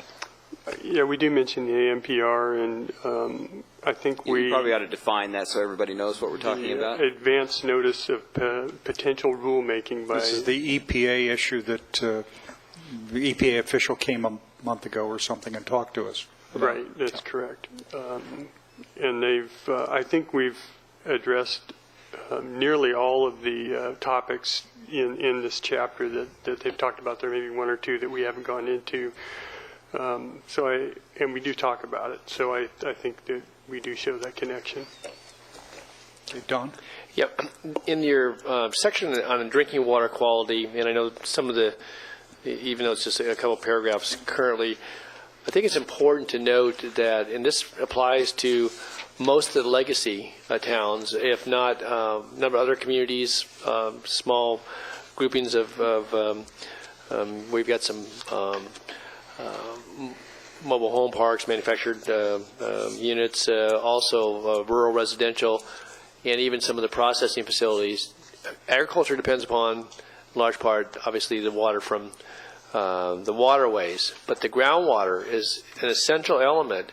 And I can tell you that the cost of providing either public water and or some of the private purveyors, because of arsenic standards and other things that are beginning to put heavy burdens on those communities, that it talks about the affordability for folks that are in the export areas. I can tell you in the Delta, that is, it's another one of the things that's at work that's making, and make it touched on an economic sustainability plan, but just the small water systems, which are on groundwater wells for the most part. I'm not talking about large municipal systems, but that should be borne out, because I can tell you that it becomes an issue of resources in those communities. In some cases, let's use the County of Sacramento example. We have a couple of systems that we provide for where we, the inordinate amount of cost, but it gets blended in with the bigger systems, and so we're able to do those things. But the changing drinking water standards, the town of Locke, for example, both sewer and water sanitation. And so I think as we look at water quality and the cost of, in some of those smaller areas, not necessarily big population centers, but groundwater,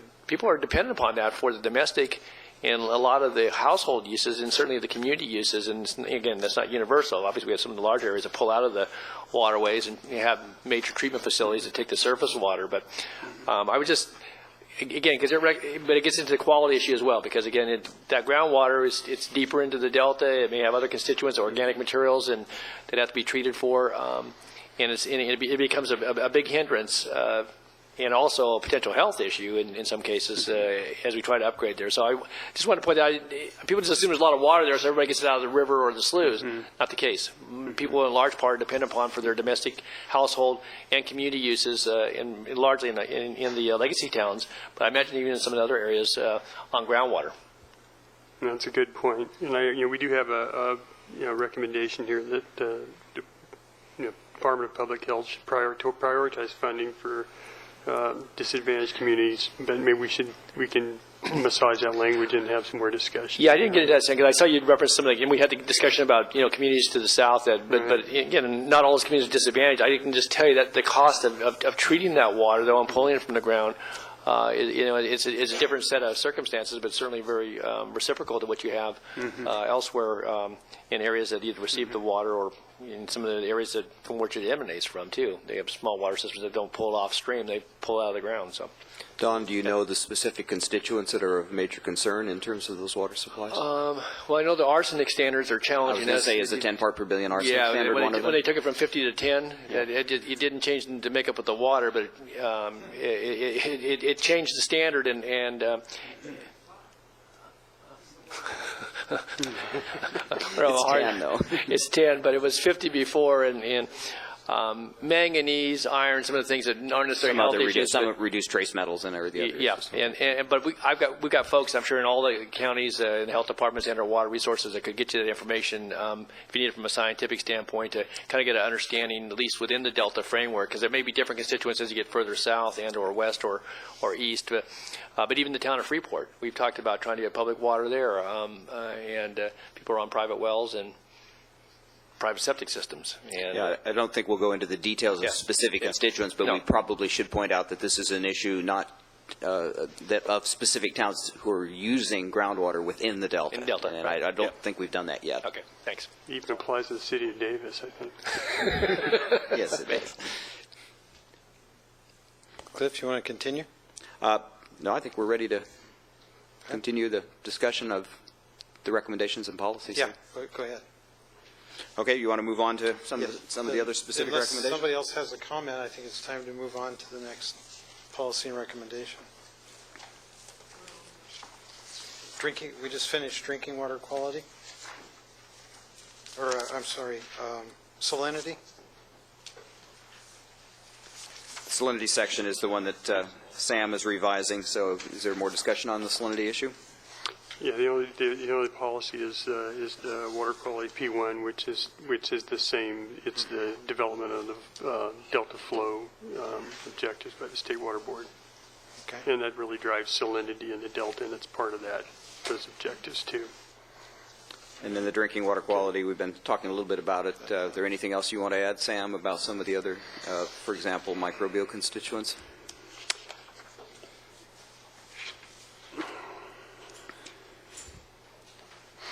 No, we've expanded our discussion and brought in, the issue of pathogens and pathogen indicators, and I think that helps kind of set the context.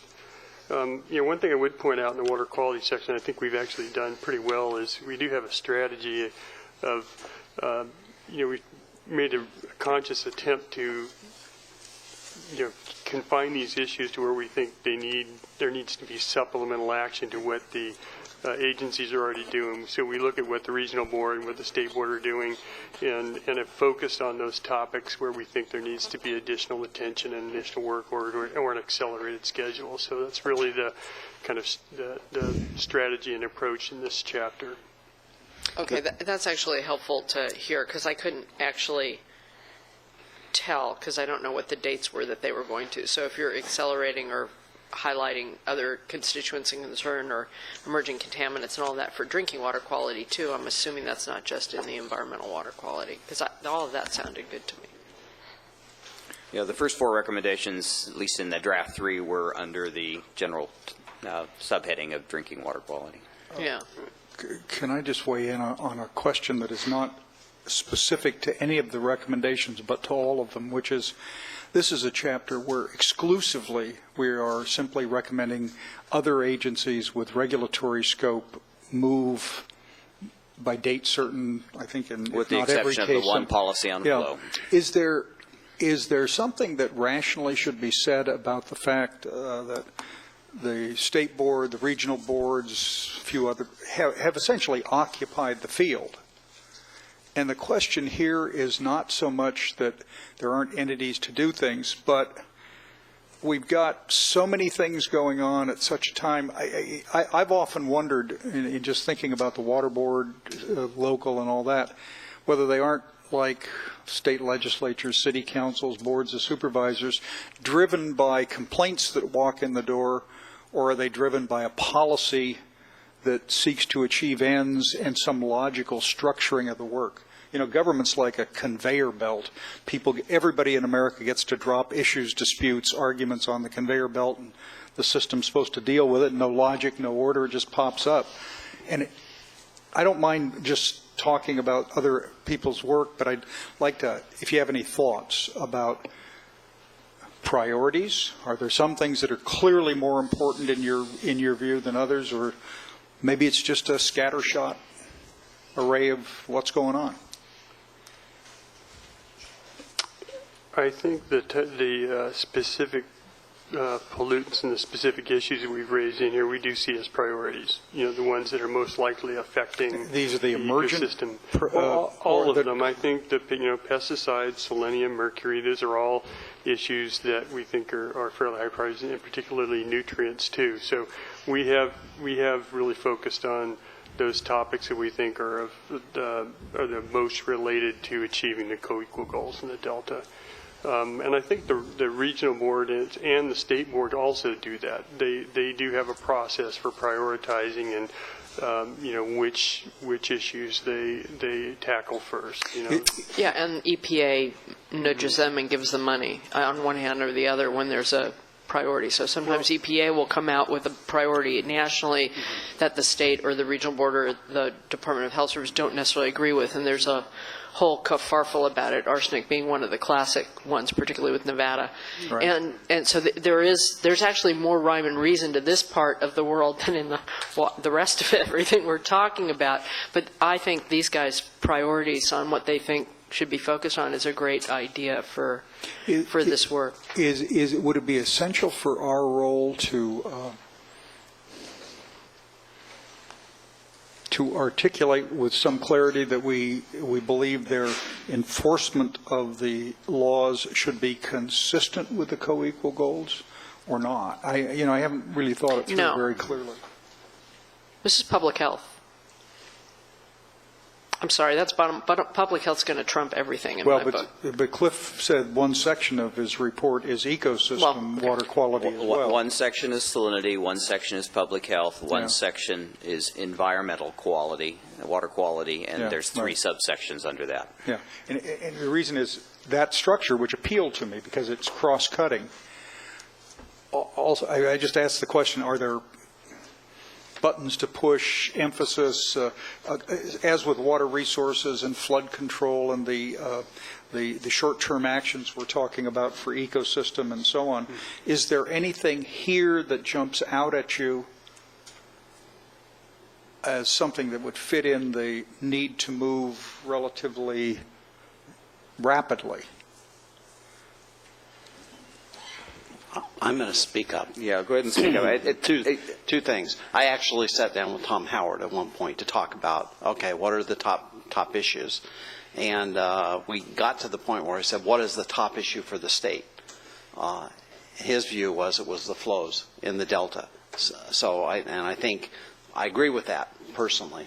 So I think we've prioritized that one appropriately. The one other thing that I personally think we needed to focus on more, and so we moved up the date from what the regional board had proposed, was pyrethroids, because I'm just concerned that at almost the same time that pyrethroids became the dominant pesticide, that's the same time when we saw this regime shift in fish in the Delta. And so I'm just concerned, and there have been studies that find it at very, very low levels in the sediments. So I wanted to push them to look at that issue more closely, because fish are very sensitive to pyrethrins. So. Not really fish, actually. The aquatic invertebrates that are the food resources of fish, the fish are actually not that sensitive to the pyrethroids. Well, thank you for the correction. I always get that wrong. So relative to other pesticides, pyrethroids are kind of tough on fish, but they're typically not found in the environment at levels that you would expect to be toxic. But they are, relative to most pesticides, they tend to be somewhat more toxic to fish. When you go back to the consideration of the types of stressors that the system sees, and you go back to what the Independent Science Board gave us, really the water quality related stressors fit into three of those general categories. Some of these are legacy stressors, mercury being a particularly good example of that. Some of these are current stressors that have been identified as a significant concern, and a number of these are the kind of emerging stressors that we're just beginning to get a sense of. And so again, it's really hard to sort of say, go after this one, because we're starting to get new information on a couple of them that kind of make us think that they also are important. My tendency when asked this kind of question is an integrated approach to try to actually reduce the stressors as a package is a better deal than trying to go after one or two really strongly. Right, and there's the interplay that seems so important, which is the more you take out the bad stuff that's going in the water, the less flow you need for dilution. So it's like the issue of other stressors being not a complete substitute for flow, but something related to flow is really important to the whole package. Yeah, this is clearly an example where there's strong interactions with not only flow, but timing of flow and rate of change of flow, and when different types of processes are being done. If you have flow at certain times of the year, you're more likely to mobilize certain materials than at other times of the year. So there's a lot of complexity in this.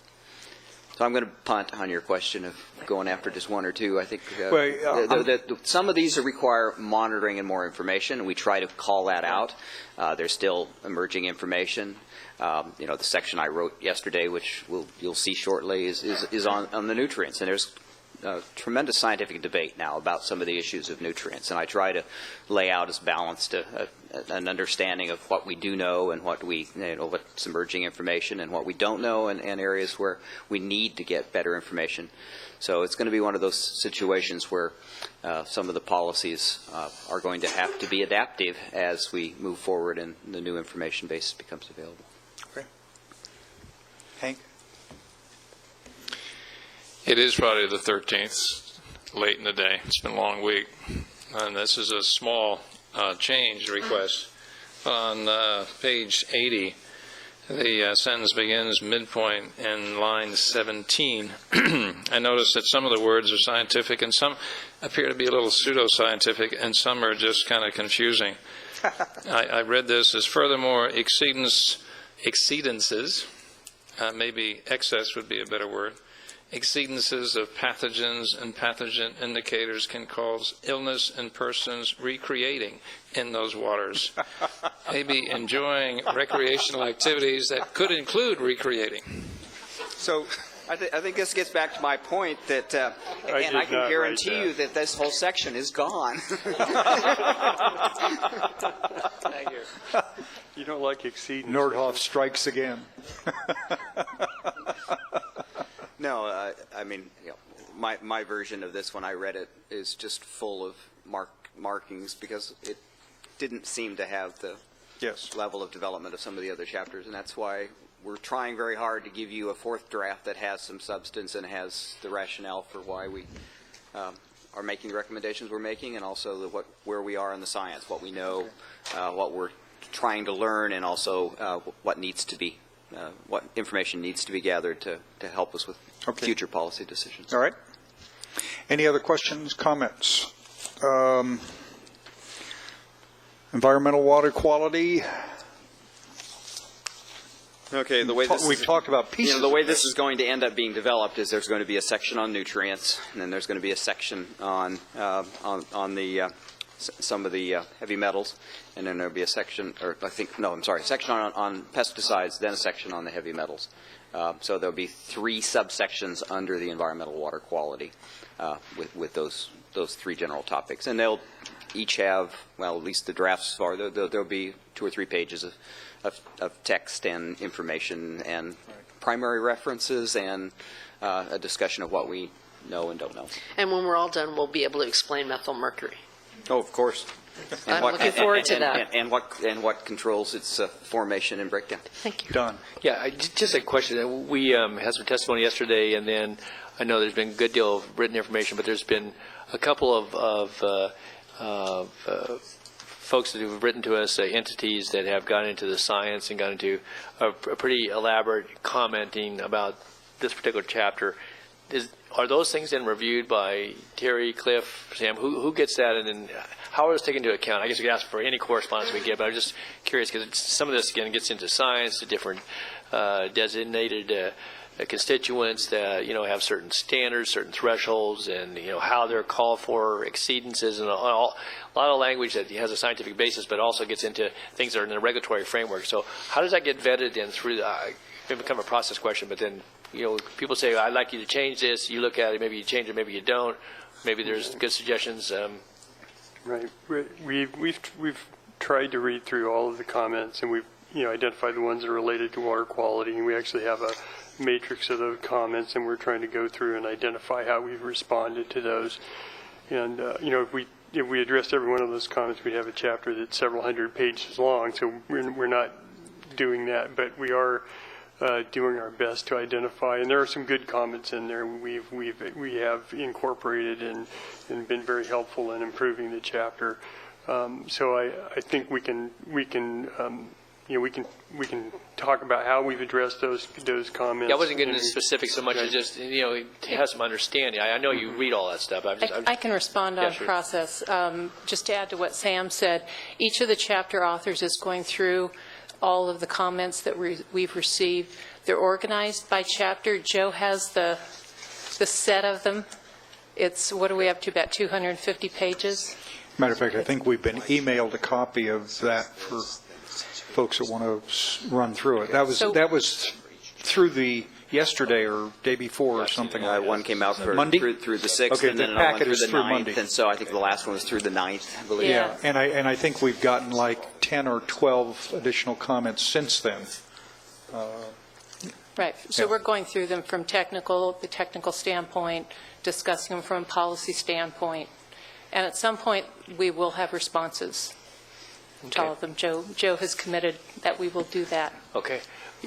One of the comments, and I kind of want to ask it from a scientific standpoint because it was raised in again, but it kind of jumped out to me because one was bold, it was in bold type, but it talked about in looking at performance measures, but tying back to some of these standards and measurements and so forth of using, way that the author described it was ambient water quality concentrations in the consideration and trends should be included, and then relate them back to the species. Is that, what does that mean to you when bless you, somebody's got sneezes over there,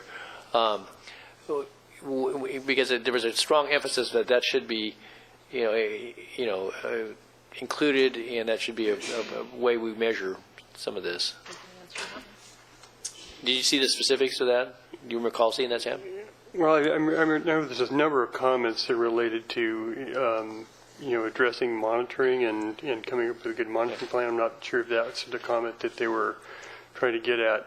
I think they're relating, ambient water quality to its effect on species is a little more difficult connection to make, but I think we will try to get at that. Because I know you're working on a rewrite. I was just, again, not familiar with as to how you might conduct that particular, but it talked about kind of going forward, looking at measurements and so when they say ambient, what do they mean by that? Well, that means in the environment. That means in streams, in surface waters. It means in the sloughs. It also means in the groundwater too. So it means anywhere out there in the world. So as opposed to water coming out of a tap, that type of thing. So that, I know that's a word that water quality people like to use, but it does have a pretty specific meaning. Well, that's why I was asking, because I don't know. I mean, It's kind of like existing conditions. So this is, ambient conditions are the ones that exist now in the environment. And they may change temporally, for example. I mean, Yes. you may have different concentrations of dissolved organic carbon in the spring when you have high flows versus in the fall when you have lower flows, for example. And those would be. Going to a related point, I think we talked at some point, and I hope we're still insistent on this, is getting, once everything is done before we're ready for the final draft, getting a science writer to go over it and put it both in style and make sure that the scientific terminology is not only appropriate but consistent throughout. We and having one person are doing do all that.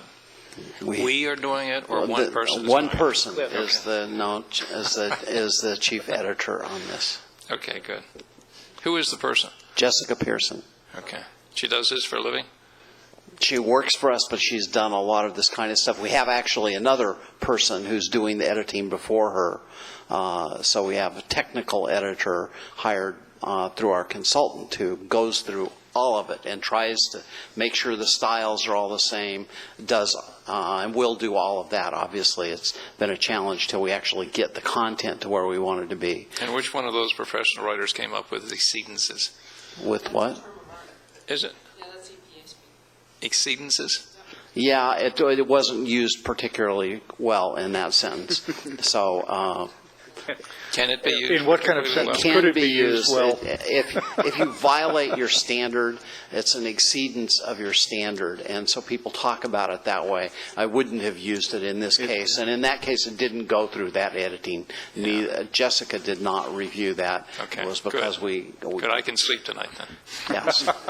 And can you promise not to use impact as a verb in the document while we're at anywhere? I don't know that Be you careful have. how you respond. I am not going to promise that. And to add to exceedances, I used to have to use that all the time in drinking water.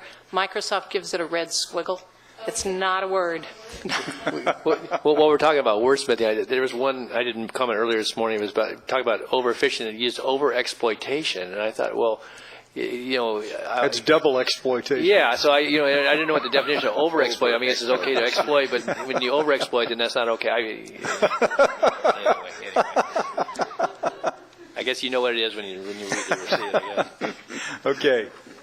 All right. I think we have concluded this chapter. We look forward to the redraft. Cliff, thank you very much for getting the team involved and helping us out with this chapter. Appreciate it very much. One quick comment, and that is we're behind the game on this, and we know we are. So we'll do the best we can to get a fourth draft that actually has some substance that you can react to. But we're going to have less opportunity to go back and forth on this one. So really any input, and we are getting a lot of public comment, and in fact, some of the public comment was 3 and 4 times longer than this early draft chapter. So there has been a lot of material to read with a lot of good points, trying to synthesize and distill that down to something that will go into this next draft 4 is going to be a challenge. Randy. Cliff, just one minor point. Under performance measures, salinity variability shows up, and I understand why. And in the introduction portion, you talk about the pros and cons of salinity variability, but there's nothing specific in the recommendations or the policies that would suggest that that's a good thing or something to pursue. So as you're rewriting these, if that's indeed one of the components of water quality, then salinity variability ought to be a recommendation or a policy. Sam was writing that section, so I hope he was listening to you and let him respond. Mr. Harder? We did get several comments on that, and I understand that term is somewhat vague and kind of difficult to quantify. So we are going to go revisit these performance measures and try to make them more quantifiable, more measurable, and more specific. But I think the salinity variability issue is sort of buried in that policy P1, the one for the State Water Board to develop their flow criteria. So. Okay. Thank you very much. Okay, we have a request from Ms. Dorn. Ms. Dorn?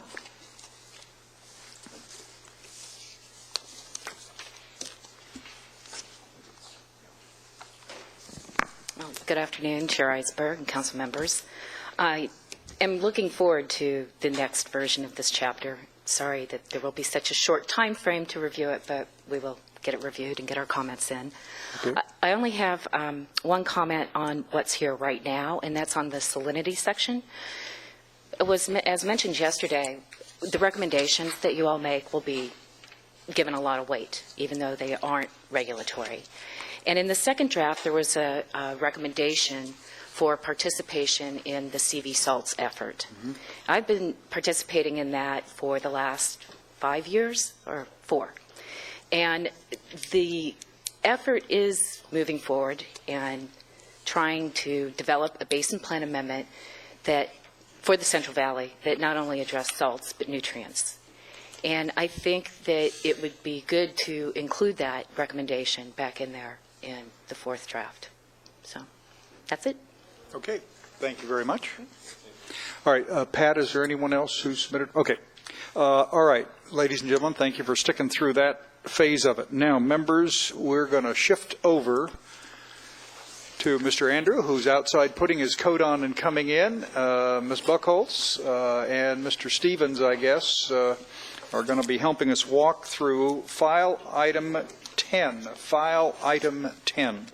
This is on the environmental aspect and alternatives. File item 10.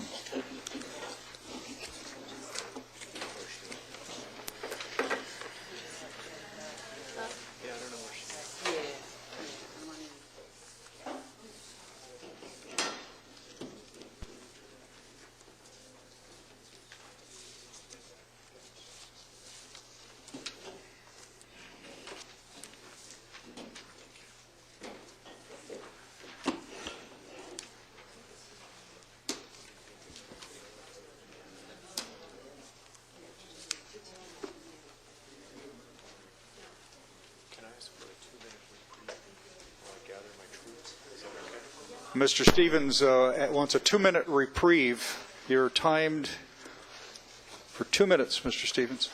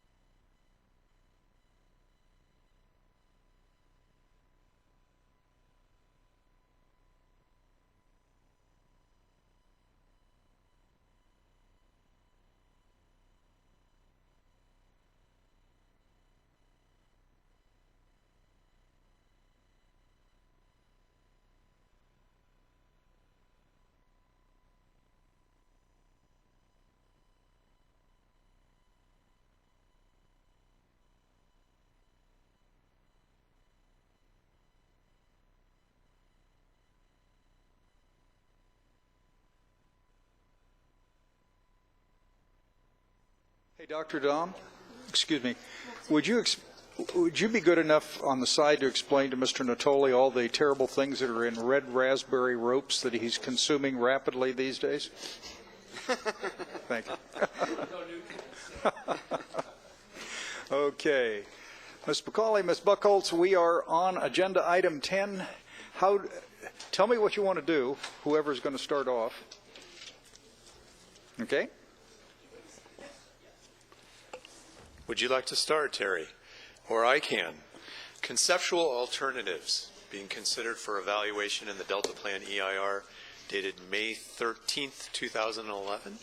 Hopefully should have been passed out to the members. I don't know if there are it was in the agenda. Are there copies? Oh, I'm sorry, this packet right here. Just handed out. Right. Yeah. Yes. Are there? And I'd like to introduce now, if they are ready to go, Gwen Buchholz, Jim Andrew, and Ellen Garber. Jim and Ellen are CEQA experts. Jim, you've heard from before, Deputy Attorney General. Ellen is with the law firm of Shute, Mahaly, and Weinberger in San Francisco. Okay, hold on just a minute. Some folks in the back are saying, where's this material that's being handed out? And I say... Do we have any extra copies? I've got one. Yep. I had assumed that we had something posted on our website. Is this something that is... This is just a PowerPoint of This some is a general background. The actual chart that has the alternatives. That was in our packet. Yeah, that'll form the meat of this discussion is in your packet and was posted. And is on the website. Yeah, a couple days ago. Yeah. So this is Jim's PowerPoint. With that, I'm going to hand it over to Jim to take it away. Okay, yes. Mr. Andrew. Yes, hello, good afternoon. Good to be back. We've been here before you a few times to give you a preview of kind of an idea about where we are in the CEQA process. We've talked about alternatives a couple of times. At the last meeting, I believe it was, we said that we'd be coming back to you today with a little more detail about alternatives and the ones we're going to be looking at the EIR, and that's what we're here to do today. Need the pointer, sorry.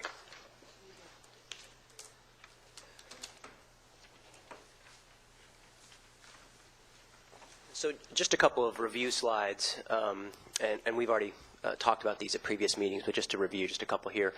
CEQA requires that public agencies evaluate whether your policy and project objectives feasibly can be accomplished in ways that minimize harm on the environment. That's what CEQA requires. So when you're formulating and proposed policies, an agency must evaluate whether those policies still can be achieved via alternatives that are better for the environment. That's the whole CEQA process. So fundamentally, the EIR evaluates alternatives to the project as proposed, and for us, the project is the proposed Delta Plan, which I know is still in flux a little bit, but that's conceptually how this, our analysis will go. In selecting the range of alternatives that you look at in EIR, CEQA guidelines have very specific criteria, and they're there on the board for you.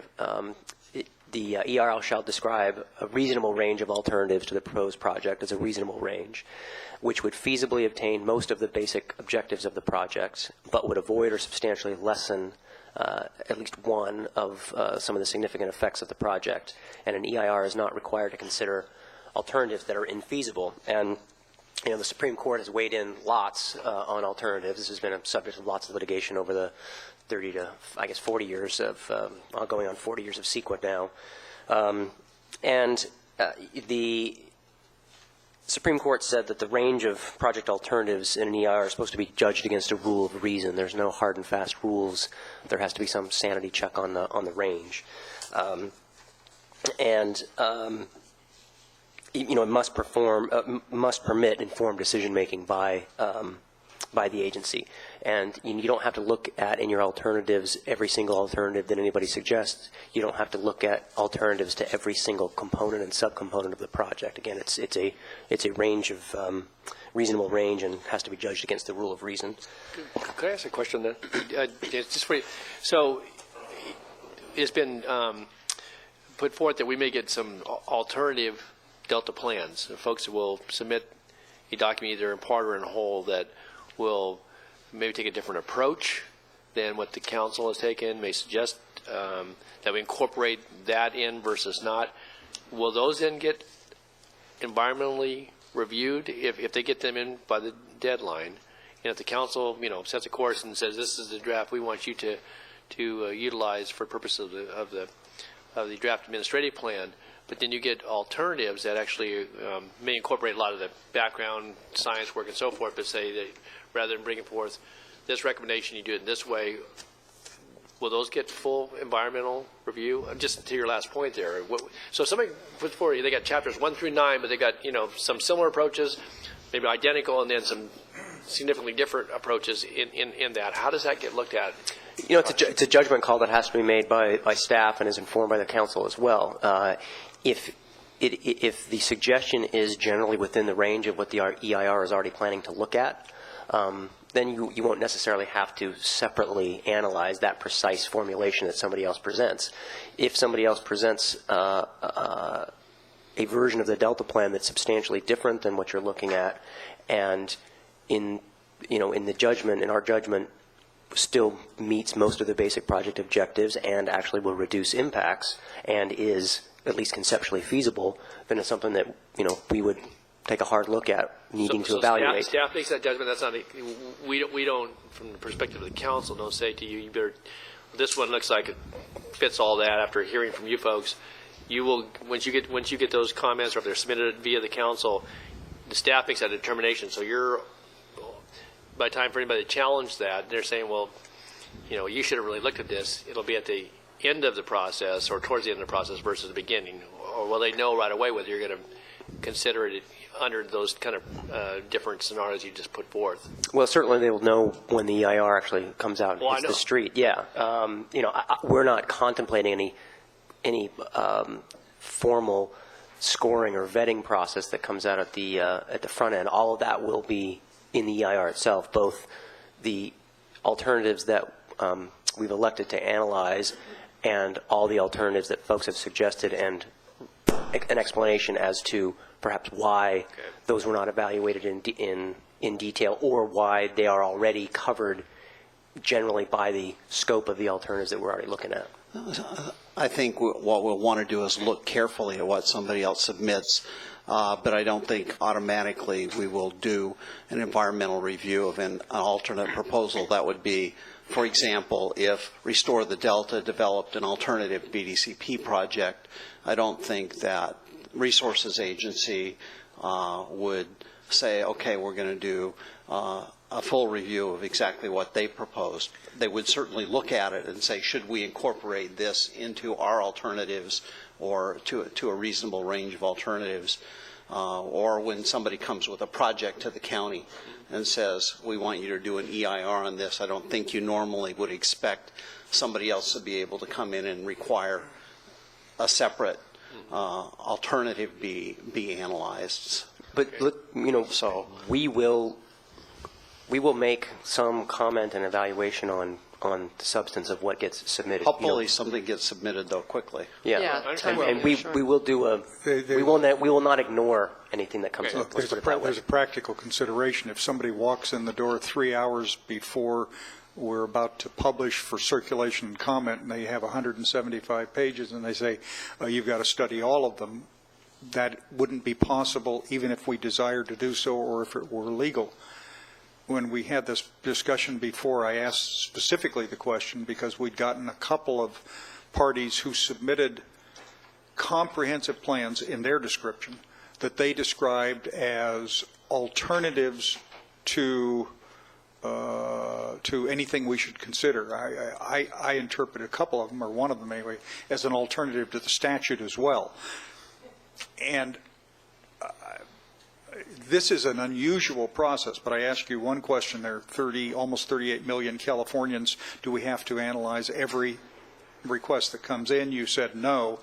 And if I understood it correctly, you said when the Delta Plan preferred alternative is identified, there must be alternatives identified to protect the environment. It is the environmental focus that's involved. And they have to examine a range of options wide enough to encompass what I think you used the word reasonable probability. Ms. Garber, you were involved in that discussion on a phone call somewhere, and you described it, and I almost remembered it. It's right. It's in the case law. It's called a reasonable range of alternatives, and in the guidelines, for some reason, they refer to it as a range of reasonable alternatives. But there are several cases which expressly hold that you don't need to look at every iteration. But, you know, somebody comes in. Somebody's going to say you should never build any facility at all in the Delta. Putting aside the language in Delta Protection Act that says we're supposed to promote for facilities, I assume a no project alternative would cover that kind of a suggestion. Don't ever build a facility. Okay, no project alternative. But you must at least anticipate the range of facilities that are rumored, gossiped about, announced, or something like that, right? There's some. Yes, the reasonably foreseeable range. Oh, okay, reasonably foreseeable. Yes, and that is the critical. So it would be based on evidence.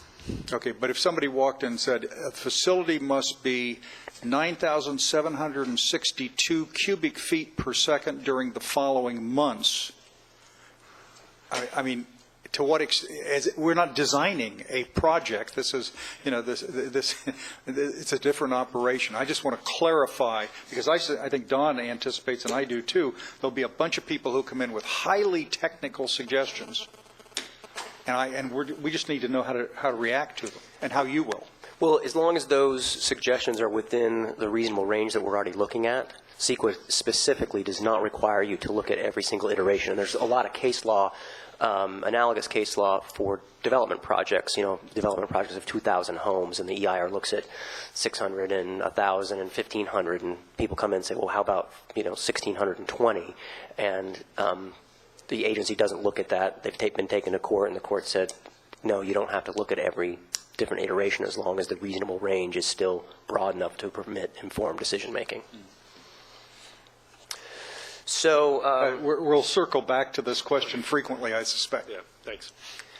So we've talked about at the last meeting the three different conceptual alternatives that we're looking at, and we'll go into these here in detail in a moment. Gwen will go through them, but the three are increased emphasis on water supplies from the Delta, increased emphasis on Delta ecosystem restoration, and increased emphasis on protection and enhancement of Delta communities and culture, which are, you know, kind of the co-equal goals plus the third of protecting the Delta. And so we've, in the alternatives, kind of looked at raising the different ones of those three over each other as a way to frame a set of alternatives.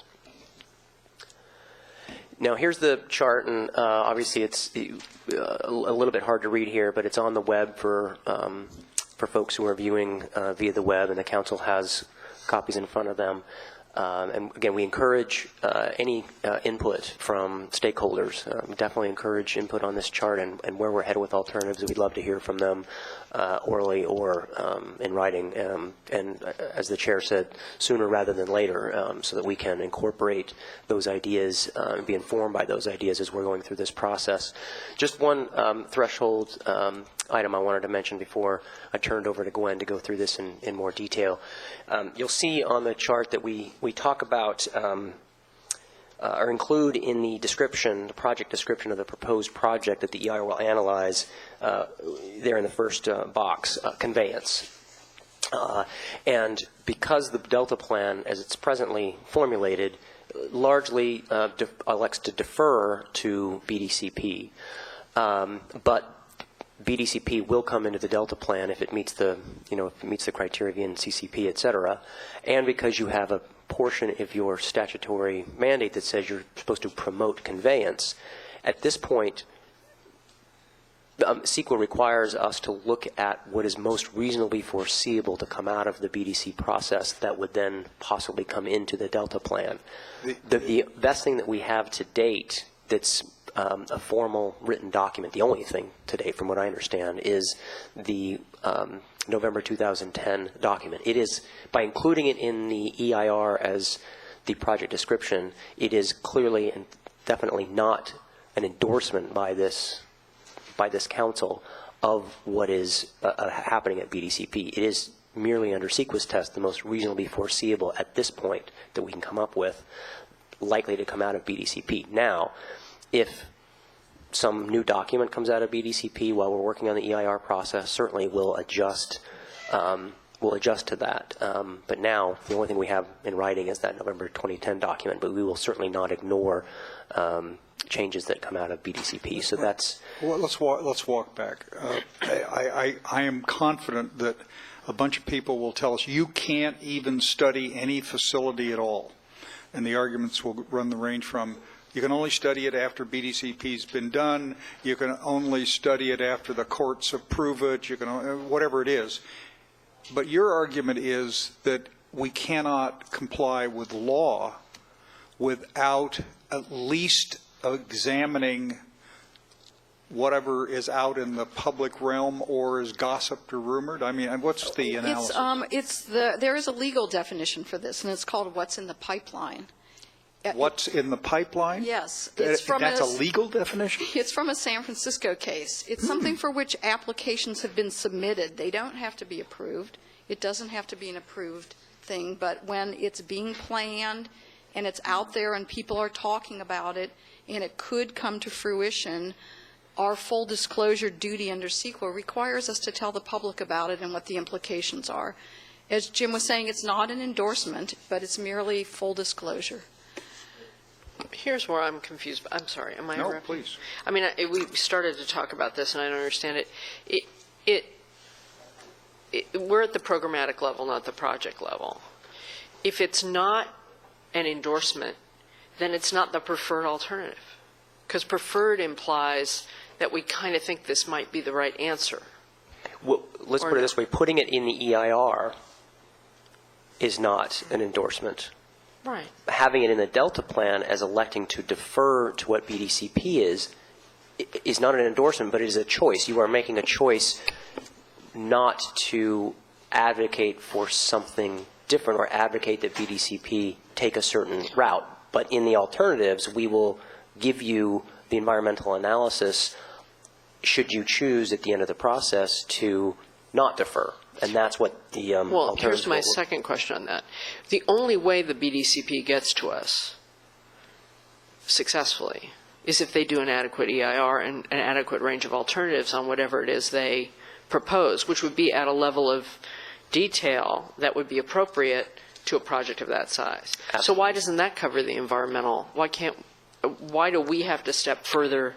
Well, that's one question. Then I have another question. Well, we won't be looking at, and that's a really good point. This is a programmatic level document. You are not making project level decisions. We're not doing a project level analysis. That'll become through BDCP. And I think it's another important point is that whenever covered actions come to you, they will come to you with some CEQA documentation, either a full analysis if the project itself is a full CEQA project that requires, or it could be an EIR, it could be a negative, or an exemption if the project itself at the local level is exempt. So when you're making decisions on covered actions, you will have CEQA, detailed project level CEQA coverage for that. And I think that's a good analogy to look at the way, look at BDCP in the same way. Right. So then the question, and this is, we started to understand it, is at what level we talk about it in this preferred alternative. And I wasn't here for the conversation about this, and I don't think we should just defer to BDCP. I don't think we should supersede BDCP, but I think that section needs to be expanded to encompass other documents that are out there that talk about storage and conveyance as key elements of what's going to be important going forward in the Delta. We don't have to say pick winners, but we've got to be talking about that in this plan, or else we're leaving this gaping hole of what is a key part of it. So when the legislature said we should think about those things, I don't think it said you should defer to Bay Delta on it, to the BDCP on it. You should talk about it at a statewide level. So I think we're going to have to beef up that section, and that goes beyond what BDCP is doing. So I think we're going to have a programmatic assessment at a programmatic level of some of the larger questions about storage and conveyance.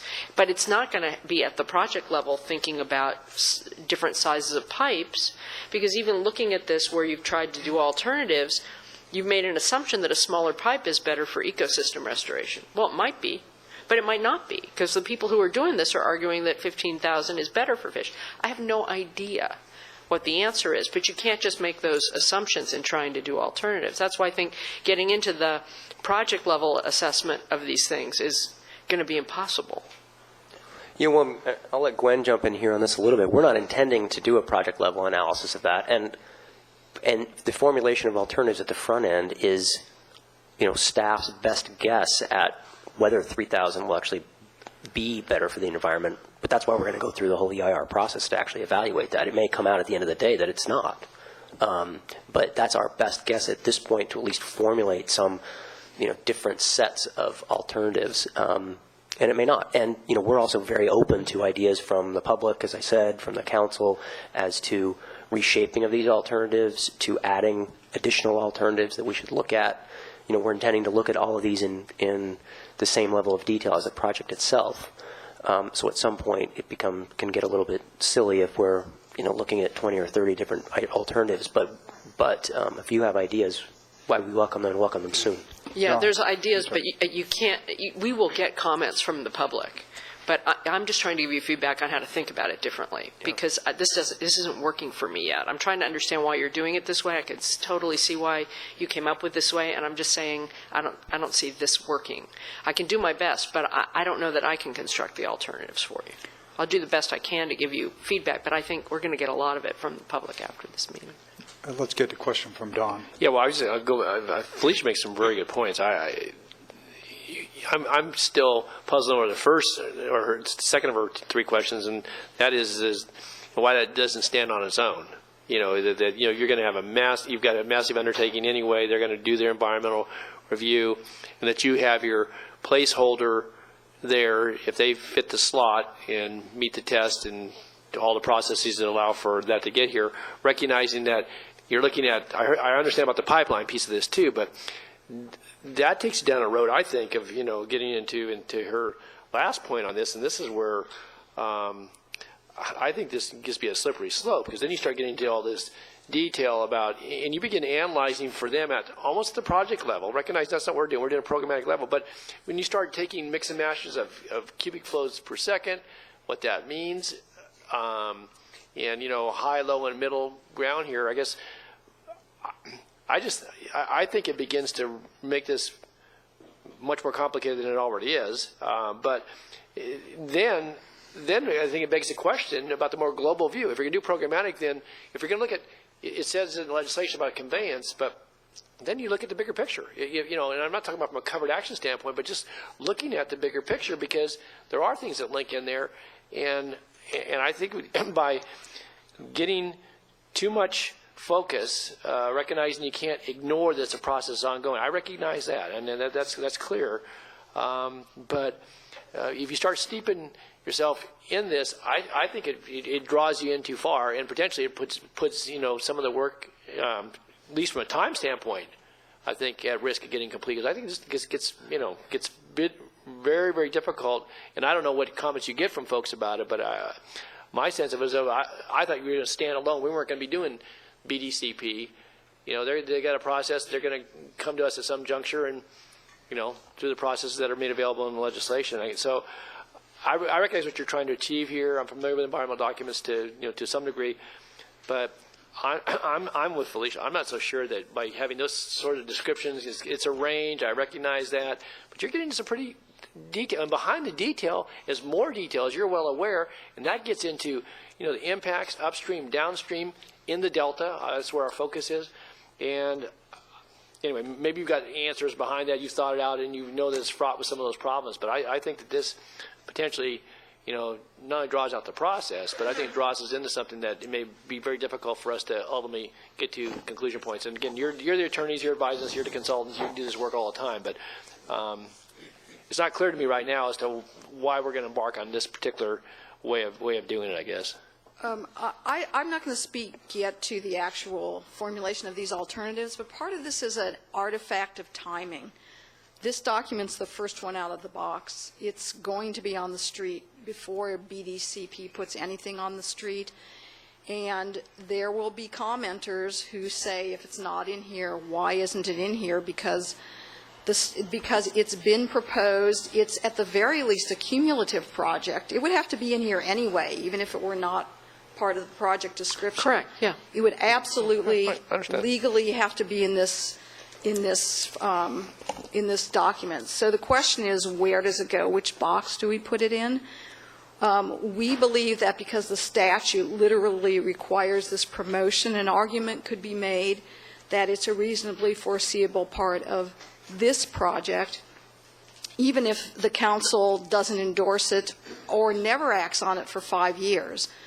That's why it's proposed this way, and in this, as part of the project, the full disclosure of the full ramifications of the project, if it were ever approved, even if it's not. Then no one could say that we didn't disclose the full I would say it's a implications. both and, because what you've left out is what we're supposed to do, quite apart from the BDCP chapter, where we're supposed to approve it or incorporate it if it meets certain standards. That's not the limitation on what we do on storage and conveyance. We should be making, and ecosystem restoration, particularly the reference to it, for ecosystem restoration doesn't make any sense to me, because that's not what we're relying on in the plan. So this doesn't relate to what's in our proposed plan, which relates more to the Stage 2 report we were talking about earlier. So there's our obligation to do something for the state at a programmatic level.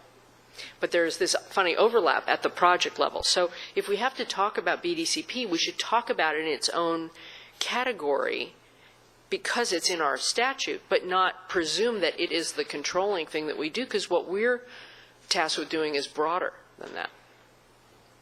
Yeah, I mean, we could talk about it separately, but, it's incorporated in with the rest of the alternatives in a way of providing the council and the public with a sense of how the different pieces fit together. And, the statute does say you're supposed to promote conveyance. There's more to conveyance necessary. There are all kinds of conveyance. Right, and we can get into more detail about that, but just conceptually, the reason why it's in here at all, and even looking at it at all, because BDCP has to do mostly a lot with conveyance, and it's because the statute says you are supposed to promote conveyance. By opting to defer, you're making a choice, and so the EIR will give you the information as to if you elected not to defer, if you elected actually to use your bully pulpit to say, we want to promote this type of conveyance, the EIR will provide you with that analysis. And if that information was not there, I think people could say, well, you should have looked at that because you're making an active decision to defer without having the environmental information as to the consequences of you making that decision.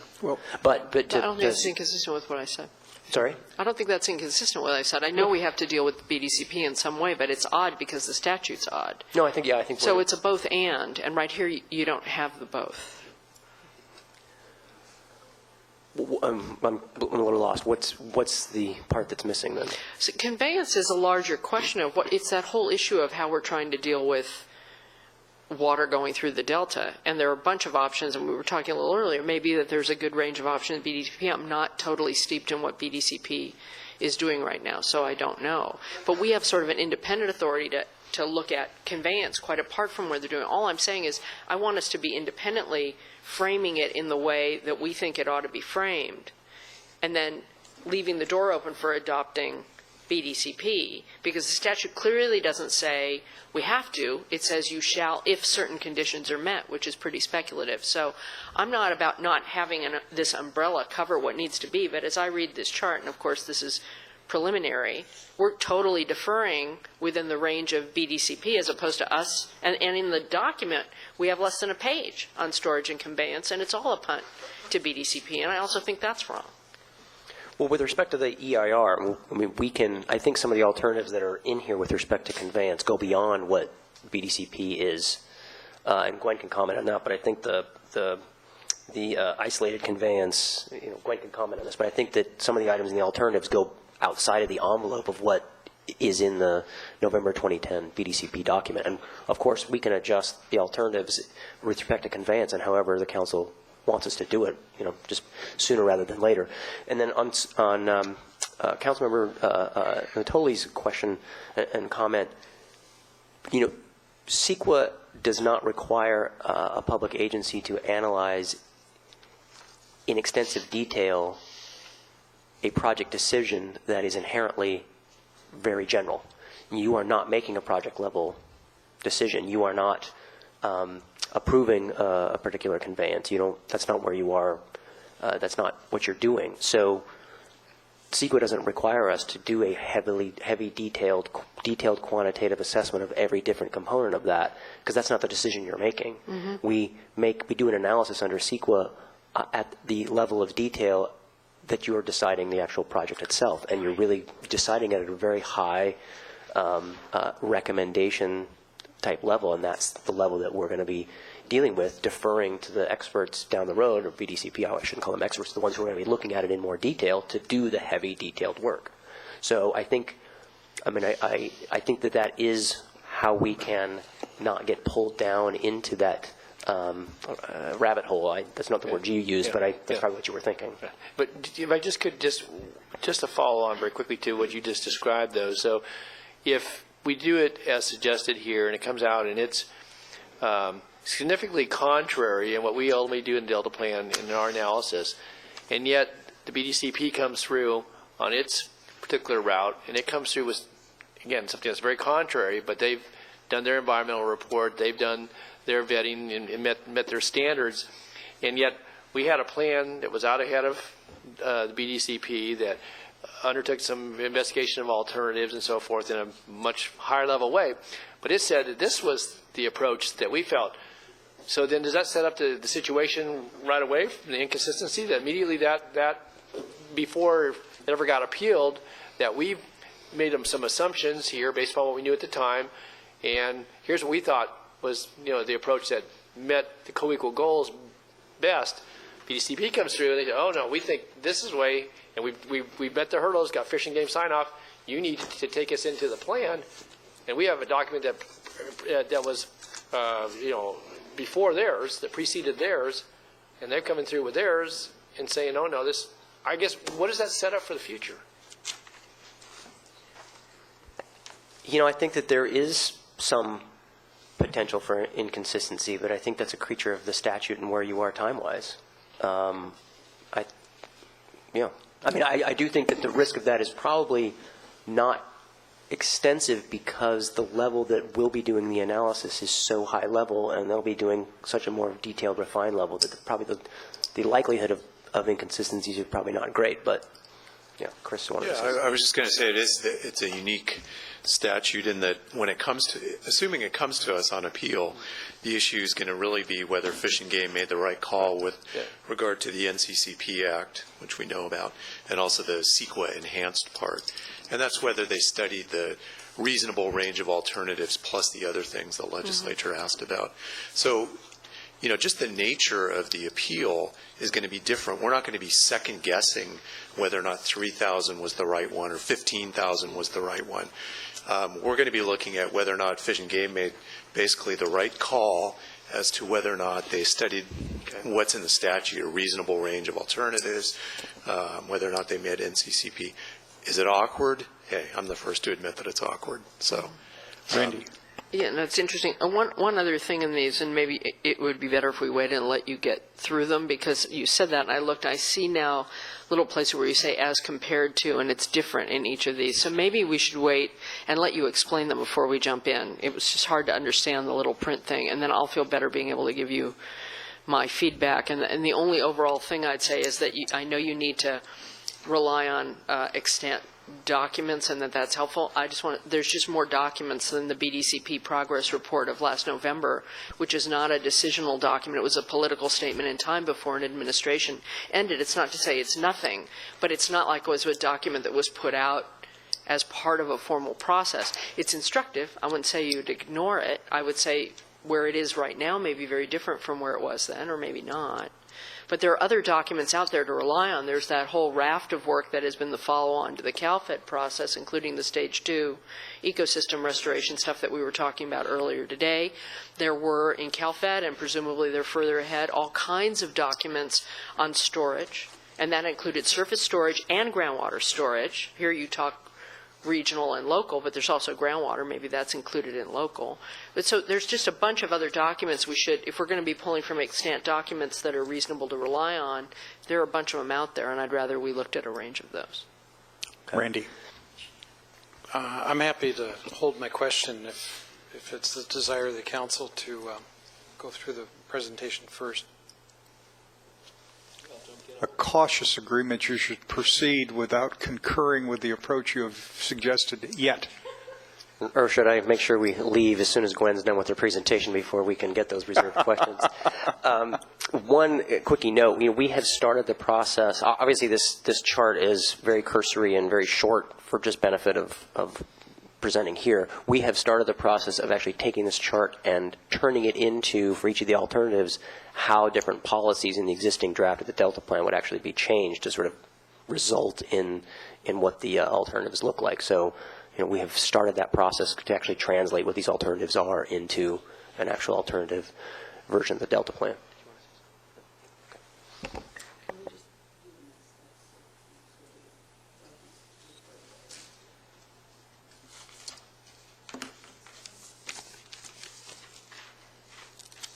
So we'll just go through the next steps, and then Gwen can get into the chart in detail. So at the June council meeting, this is the next steps for the EIR generally. At the June council meeting, we'll get authorization from you to publish the draft EIR for public review and comment. In late June or early July, we'll publish it for 45 days for public stakeholder review. In July, we'll have a public hearing at which we actually take oral public comment. That's not required under CEQA, but it's great for stakeholders so they can actually come and give their oral comment, and we'll have a court reporter who will actually transcribe those comments. Then in September, October, we'll respond in review and respond in writing to the oral and written comments we get on the draft EIR, and then revise the EIR if necessary. And then we'll post those written responses. And then in November, we'll come back to the council to present the final EIR, which is the draft EIR plus all the comments and responses for you to consider and certify as being complete and consistent with CEQA before you actually adopt the Delta plan, at the same meeting. And obviously, we'll take some questions after Gwen's done with her chart. Just wanted to put the whole package in.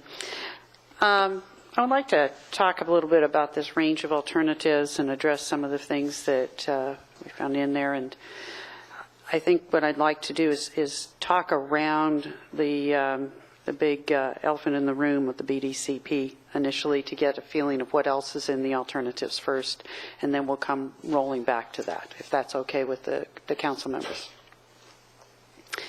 We overall on the range of alternatives, we've started with the proposed project, which will be the Delta plan as it's published in June. So that means that as we make those last few changes in June, we'll be making changes to policies along the way.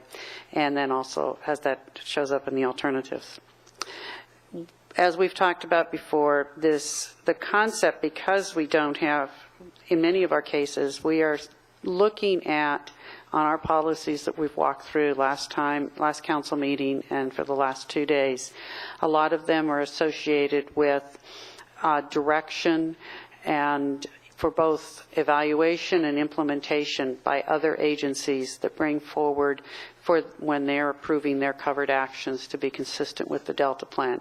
And we're providing the activities that could be looked at for that. This is not a system that's set up and makes it just as the Delta plan is unique, the programmatic EIR that goes with the Delta plan is also going to be unique, because the Delta Stewardship Council at this point in time is not envisioned to own, operate, build any facilities. So it's a little different on that process. It'll be different both in the concept of where we go with the programmatic and alternatives, and it'll also be different when we start thinking about how we can incorporate the mitigation measures that will be looked at following the completion of the effects analysis that are saying these could be the potential effects. So you're going to have, if these types of policies and recommendations are implemented, these are the conditions that could occur. And we're going to be looking towards a worst case scenarios on bookends to say this could be this way, this could be that way. It's a bookend because the actual implementation of covered actions will be brought forward by the proponents, who in general will probably have their own CEQA documentation, their own alternatives analysis.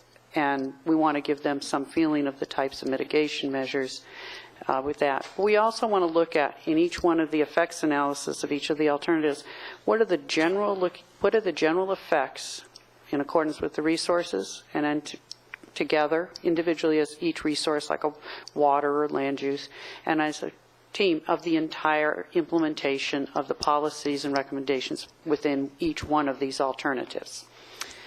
So starting with that, and so I want to just jump in briefly. So I think what Gwen is saying here is that you have a set of policies and recommendations, the actual coming to fruition of which and exactly how those are going to play out is not entirely clear.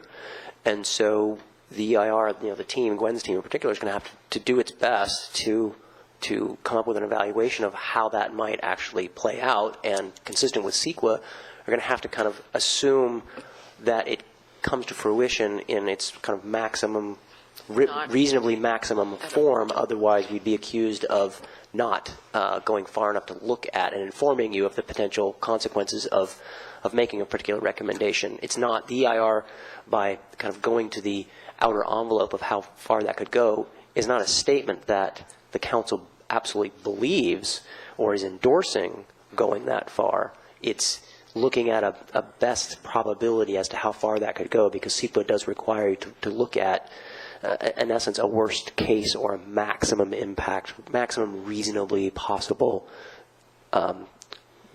scope or envelope of impact. But again, just by putting that in the EIR doesn't mean that the council is endorsing that that's its policy position, that it intends to utilize its powers to that extent. It's just what's required for full public disclosure under CEQA. right. And it discloses the potential range based on the information we have to date of what some of those impacts and benefits, and those are adverse impacts and benefits, could be. With respect to that, I do want to say that just like everything else, when you try to make it shorter, it's harder to do, and there's a lot of details missing. I'm working on a set of things going through each of the policies and recommendations, and my little backup sheet here is about 20 pages. So just to give you a feeling, when I try to cram it down on what to pick for the highlight bullets on a one-pager, it's difficult. So there is some there. That's what she's basically saying. What I guess I'd like to do is to talk about what the types of conditions that we would see, this is not impact assessment, but sort of the general direction that we're envisioning what the proposed project on alternatives 1, 2, and 3 would be looking at in the way that we've envisioned it in this chart.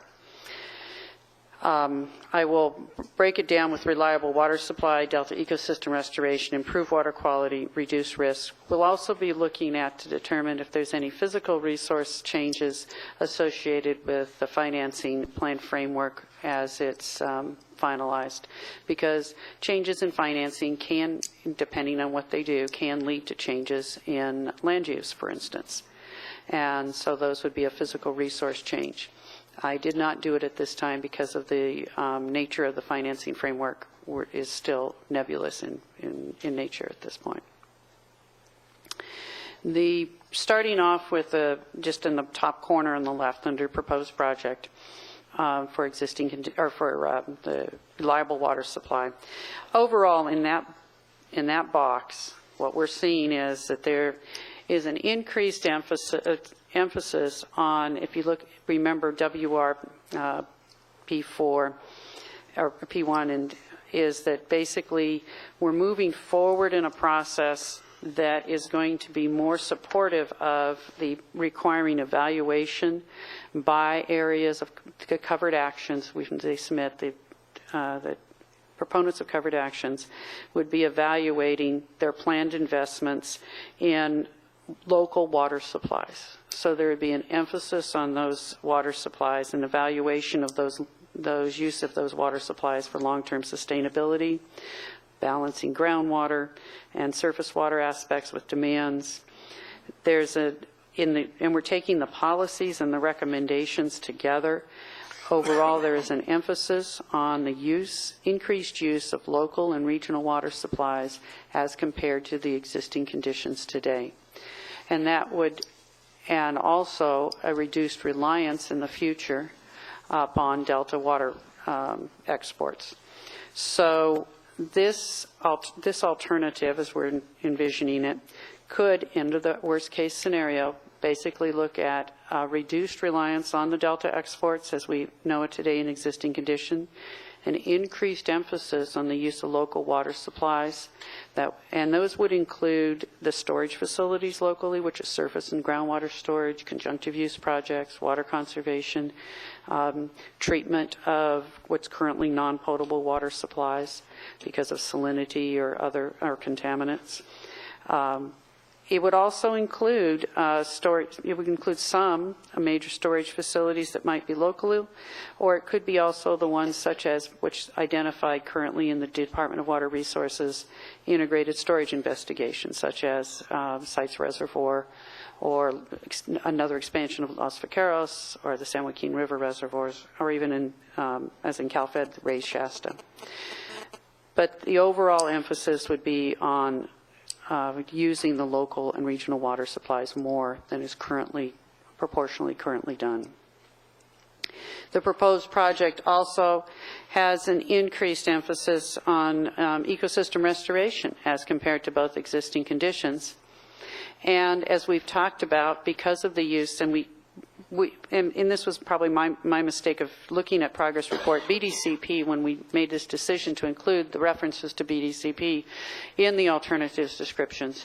BDCP includes conservation measures that both include conveyance, they include ecosystem restoration, and they also include other stressors or methods to reduce other stressors. And so I've used that as a tagline here.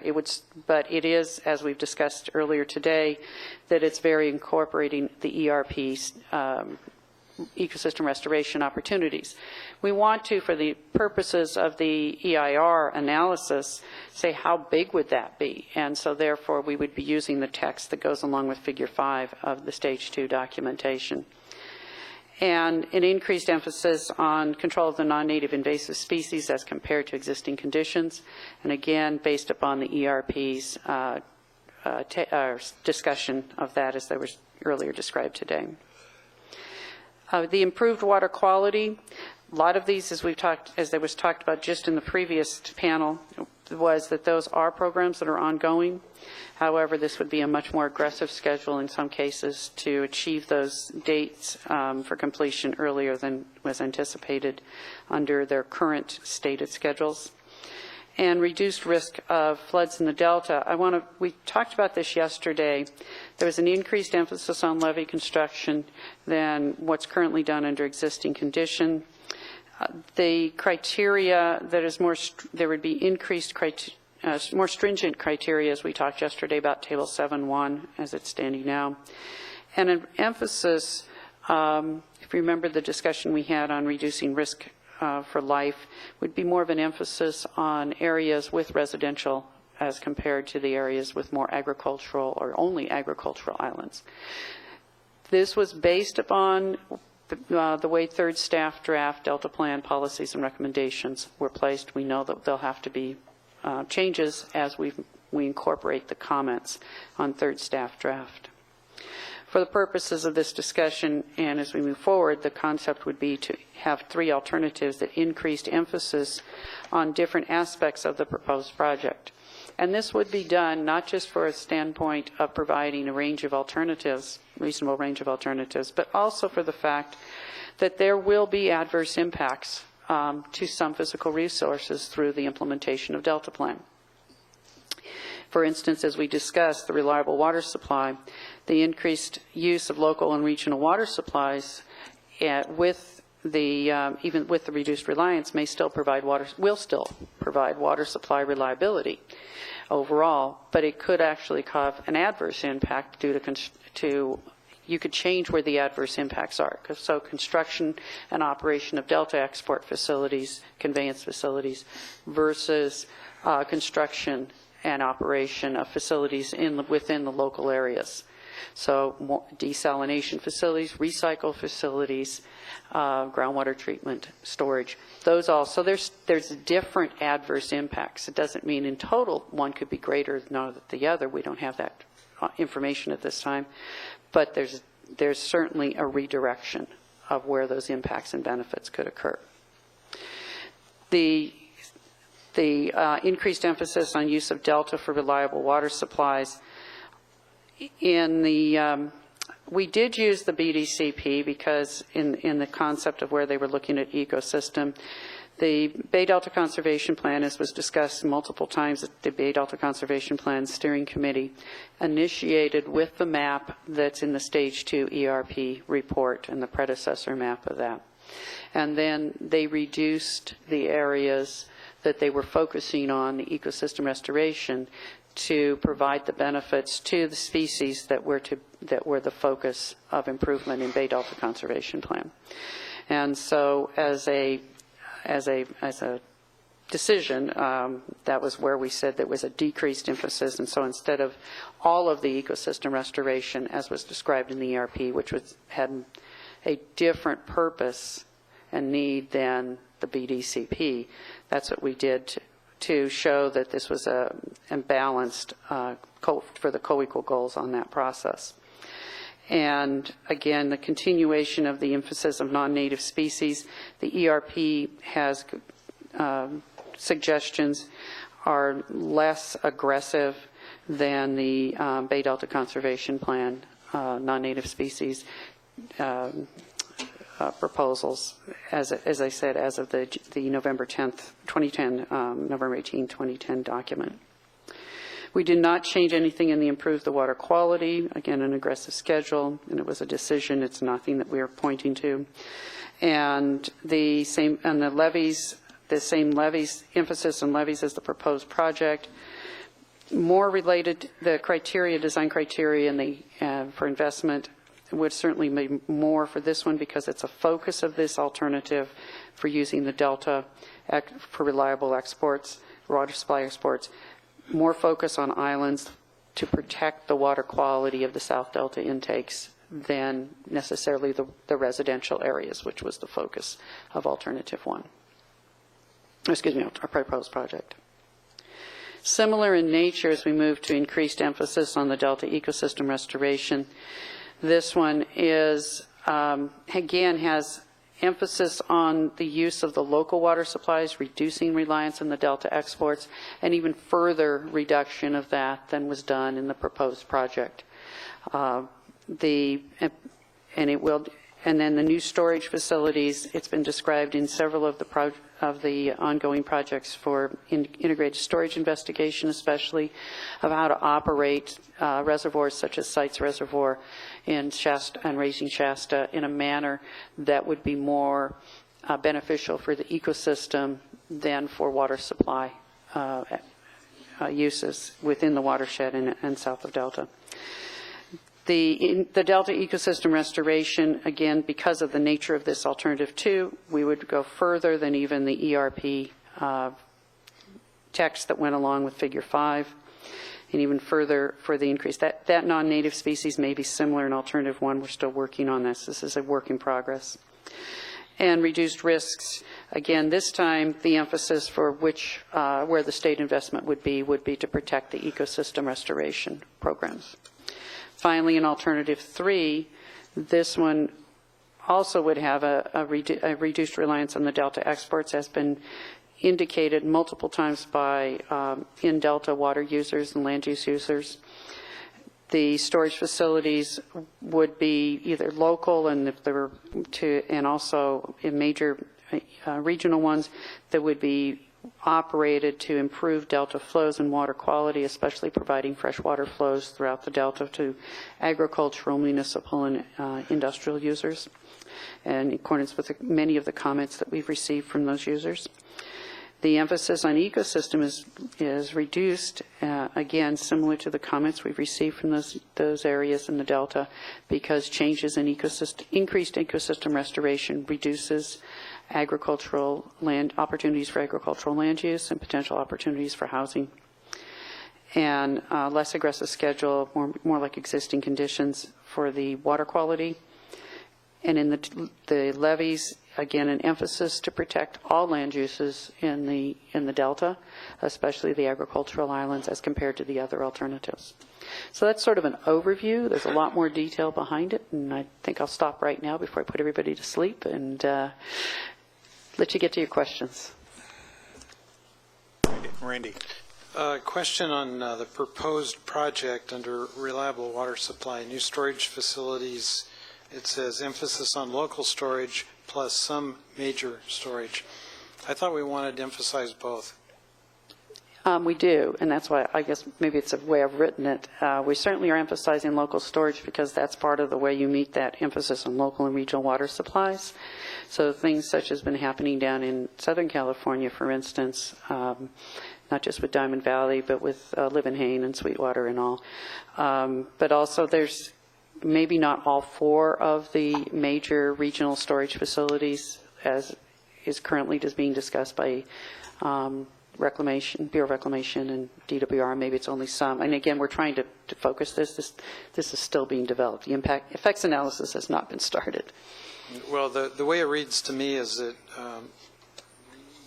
the emphasis on local storage plus some major storage. I know that there aren't a lot of major storage projects quantity-wise, number-wise, but they're all potentially valuable and helpful. So I just wanted to make sure we weren't eliminating the possibility of raising Shasta. So you would be looking at in Delta Plan to not preclude the implementation of all 4 of the major surface water storage and several of the major groundwater storage banks. Yes, that's correct. And in fact, Joe and I had a conversation a couple of days ago about the idea of soliciting input from all local agencies who may have water storage projects on their books, either above ground or below ground, that make sense, but for several reasons have not been able to address them. Seeking that input just to kind of get a survey of what potential local projects are out there. But I think at this point, I don't think we want to preclude anything. If I can just interject, just to remember that this is the description of the EIR in terms of what it's going to looking at for the proposed project.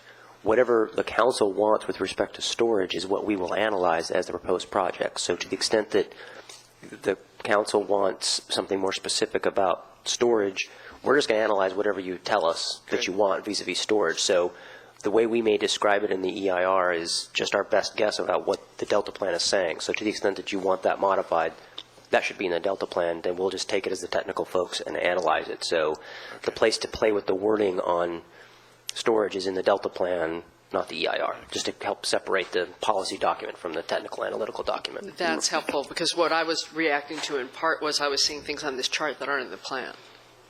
And that, for exactly that reason, I felt like we were it being clipped in a way. That without question is not our intention. I mean, we are doing our best at some level to be preparing an EIR with a plan that's in flux. So we're playing boxer here and bobbing and weaving as best we can. But ultimately, the rubber meets the road with the folks who make the big money up in front. But we do have to interpret, for the purposes of the EIR, to have enough information to do an effects analysis. We need to interpret some of the policies that are that talk about things in the future for the next 90 years to evaluate, to promote. And that's one of the reasons why we're putting some kinds of details on this. Right. Well, actually, one of the useful things about this is the point you made earlier, which is that we actually do have to think about what's the maximum impact of anything we might say. And so the interplay back to us is, hey, we got to be a little more specific about it, even if it's at that somewhat speculative level. Again, you're not going to analyze the major storage projects that are out there. There's an ongoing thing, and you're not going to be able to do it based on this particular habitat behind this particular dam. So the level at which you're going to have to do this is kind of intriguing. It's, again, it's also somewhat speculative. So it is, because those environmental documents for all those major programs, if they're under the big major integrated storage investigation programs, and water banks are currently underway and are not published. And there's, as Councilman Fiorini said, there are multiple other ones that we've been identifying for trying to determine whether they should belong in no action or most of them belong in cumulative, and they're named projects, and we have a long list of those projects right now. You know, one of the things that you hit on, and this isn't, we aren't analyzing at a project level detail a new baseball stadium, a new city hall, that we know exactly how big it's going to be and where the footprint's going to be. There is a judgment call that we're going to have to do the best we can to translate the policies that you're putting forth in the Delta Plan into actual physical changes that are the proposed project that we're analyzing the physical impacts of. So there is because you're not designing an actual tangible thing, you know, there is a gap between the language of the policy and the actual physical results of that we're going to have to do our best judgment to analyze what that is, and again, with this maximum envelope. Right, yes, the envelope of what might happen.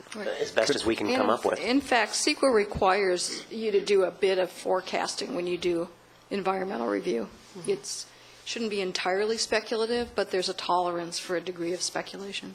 Can I want to weigh in on this, because I've been noodling about this without great success in resolving things, but let me make sure I understand it. There's a footnote that the range of alternatives will also include the no project alternative. Yes. When you have a no project alternative next to a category that says reliable water supply, what do you say? Are you describing current conditions imagined into the future? Mm-hmm. That's right. It's okay. This, by the way, is one legacy I've had from the time I actually diddled around with EIRs early in my city council career. We assume a no project alternative is understood, and it drops off the agenda, the chart, the summary. It's just current conditions projected ahead. It is, in fact, the foundational point and contrast to a preferred alternative that goes out to the year 2100. So let me just hear me out on this and see if it makes any sense. If I were doing this, I'd say, I know it's awkward, get a bigger chart. I do the no project alternative first, because the no project alternative on reliable water supply probably starts with a statement, current reliability of state water projects 63% going down. Mm-hmm. Well, that is a ascertainable, albeit criticized, but ascertainable assertion of an existing condition. Now, you saw the reports, and you saw what Lester said in declining, and I understand all of that. Nobody wants to hear it. But if the current condition is not a declining or deteriorating reliability, then what are we doing here? That's on that issue. And so I'd look at it and I'd say, that's interesting. I think those 4 water reliability reports reflect it. And I then asked myself the question, what is the proposed project? Now, Joe's been struggling with a question of how to deal, not only how to define, but how to anticipate or describe what the Delta plan will achieve on reliability. Now, personally, I believe that if the no project current status is declining reliability, the future is modestly increased reliability if all actions undertaken, or some version of statement like that, because the population's still growing, the demand's still growing, supply is not growing. You can get good management that will increase flexibility of the system, but you can't change the dynamics of weather, climate, hydrology, geography. You can shape it a bit, but you can't alter it completely. And then I'd look at, so I'd walk through all of this stuff and have statements like that. I'm going to circle back last to BDCP, which is the most complicated part of this issue, I think. But then I'd say to myself, I'm not sure I'd exactly describe it the way you've done, Gwen, in these conceptual alternatives, because the players of the water world look at that and say, alternative 1, exporters win, alternative 2, environmentalists win, alternative 3, Delta wins. Now, I know that's not what you intended. Well, that is the way the players will look at it, because that's the only, they think through that prism. It's impossible to change their attitudes and so on. But an increased emphasis on Delta reliable water supply as an alternative would be to set a goal. Increase water supply reliability of state water project from 63% to, I'm totally making this up based on nothing, 67% by 2025 or 2030. I could understand alternatives that run out that way, but what I can't understand is a concept that jumps between generic descriptions of actions and then pops in occasionally with a specific, detailed, quantified action and have it make any sense to me. Ms. Garber, you're going to tell me something I need to know. Well, I was going to comment on the no project concept, but it sounds like you might be moving on to another. I mean, well, I just want to look at it. If you ask me where my thinking is now and where I believe the Delta plan as we currently sit is headed, I believe the council would like to have a more reliable water system, which is not the same thing as saying, as unfortunately this chart and the discussion leads you to be, that's a fight about the new facility. I know it's important. It should be mentioned. It can't not be mentioned.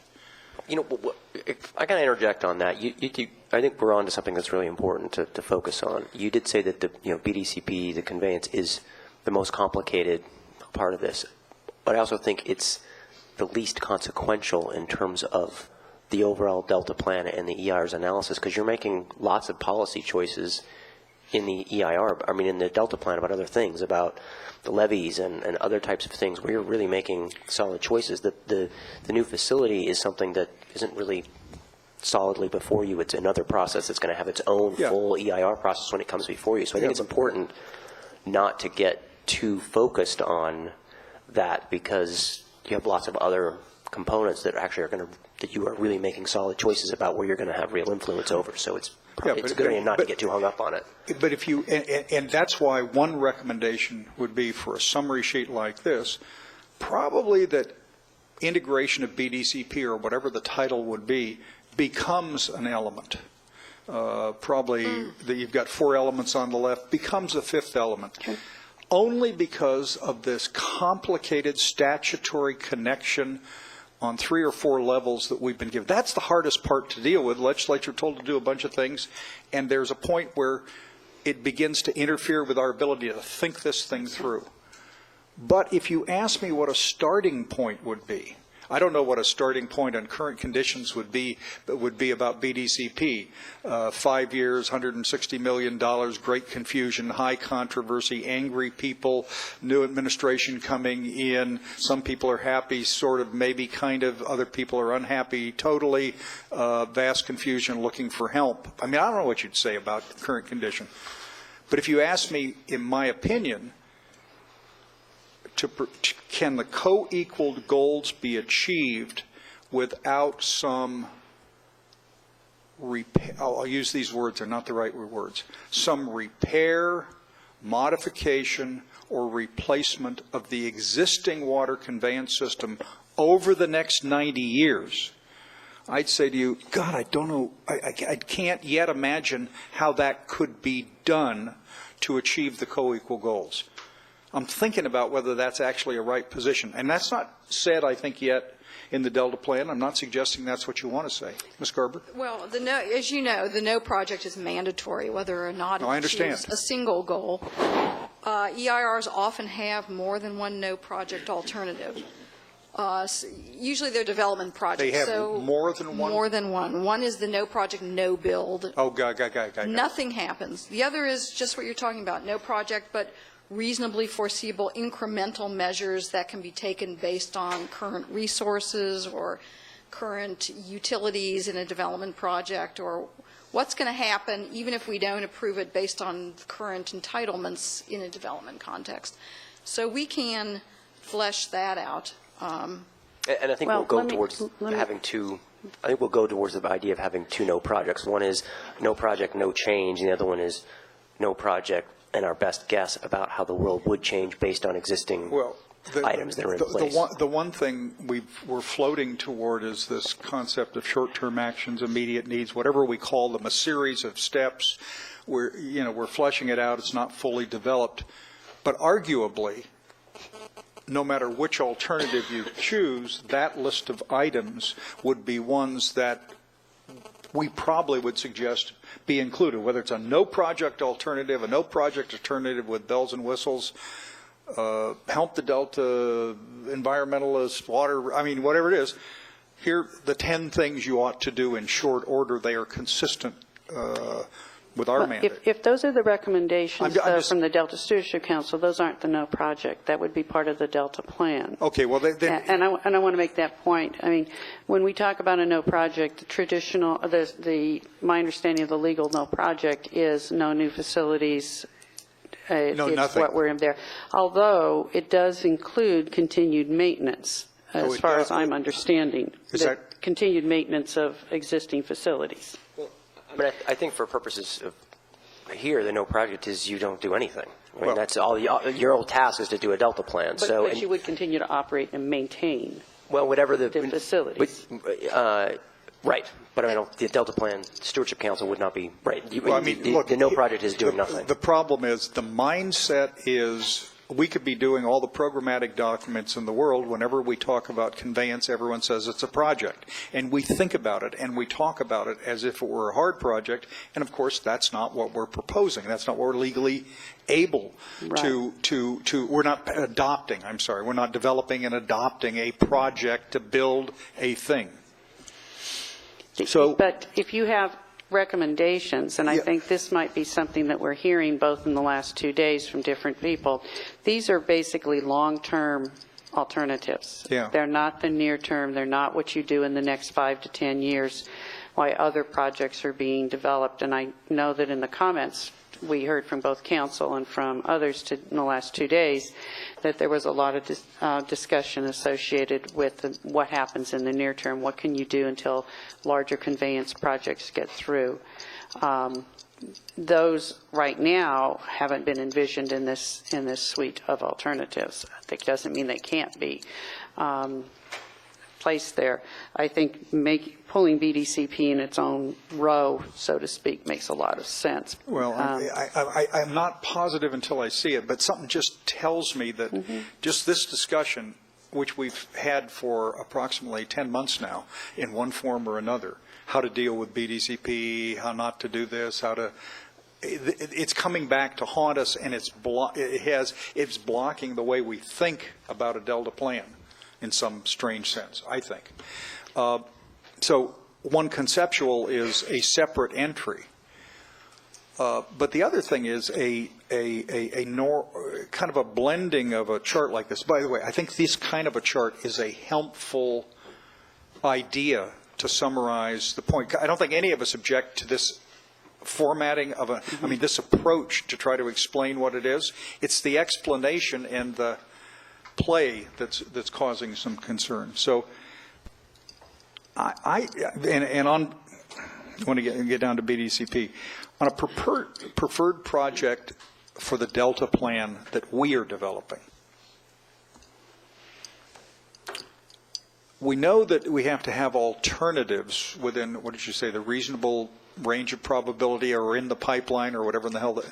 In the pipeline is so non-legal a phrase that I love it. May I use it extensively? Yes, that's for reasonably foreseeable, if it's in the pipeline. Okay, well, I know the alternatives have to do it, and it's very focused on the information we have from the November 2010 report from the Resources Agency. But in terms of the Delta plan, we are obligated to integrate it if it meets the tests, plural, of law established by the Act, and Fish and Game says yes, and if somebody appeals, we say yes or we say no or whatever it is. Okay. That, to me, is the plan on BDCP. However, where I'm interested is where Ms. Marcus started and Randy started. I believe part of our mandate is to try to construct something intelligent and important for conveyance and storage to serve statewide water reliability and ecosystem, the co-equal goals, done paying attention to the Delta, and to include it in the plan. And so I'm talking myself into declarations that, if I could do it, if I said, okay, Gwen, what's the secret Buckholz plan, or Grindstaff? I turn to Joe all the time, say, come on, Joe, you're an ex-water administrator. What do you really think? And he tells me for a long time all the things he thinks. I say, come on, give me the secret plan. It would be that you'd look out at 100 years or 90 years, and you say, God, to get through 90 years, we're gonna need 35% from water system efficiencies, conservation, recycling. I'm making up that figure. If we do it the right way, we're probably going to expand some storage by X million acre feet, and if you get out to a certain year, maybe you could get 7 or 8% more water, maybe statewide. I don't know what the figures are, but that analysis is the closest thing I can come to a planning concept for the Delta Plan. I don't disagree with you in concept. That's a very, very large study that many people have tried to do in pieces. It probably does need it someday. Well, no, I think it does work. Someday it probably needs to be done statewide. Multiple projects have taken pieces of that on. But it's not a simple analysis. Oh, I'm sure it's not. It's not a few months of analysis, and there has not been a set of analysis that's done that specifically statewide that we can rely on. No, I know. And, even the water plan update, which in both 05 and 09 did a calculation of possible sources for water, did a very high range and a very low range, and there was a huge variation. But it was a helpful way to think about the what did the plans call them? Not the methodologies but the scenarios that they had, and those are things that we can refer to as ranges at this point in time.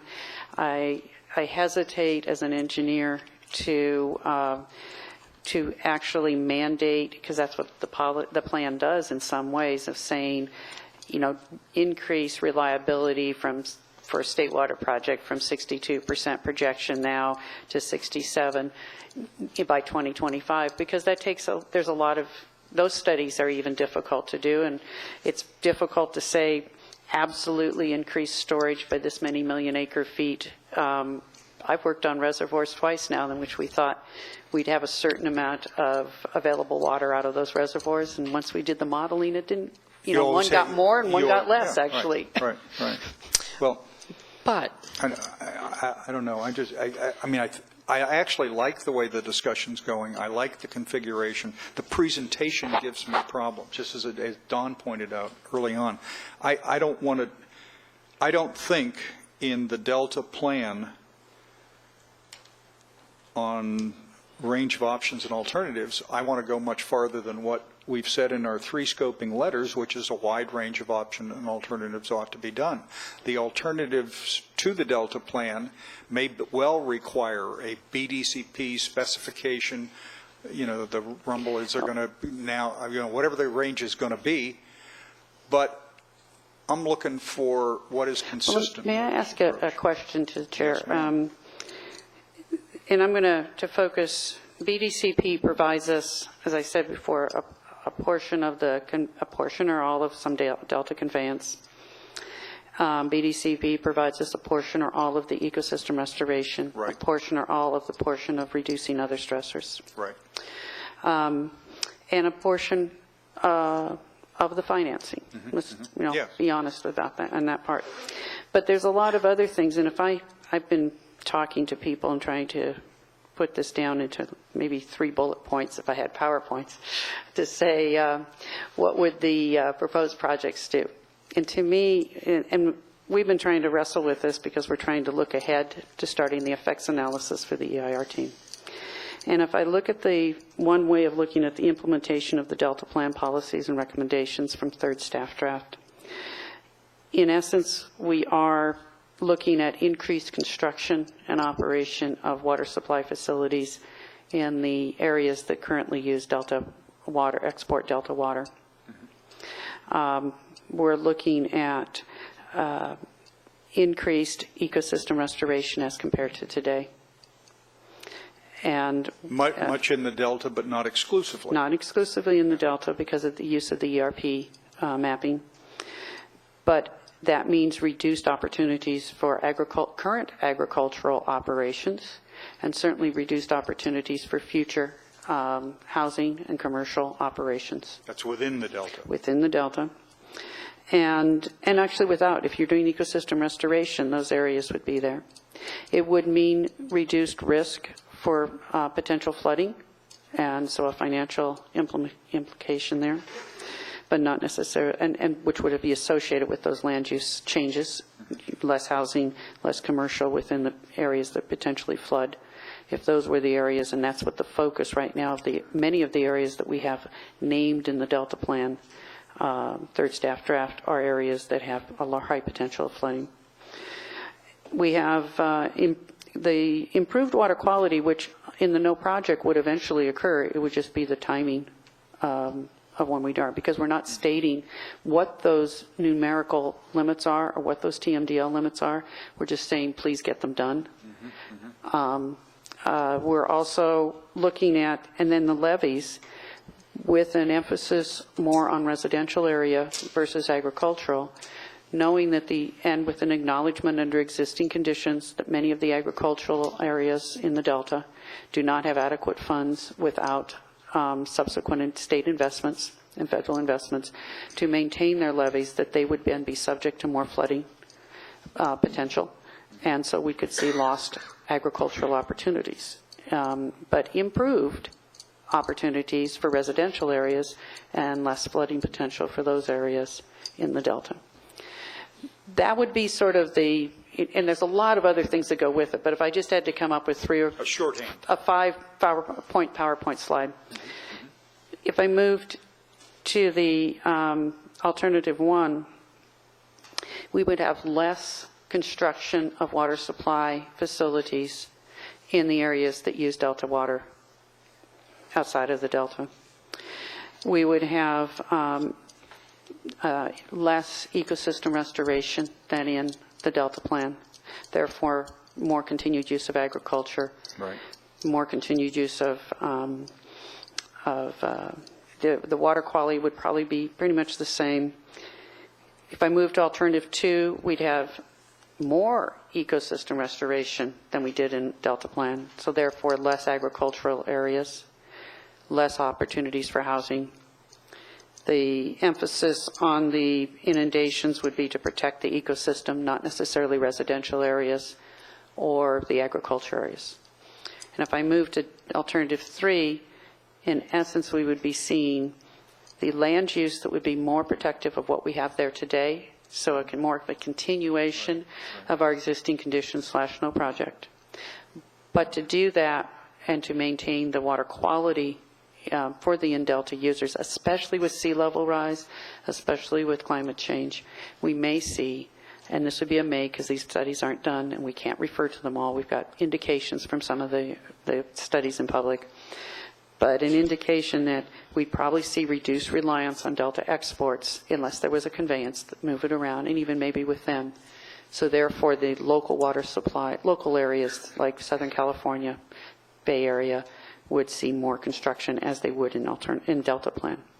So I think those are sort of the things that you start seeing changing between the big changes between the alternatives is where does the construction come? It's not that we're saying go fallow land, stop building in the areas that use export water. It's the fact that in those areas there would be more in construction and operation of local facilities. And each of these alternatives being studied would at least minimally have to meet the statutory requirements on the co-equal goals? That would be the concept. Is that, I mean, because, you know, that's a big arguing point for folks. Yeah, I mean, the CEQA requirement is that it has to feasibly meet most of the basic project objectives. And for most projects, it's, like I used the City Hall example, we want a City Hall, it's got to be a certain size, it's got to have certain criteria, so you wouldn't have to look at an alternative that doesn't meet most of those criteria. For the project objectives are the co-equal goals. So, yes, that's right. Do you have to make a fundamental categorical decision before you even analyze an EIR that it absolutely categorically meets the co-equal goals? Well, no, because the EIR process itself will help inform as to whether or not. Yeah, but it has to at least pass the silly test going into it that it does. But then the EIR process will actually inform the ultimate decision. How do you avoid? I think this was what Don was hinting at. How do you avoid the public and the advocacy groups reading the alternatives and saying, wait a minute, this is supposed to be mine, I'd write it differently, so you must write it differently? I know it may go back to the answer you gave me before on not every Californian's entitled to order us to do an alternative. Is that the answer? Yeah, you will. I mean, you will get lots of suggestions for alternatives in the public comment period. And then it's, as Jim or Gwen described before, it'll be a process of seeing where it is in the range, whether it was covered before, whether it has an environmental advantage, whether it achieves goals, and whether it's worth analyzing or not. But it's unavoidable, I think. Felicia? Have you thought about the range of things that we haven't talked about or considered that would fall into that category? Like you mentioned fallowing, for example, as an example. We haven't really had a conversation about that unless I missed it, which is possible. And I know it's in one of the alternatives that was suggested. It would be part of the water conservation use efficiency. It's part of agricultural water management planning in SBX 77, which we use as part of our basis. So we do need to think about it. We do need to think, but I guess I was trying to say that the way we were trying to develop these alternatives is with a mixture. Historically, in many of the water projects completed in California, they have, when they've done the impact assessment, they have not, because of the lead agencies that were preparing the the environmental documents, and it wasn't necessarily in their authorization. It was basically looking at what is the change in for instance, if we reduce Delta exports, and then they look down to the areas that use that water, and they do a worst-case scenario, and they don't say, oh, by the way, what happens if they develop these other facilities? And it's much more of a, you get working with a lead agency that's not their authorization. It becomes speculative. It doesn't become part of the alternative that they can implement. In this case, we're broader in nature because of the way the Delta Plan policies in the third staff draft are written. We've already opened up the concept under WRP1 and several of the others that you're looking for the evaluation and potential implementation of local water supply facilities. So you balance that against, for the areas that export water, and I want to make this point, we've been very focused in this discussion today on water supply reliability for the areas that export water. There's also water supply reliability for other it's statewide, but it's specifically in the Delta, too. So those need to be balanced in much more detail than it's shown in here. It's just so hard. I may have asked this the last time you were all here, but because this is such a specific objective in the legislation, I understand that it's challenging. But there have been other programmatic EIRs of statewide plans of some sort or another.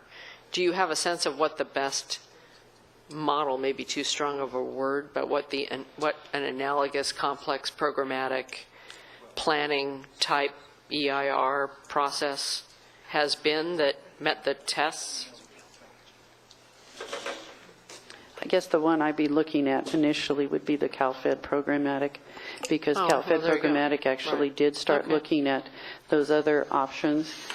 They, again, were limited by their purpose and need.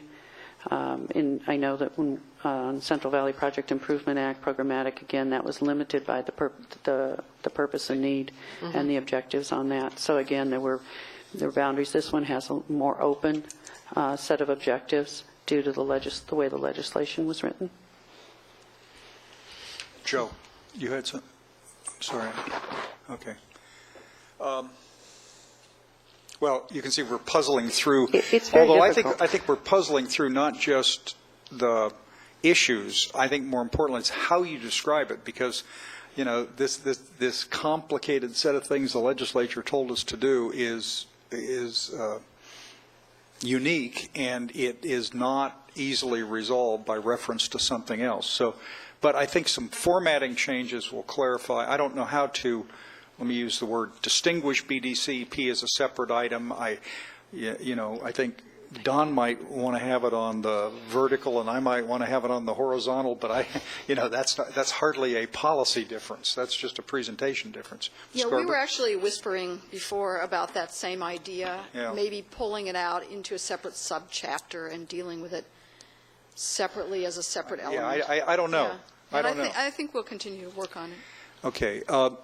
But, by the way, one of the really helpful things from this summary sheet is not what we thought it was going to be originally, going to show all of it. This is looking for those shorthand descriptions of the plan, kind of like how we're thinking of trying to integrate the goals for 2100 from Chapter 1 with each of the policy chapters. It's all about the same thing. It's coming to understand what the collective array of narrative recommendations and policies are about, and explaining them and linking them, which is damnably hard. And I appreciate your help on the whole thing. Would you guys be willing to just sit there, because we've got a couple requests to speak from folks, and there may be questions you'd respond to, if you don't mind? Mr. Stevens, I'm sorry. Too. What are the next steps, just to reiterate? We've got a new meeting that's now scheduled for the 13th or 16th? 16th, I believe, of June. This is obviously a very important issue and worthy of more discussion. So we're going to go back and think about formatting changes, but you did mention that there is a more in-depth chart that's in the works now. Is that something that we could bring forward at that meeting and really get into the discussion again, Gwen? Yeah, I think absolutely. I mean, what we'll do, and it's also going to, next week, staff will have the revisions, internal revisions on the policies and recommendations. And there were a number of them that would be modified and how we deal with it on this process. And so that, first of all, that's the first thing we do.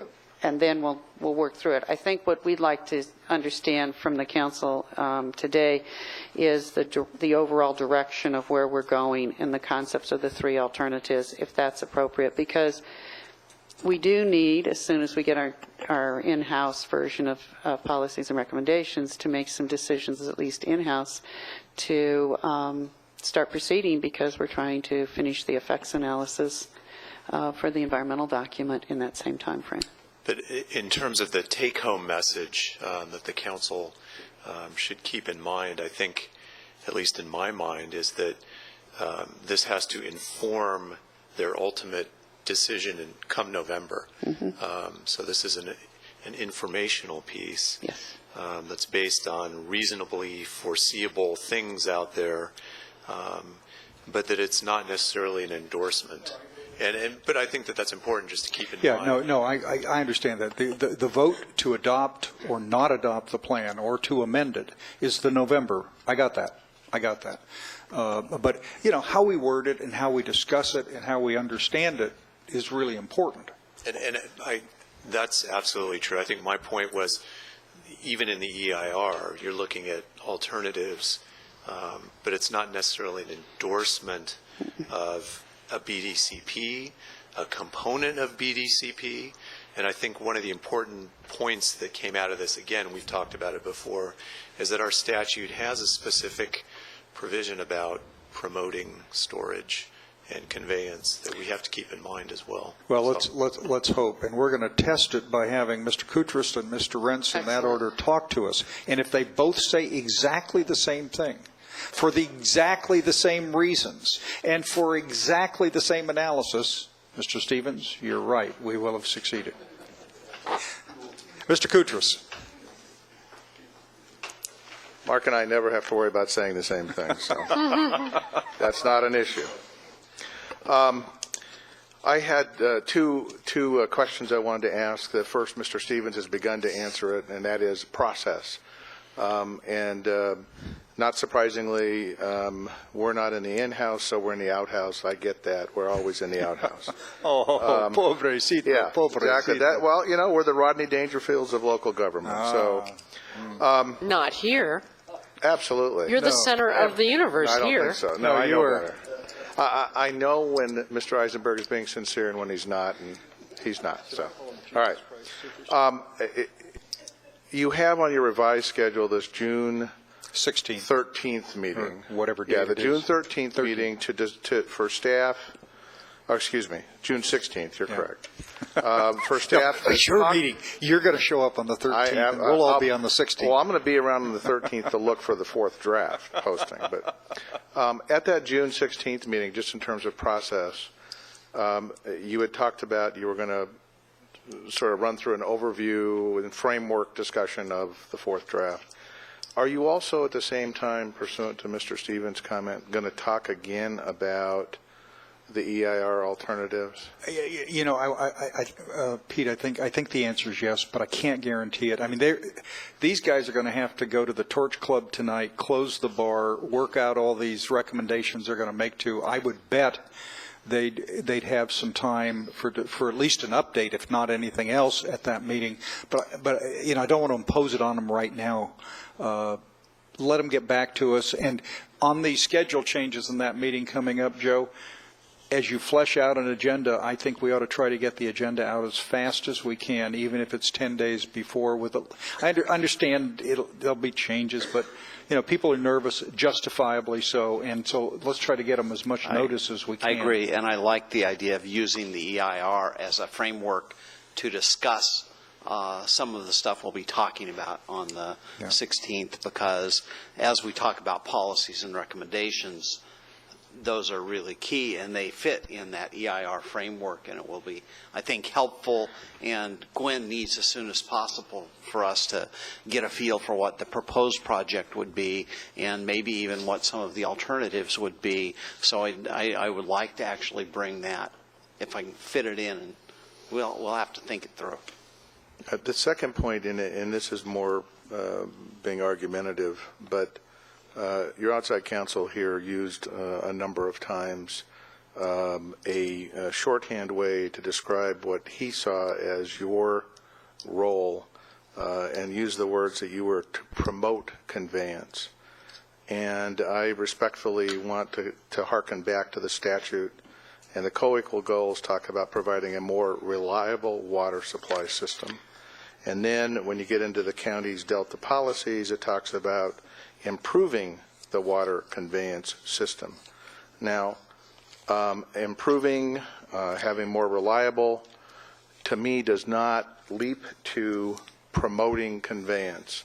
And Mr. Eisenberg, I think you started talking about maybe... Okay. Mr. Andrew corrects his reference to the objective and says that we can discuss improving water conveyance rather than promoting. Well, Pete, I think he was pointing at 85304. It says the Delta plan shall promote options for new and improved infrastructure relating to water conveyance in the Delta storage system. Right, well, exactly. I think that's No, this is part of my point, because I don't think that language means a big pipe or tunnel, which may well be the right recommendation. I have no opinion, but that's not what it tells us to do. And there's other stuff that would improve conveyance, and we should be... That's why I think that section should have more in it. That's a lot of the smaller other option stuff. So punting to a process that's not about that may be perfectly great. I want it to succeed. May even be likely. That's what I feel like we haven't been clear enough on, in at least what I see there. And again, I apologize. I missed the meeting where you all talked about it. So maybe that you decided to totally Marcus, change it. Commissioner Marcus, if you just ask the counties, we'll let you know what we think should be in there. So thank you. I'm presuming it's in there in the comments already. Okay. Mr. Rentz. By the way, I've got the first 2 points of the alternative. State capitals moved to Turlock. Number 2, retired county executives are drafted in the California Army National Guard.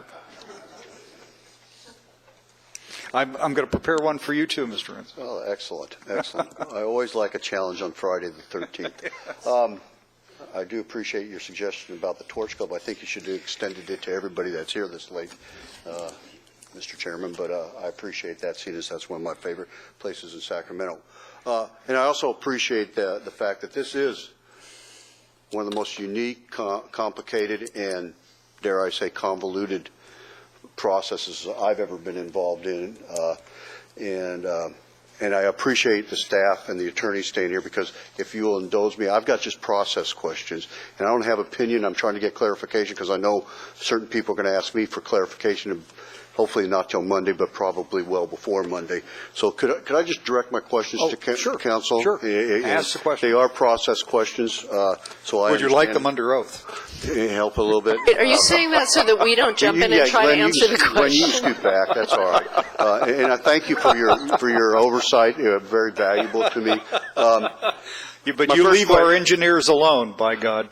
And I noticed Randy moved away from the table. But my first question to you, it's kind of rhetorical, but I'm assuming the deciding body is the council. They're the decision makers at the end under CEQA. And I'm trying to understand what you said. And this first half is on discussion of EIR alternatives. And if I understood you correctly, and please correct me if I'm wrong, the staff will decide which alternatives will be reviewed by the board. Was that a correct conclusion that I heard from you all? No, that's not. I don't think that's a correct conclusion. The staff makes its best effort to come up with a reasonable range of alternatives consistent with CEQA. CEQA ultimately decides the alternatives that we have to look at, and we take input from everybody as to that. And if the council wants to direct us in a certain way, they can do so. So if somebody decides to submit an alternative, what does staff do with that? Can the staff decide that alternative will not move forward to the council for its consideration? Well, if it's submitted before the EIR is prepared, I believe the staff would discuss it with the council. If it comes in during the public comment period, it would be done in the context of responses to comments, which is also a public process. So basically the staff will review that alternative, make a decision whether to include it as part of the range of alternatives, and then respond to that as a comment. Stop. The much rumored and as of yet unseen Aqua organized alternative language to either all or part of the Delta plan, if it comes in, should come in ASAP, and it'll be a public document. As you know, we'd love to see it. I understand. I just want to make sure that it will get beyond. It will be available to the council, and the council can make a decision whether to include it in its range of alternatives or not. That's absolutely. That's correct. All right, good. That's what I was hoping we'd hear, because now we're all on the same page, so I can skip my last two questions. See how great that was, Phil? Thank you for that clarification. Okay, we're setting up a cot in the council office for you, Mr. Rentz. Regarding BDCP, could you explain to me the role of the Delta Stewardship Council? So I understand. I see it as there's two possibilities. Let me just throw them out there, try and keep it simple. One possibility is that it acts as a reviewer to ensure that and make a determination on procedures as to whether or not the Department of Fish and Game decision satisfies the requirements of NCCP. The other possible role of the Delta Stewardship Council is to determine whether the final decision, the content of the BDC plan, is the correct decision. Which of those roles? What? Well, I'll give you. Stop. Where are you going with it? I mean, it's in our. We adopted appeals procedures that talk about our role with regard to BDCP. I'm just going to leave it at that. Okay. Well, read the appeals procedures. I'm glad you asked the question, Chris, and because it does lead to this matrix here that I'm just trying to make sure I understand. The matrix has values set forth in it, and for example, it has flow values in each one of the alternatives, and we know, I think it's reasonable to conclude that the Delta plan will probably make a decision, reach a decision before the BDCP is completed. I think that's a reasonable conclusion. And if the Delta plan makes a conclusion regarding flows, then I'm just going to use that because that's the number I see right across. There is no delta flow criteria that I see summarized and quantified in this chart. It pointed out to me. It's got a range there. Let's say you pick. Its capacity is quantified because that's the mentioned capacity in the BDCP process. With the much rumored, we're soon to study a 3,000 cubic feet per second. Let's use the alternative 2. Let's say you adopt alternative 2, and the capacity is 3,000 to 5,000 cubic feet, and the Delta plan comes in and talks about an infrastructure that increases the capacity to 10,000 cubic feet, 7,000, anything outside that range. What happens with that conflict is what I'm... Is your question, does BDCP trump what we choose here? No, I'm just asking how that plays out. I think that's the answer. I think that's, if it meets the statutory criteria and it sustains appeal, it comes into the Delta plan. That's in the statute now. Yeah. But that doesn't say that in the meantime we can't look at all of the reasonably foreseeable things that may occur to help inform our decision. And we have, as Felicia's pointed out, we have other things that are in our hand. I would concur with your conclusion that in the meantime, but if the BDCP comes in after the fact and you make a determination that's consistent with the NCCP, then that decision laid out in the BDCP takes precedence over what was in the alternative, and you may have to amend your Delta plan. Why don't you read the rules again? Take a look at the statute. These are conversations that, here's the thing, ask your attorney can send our attorneys letters, and our attorneys can decide to answer the letters and all of that kind of stuff. But Mark, this is just the jockeying that will inevitably go on in any disputed area about what comes up. We're not going to be able to satisfy anybody on any side of this issue in advance, because everybody actually wants, promise me you'll do what I like, and then I'm okay. I think it was a legitimate question, because I think this part of I think it's confusing. The thing I would say to you, so I think that was a useful colloquy, and I can't figure out how we make a decision on size in this. I'm sure there's a way, but let me just finish. I'm sorry.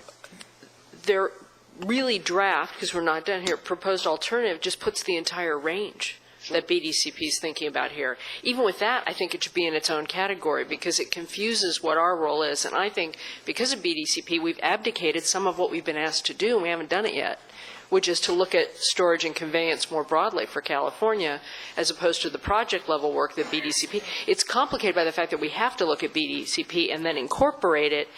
And we're incorporating something at a level of detail that's much more detailed than everything else. So it is odd. So the confusion that you have, I get. The answer is helpful, but we still haven't figured this thing out. But I just want to remind you that the preferred alternative they put in, to be fair, was the entire range that BDCP is considering, and that's why that's what's in the preferred alternative. Yes. And it may be best just to put the entire range on every one of the alternatives to provide flexibility. Well, if you separate out BDCP so it's a discrete column, row, whatever it is, it may more logically fit in that format.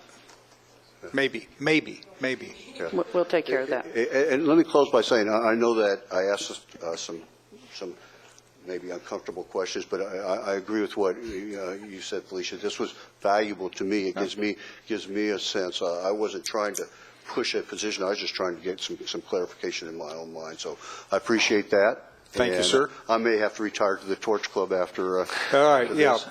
Well, Mr. Rents will be with you in the Torch Club. Say hi to Governor Brown. It's right near his apartment. Okay. Okay. Thank you very much. I tell Mr. Andrew all the time, said, no, you have to explain this again. I still don't understand it. And you have to explain it. It is a very complicated intersection of laws and obligations and duties and legal responsibilities, and is overlaid with a lot of policy and emotion and tension because it's an issue of great social importance. We benefit greatly by your input, though, too. So this is not a one way where we come and explain. Obviously, we depend highly on these interactions to make sure that we're doing what we're supposed to be doing the right way that helps you do your job. Okay, Mr. Grindstaff. Thank you very much for staying and working through this. This is a hard process, I understand. It will continue to be a difficult process up through November. But we're learning as we go, and I appreciate that very much. Even this discussion on EIRs was helpful for me in actually, as we update the plan itself. Yeah. Don? And just one other question, process question, but with the chart that was handed out on the new revised schedule, then is it, we're having the meeting on June 16th, and will some of that spill over in all likelihood to 24th, 25th? Is that the thought? Absolutely, and the 24th, 25th is my expectation that we're going to have a lot of discussion and hopefully get final direction on what things we need to I mean, if we go beyond the, as I'm informed, if we go beyond the 24th and 25th on the decision to circulate and all that, we're going to rapidly lose our ability to meet the statutory deadline. So, yeah. Well, we'll see if we can get a late night permission from West Sacramento City Hall. Well, that's true. And I guess the reason, just one final follow-up here, I know everybody's ready to go, but is that if we have questions, for example, we're going to give input to you, and then you're going to go off and take those and run with it for the release of the document. So we need to be darn sure by the time we adjourn on 25th that there's a clear understanding between council as a absolutely, and I think Vice Chair Fiorini asked, is that the time when we go word by word and we agree on the language? And that is, on that day, the policies and recommendations are things that I want to, at least, it's not a final approval, but... Well, I mean, it is, there is only one approval of the Delta Plan. That's the November action. This is writing the language that goes out for public comment. And then we have, after the public comment, the opportunity to do the sandpapering and other things that are involved, including if we want to change dramatically the whole thing, we could do that. Absolutely. Yeah. Okay, thanks. And it may be that we'll want to make sure that the alternatives include some of the alternatives that alternative language that's important to the council. Okay. I think for us at this point, what Gwen, I think, asked, and I didn't hear any comments, so I'm going to assume the answer is yes, that the overall direction where we're headed with the alternatives in terms of the formulation, the general concept, I understand the presentation needs some work, how conveyance and BDC is pulled into it needs some work, but the overall direction is good because we need to be able to take and run with that. So that's point one. I'm hearing no comments, and then I'm going to assume that it's good. And then two, if members of the council have particular ideas about other alternatives that we should be looking at or how these should be altered in some way, sooner rather than later. And I guess the same for the stakeholders, because the closer we get to the deadline, the more difficult it's going to be for us. Okay. Thank you very much. Thank you. Everyone go home. Meeting's adjourned. Offer still.